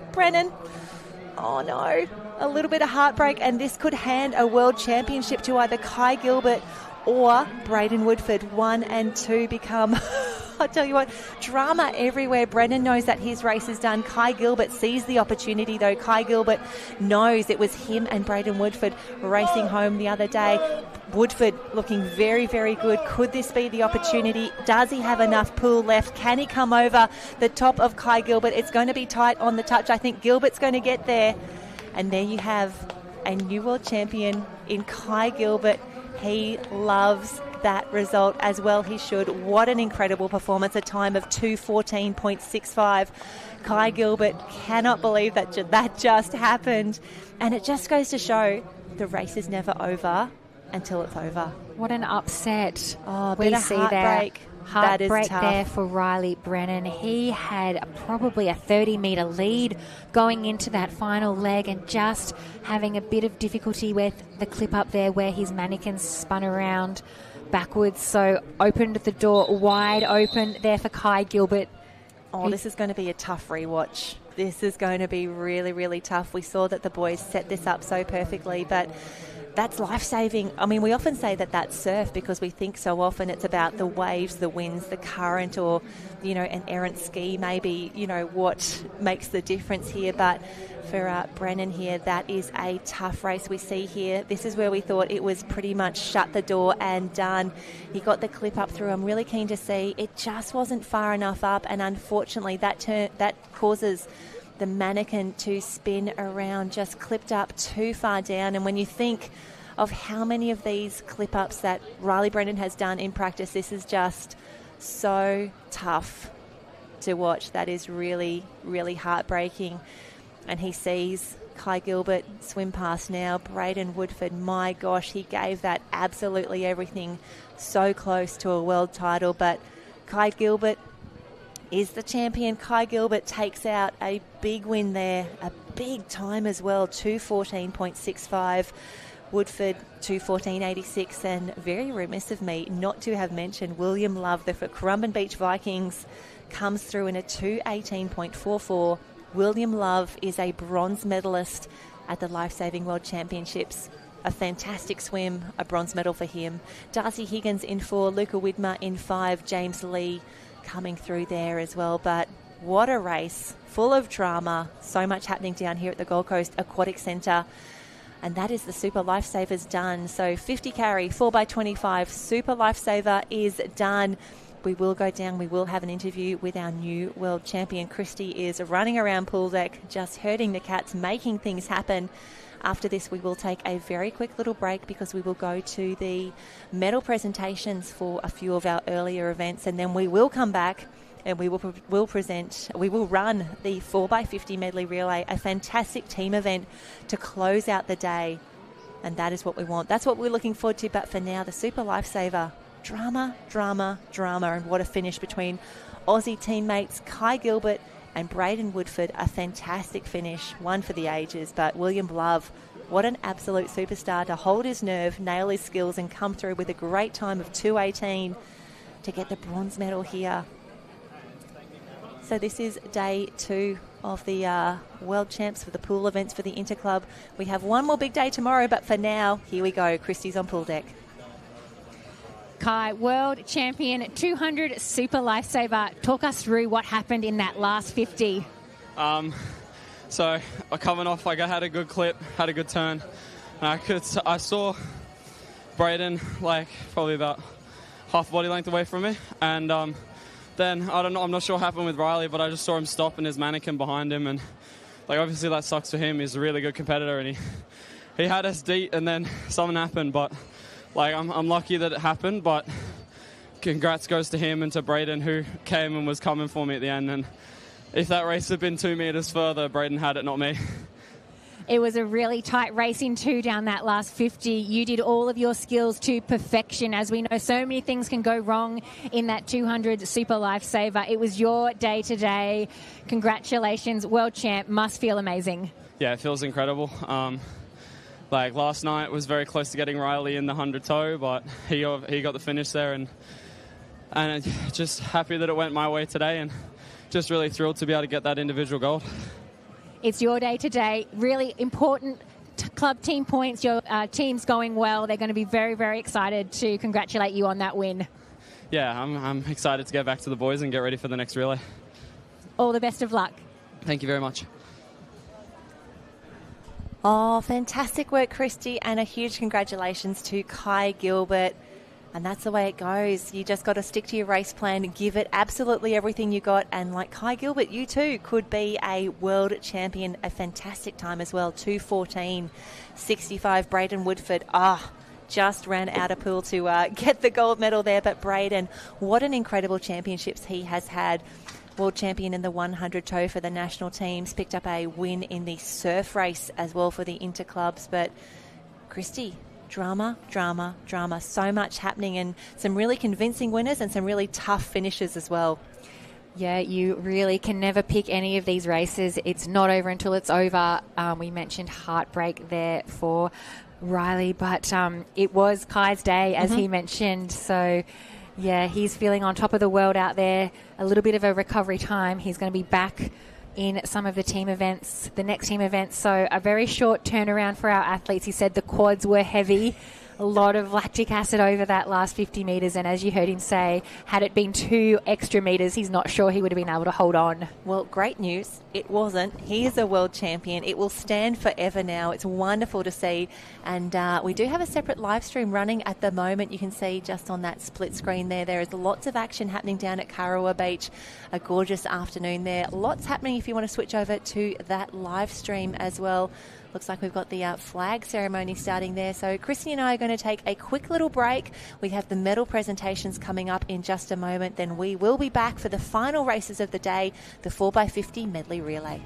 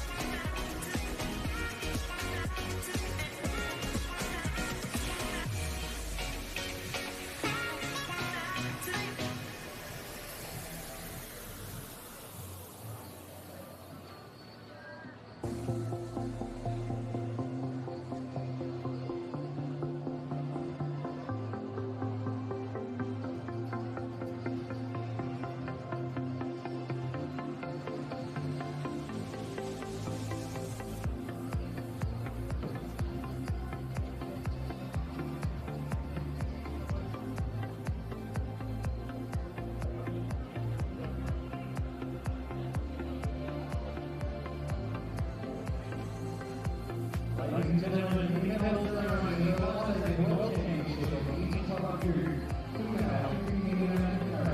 with medals being presented by Mr. Perry Smith, a Grand Knight in the Order of Lifesaving.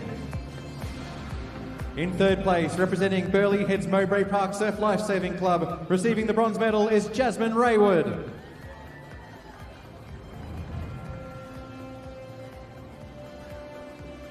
In second place and receiving the silver medal, representing Burleigh Heads Mowbray Park Surf Lifesaving Club, Bianca Raywood.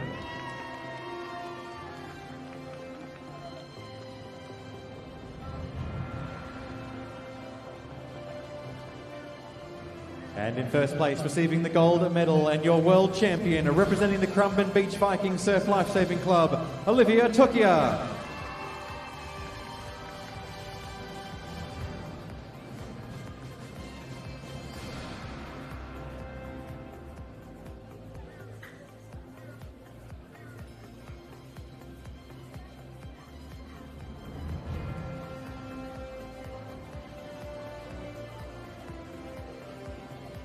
Ladies and gentlemen, please join me in congratulating your World Life-Saving Champions.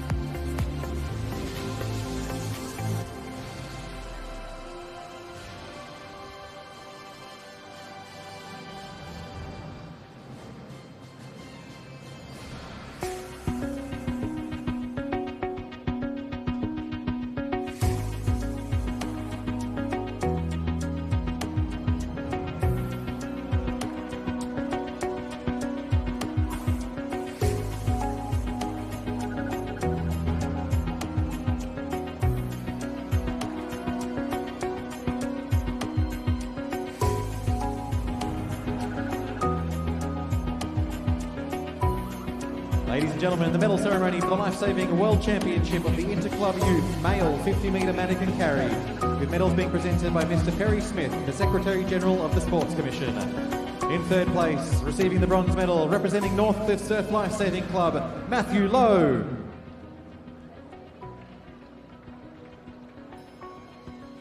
In second place, receiving the silver medal, representing the Currumbin Beach Viking Surf Lifesaving Club, Riley Brennan.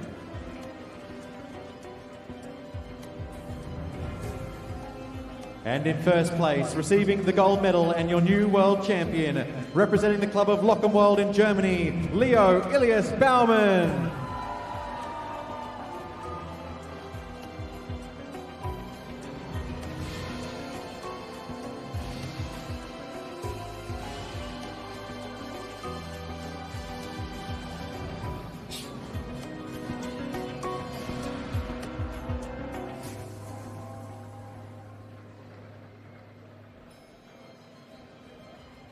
Ladies and gentlemen, please join me in congratulating your World Life-Saving Champions.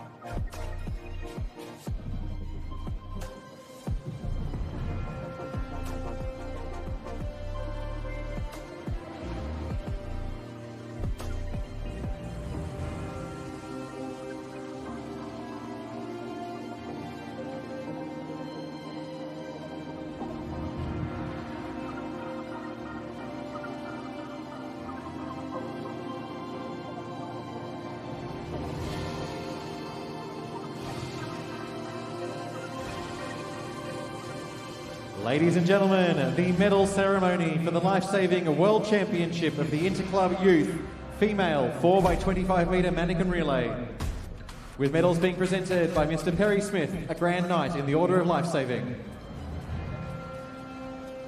In third place, receiving the bronze medal, representing the Currumbin Beach Viking Surf Lifesaving Club, the team of Jones, Tukia, Clark and Etherington.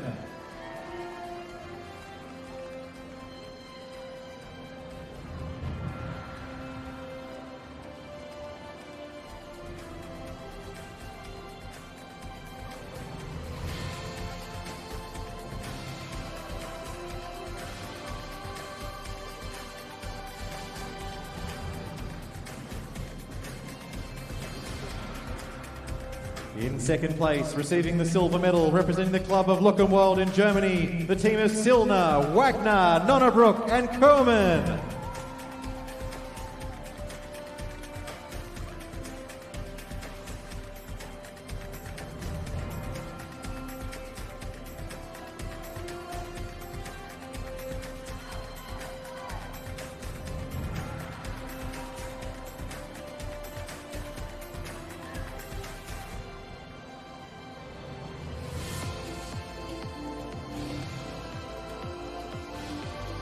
And in first place, receiving the gold medal and your world champions, representing the club of Maroochydore Surf Lifesaving, the team of McGrath, Barlow, Copsey and Bland.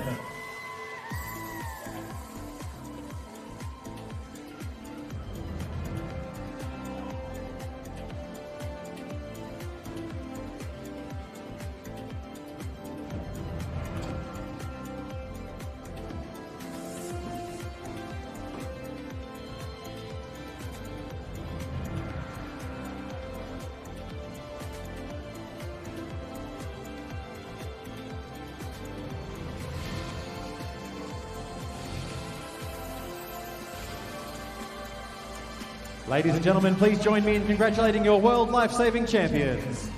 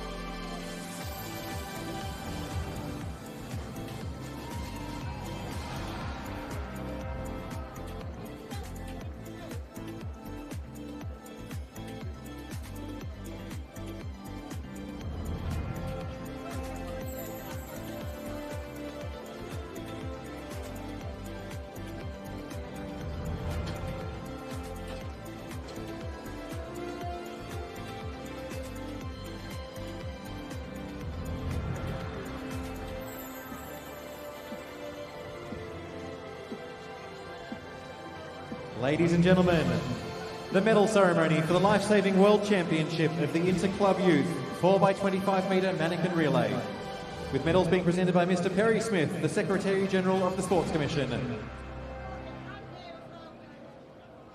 In third place, receiving the bronze medal, representing the Maroochydore Surf Lifesaving Club of Australia, the team of Deekman, Higgins, Starr Thomas and Irwin.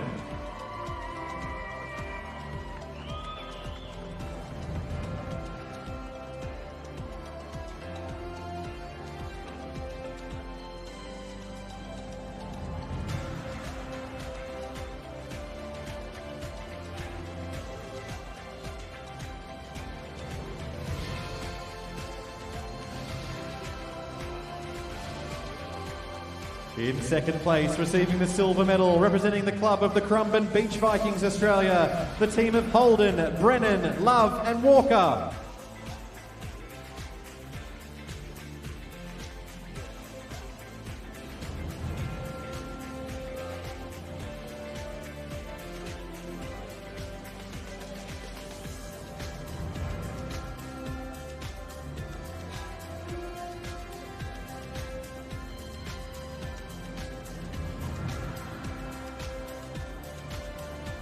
And taking out first place, winning the gold medal and your world champions, representing the club of Luckenwald in Germany, the team of Kathy, Habel, Michael and Baumann.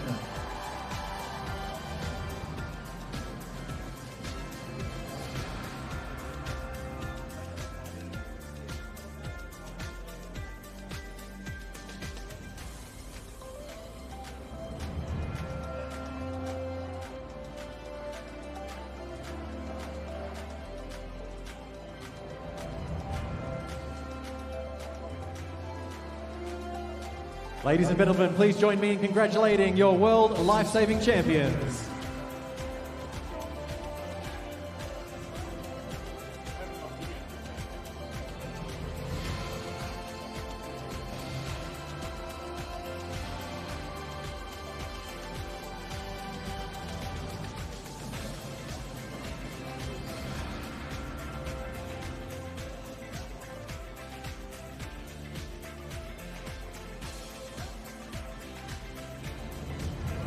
right, and now you've got your medals straight back in the pool.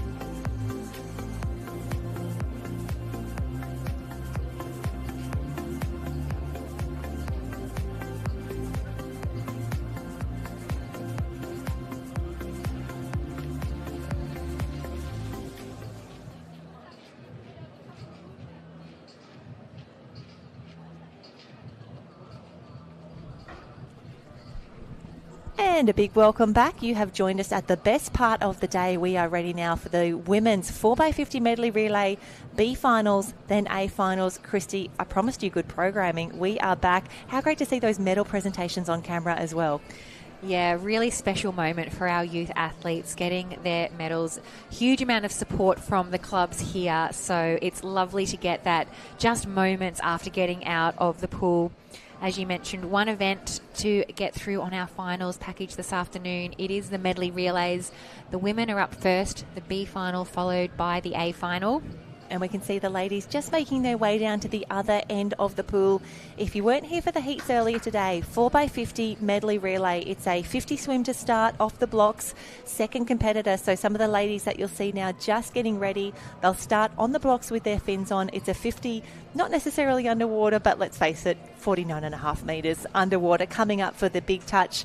The third leg is a 50 swim with the tube. At the 150 mark, they will pass over that tube to their teammate, the final swimmer who is waiting in the water. And Christy, that was where we used to put you in the relays. You were so solid, so reliable, so fast with the fins on, but a lot of pressure on those final swimmers. Yes, Jen, I could not swim well without fins, so I was very happy to have those big fiberglass fins on my feet. But a lot of pressure being that anchor leg for a relay. A lot riding on those final moments. We'd expect to see some close finishes here. Absolutely. So we do have our youth in action. The opens are down on Kurrawa Beach. We've been watching the live stream in our break. Just huge congratulations to all of the athletes doing incredible work down that way.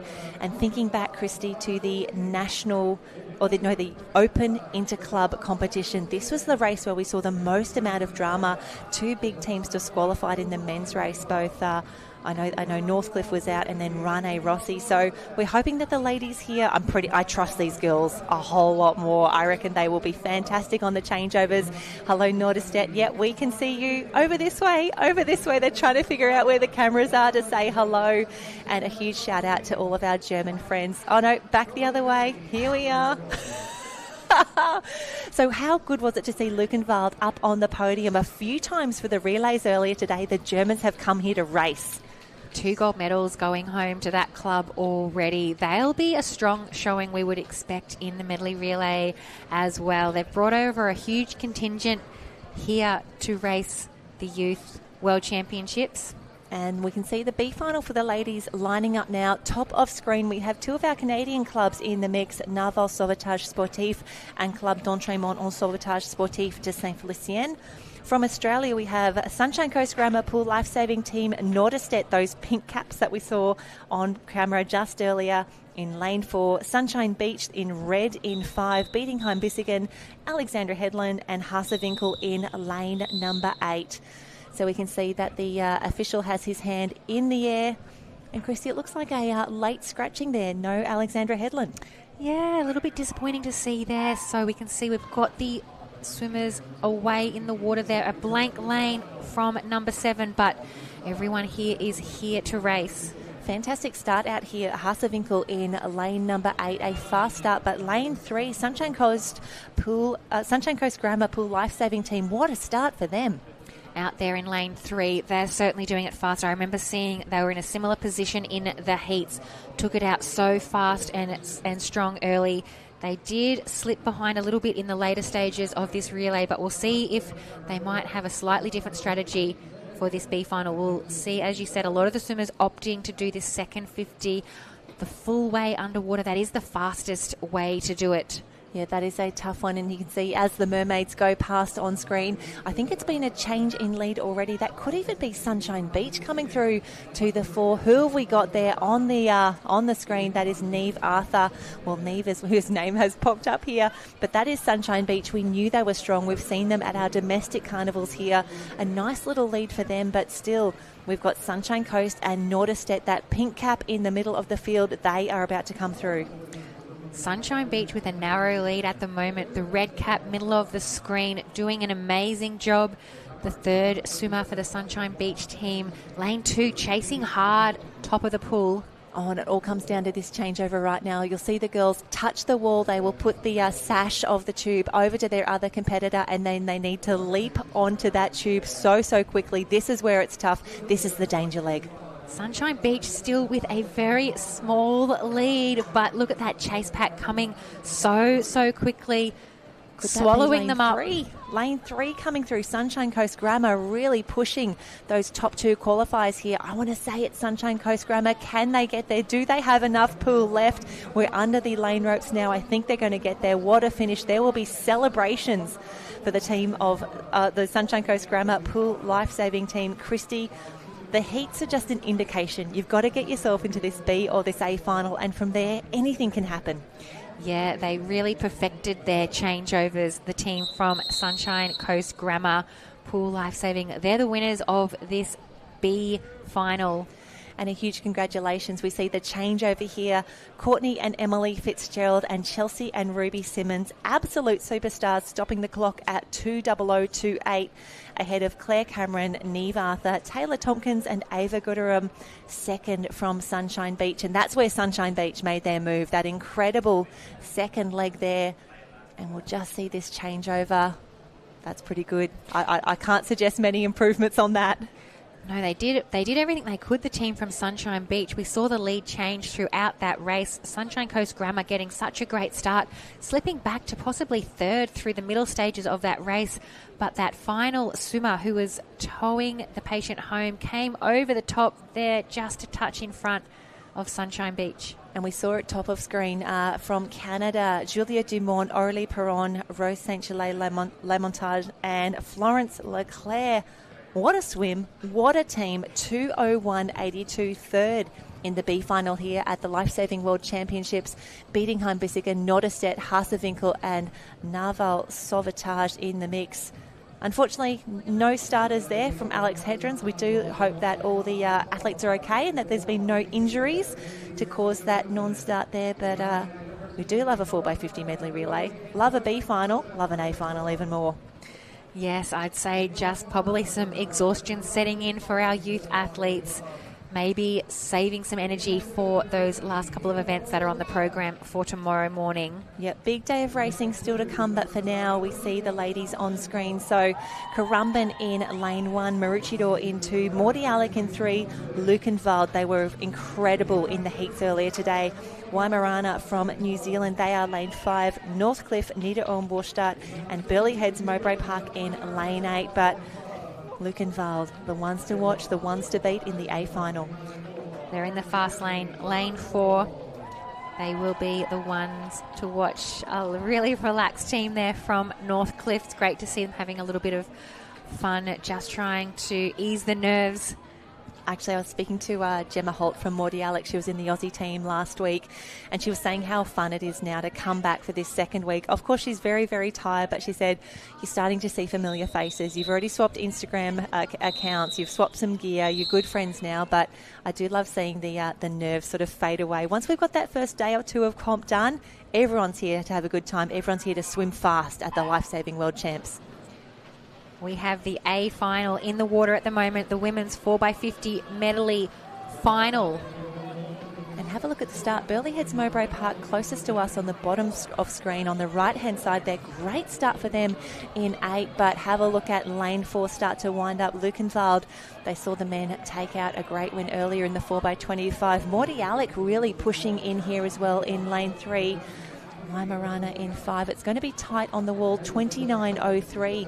That was lane 4. Lukenwald the first to the wall. Maroochydore up there as well in lane 2. We'll look to see who gets the best of this underwater leg. We've seen that was where a big move was made in the B final. Just about to approach that wall. It looks like almost a race in 4. What a turnover. That is what we want to see. I think it was 48.65 was 1 and then 49.34 was 4th on the wall. This is tough. This is the hardest leg in the 4x50 medley relay. While it's a 4x50, the girls in the water right now, they actually need to swim 100 metres. They need to get through this first 50, touch the wall, pass over the tube. And I want to think in lane 5, is that Waimarana the best of them so far? Yeah, not much separating them. You're spot on there, Jen. That's a very, very narrow lead. May have already been swallowed up by the Germans. I'm so nervous. I was just making sure that no one had left their patient behind. Everyone was still secured. 1 and 3 looking very, very good. So we've got Maroochydore top of screen, Morty Alec, Lukenwald. I think it's going to be the Germans, but wow, Morty Alec would love to be top of the podium. Are they going to get there?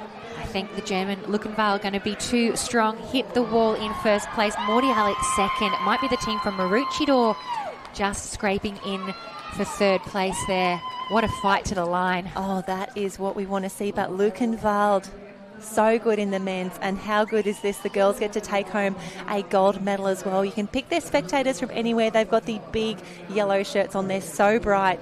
And my gosh, they're going to be proud of these ladies. Katarina Selmer, Mara Walter, Alina Wagner and Jet Kerman. What a team combining here. They are your new world champions, a time of 1:48.51. There you have Morty Alec. What a finish for them in 2. And Maroochydore, the Black Swans, come through 1:49.90 for a bronze medal. I thought Waimarana was going to get there as well. The team of Georgia Mill, Lucy Kinnear, Kate McLaren and Anna McLaren, 5th overall. Not too far off a bronze medal, not too far off a podium, but what a race. There you can see the Kiwis on screen now, those white caps with the red and black stripes. But this is really where the race was decided. Lukenwald just so good on that final changeover, and have a look at the speed and the strength as she comes through now for that final changeover. They look up, they see the board, hugs all round, and my gosh, the exhaustion there as well. And that's where she realised, yes, we have won. We are now world champions. I think she thought she was just getting a hug for a job well done for 100 metres. Very well swum, but no, you're a world champion. We are going to celebrate. What a race. And that'd be Harv down there getting the great pics already. Lukenwald, very, very happy with that performance. We'll make it official now. There you go. 1:48.51. An incredible result, 1:48.51. Morty Alec in 2. Lots of celebrations for them. That is Gemma Holt, Amaya Lopez, Bella Murchie and Zoe McKenna. Fantastic race. That is what we love to see. The A finals are done for the women. We only have 2 races left on the program for you today here at the Gold Coast Aquatic Centre. It is the men's 4x50 medley relay. We can see that the start list is up already. Here we go. Men's 4x50. Oh, I'm on the wrong tab on live heats. I hope everyone's having more luck than I do. Here we go. B final for the men's 4x50 medley relay. And we are going to have, from the top of the screen, we've got Gilly from Great Britain, Drayton Valley, Narvel Sauvetage from Canada, Bietigheim-Bissingen, Norderstedt, Niederulm-Warschat, Haase-Winkel, all from Germany in lanes 4 through 7. And from Great Britain, Retford and District Lifesaving Club in lane 8. The boys are ready for a start. The B final for the 4x50 medley relay, the second last race of the day. And there we go. Fantastic start. Retford and District, they were strong in the heats as well. A really fast start there, but in lane 5, Norderstedt, fantastic work for them. They were quick, and some of these men just so close to that A final. But we have got a race on our hands. How good is this in lanes 4 and 5? It's Bietigheim-Bissingen and Norderstedt, the early leaders here, and now boys are away, the big fins on. We will see them fly past the camera in just a moment. A nice little lead starting to open up here as well. We'll grab the split at the 100 metre mark as well. We'll see who is going to be the first to the wall. But for now, back down to pool deck with Christy.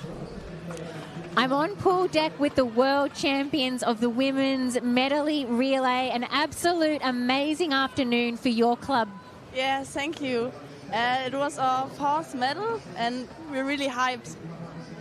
Well, when you're on a roll, it just seems to all go your way. You said we've got an amazing race to look forward to in the men's, but what does this mean to you as a team to go home with a World Championship gold medal? So much. We didn't expect it. It was a good race, amazing. A lot of work has gone into it? Yeah, so much hard work from all of us. Well, we're very proud of you. Congratulations and enjoy the celebrations. Thank you. You too. Oh, fantastic work, Christy, and fantastic work, the team from Lukenwald. The girls taking home their very own gold medals in the 4x50 medley relay, and a fantastic finish in the men's B final. Nicholas Hielp from Bietigheim-Bissingen towing home very well there, a time of 1:44.90 there, celebrating with Norderstedt in lane 5. We love seeing the companionship, the great sportsmanship as well from all of our competitors, and the Germans leading the way there. Great to finish with a win in the B final. Bietigheim-Bissingen so good at the skills, pretty quick off the start as well. And Christy, just love seeing world champions happy with their results, seeing that hard work pay off. And of course, you would have looked up at the stands and seen all of those yellow t-shirts, the supporters out in full force. So much club support there, and you can really feel the energy, and it's lovely to hear just the excitement for what was an unexpected win, they said there in the medley relay. Oh, wonderful to see, and great scenes in the B final, Bietigheim-Bissingen, and again a few little different techniques there. We saw a tumble turn at the 150 mark, and it worked for them. Have a look at the lead that they opened up there. A big finish. You got to be happy with that one. They would have loved to be in the A final, but for now we'll take a win in the B. The Germans, incredible performances across the board, and so happy that so many of their team are actually going home with gold medals tonight. How good is that? Yeah, I love seeing the innovation in these events. So many ways to improve, and that might be something that the other teams have taken notice of. You never know. And again, it's another 2 years till the next World Championships. Who knows what we're going to be doing by then? The rules may change a little bit more by then. A few more bulletins will be sent out, but we will take a read, we will take a look, and then hopefully bring you the best of the racing. The final event of today, the men's 4x50 medley relay, the A final up next. So at the top of your screen, we will have Alexandra Headlands from Currumbin. The Vikings are in 2, Northcliffe in 3, Lukenwald. Could they go the triple, I should say, back in lane 4, Maroochydore in 5, Metcalfe in 6, Langenberg in lane 7, and from Clifton, from South Africa, the swimmers in lane 8. So just over the screen there, loving that we've both got both the national flags and the club caps up on screen. Yeah, Lukenwald, the favourites there in lane 4. Fastest qualifiers, I should say. Next to them, Maroochydore and Northcliffe. Expect a lot of speed to come out of those middle lanes, but we've seen these finals just so wide open. A lot of those seconds and thirds are coming from those outside lanes. So, but from now, the heats mean absolutely nothing. You just had to do enough to get yourself into this race. It all comes down to 4 more laps, and unfortunately if you're in the third leg, you got to do 2. You got to go up and back, but we see the hand is down, the start is away. Remembering, you can look at all these results, you can track along on live heats, but Alexandra Headland's top of the screen in yellow, but what a start. The other yellow caps, fantastic work from Clifton in lane 8. Lane 3, the early movers, that is the team of Northcliffe, and across there probably to lane 6, Maroochydore it might be, or Metropolitan Caloundra. Oh, some good starts there, but some good changeovers, but it looks to be thumbs up across the board. And you've got to think for the boys here in this 50, it is just under, hold your water, and absolutely power through with those big kicks. And have we had a change in lead? Have we had a move? Ooh, lane number 6 there. Was that Met Caloundra who maybe were in front? Yeah, huge move over. Closest to screen, it is Met Caloundra storming down this third leg, a very, very narrow lead. Look at the teams fighting back. Northcliffe, third from the top. Yep, we've got Northcliffe, Lukenwald, Maroochydore and Met Caloundra all together. Currumbin, the Whitecaps at the top, not out of this yet, but you've got to think the podium is coming from these 4 teams. They look to be clean changeovers as well. No mistakes. Remember, we saw Northcliffe have a little hiccup there, but the race is on. We are away. Lane 4, Lukenwald, they're looking very, very good, but Northcliffe, the local club, challenging hard. Have they got enough? It looks to be Northcliffe, Lukenwald. Christy, who are you picking? Oh, and Northcliffe from this angle. We'll see if they get the touch on the wall. They do. Northcliffe, Lukenwald, Maroochydore, Met Caloundra. They are our top 4. What a race, what a finish, and a familiar face there. Kai Gilbert took out the Super Lifesaver in incredible scenes, coming through now in a time of 1:33.58, 1:33.5. That would have been just off the podium for the international team results, just showing the quality of some of our club teams. Taking a look now at that replay, Northcliffe were out from the gun. Yeah, fantastic start. They set it up absolutely beautifully on the far end of the pool. It got very, very tight into that 2-3 changeover. Here we go. And it was actually Met Caloundra leading at the halfway mark. Fantastic work. And we see this final changeover as well. So much happening. So much water moving around as well for the boys to really hold their nerve here. And just keep an eye on the top of screen. Northcliffe, good on the changeovers. Even better. Yes, they're loving that result. The team of Northcliffe, fantastic points. And a big win for them. Congratulated there by the team from Currumbin across the lane route. Lukenwald, what a race for them, coming through for another medal. And Maroochydore, the Black Swans, come through a time of 1:34.38. So a huge congratulations to Rowan Toon, Kalani Creech, Matthew Lau and Kai Gilbert. They are your winners, a time of 1:33.58, the new world champions for this interclub youth competition. Lukenwald, gold earlier today, silver now for Leo Ilias Bauman, Devon Karth, Tom Habel and Luca Paul Gerlach. And from Maroochydore, Byron Diekman, Darcy Higgins, Stan Jarrett and Oscar Starr Thomas. Another podium there for the Black Swans. But what a race, and what a way to close out this day two. Only one more day to go for these athletes. The exhaustion and the fatigue would be at an all-time high, but they need to back up. They need to come back tomorrow for one more day of racing to close out the Interclub Championships, and in fact the entire Lifesaving World Championships tomorrow afternoon at Kurrawa Beach. We will crown our Interclub champions. A fantastic finish. And there you can see the boys just having a final chat. That's Lukenwald, silver medalist there. What a swag of medals Lukenwald is taking home with them today. So worth the trip to the Gold Coast Aquatic Centre. It's been wonderful having them part of the Lifesaving World Championships. 1:33.92 for them. Hoping that is a club record or a new PB for that combination of athletes. But it was all Northcliffe at the finish. 1:33.58, and Kai Gilbert continues his winning ways. Big win in the Super, combining now with his teammates to take out the final event of the day. The 4x50 medley relay, fantastic work. Big racing, one more day yet to go. We will be doing some medal presentations this afternoon just to wrap up, but big day at the Gold Coast Aquatic Centre. Christy is down on pool deck. Northcliffe, world champions. What a way to finish the program. It's been a massive day in the pool, especially for yourself.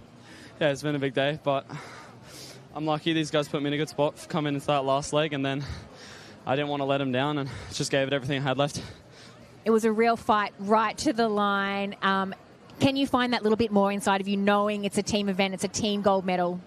Yeah, for sure. I love all these boys. They're really good mates of mine. And every time I get to race with them, I always pick up. And I love going last and trying to bring it home for them. And it's no better feeling than getting to get it done with all your friends and have some fun doing it.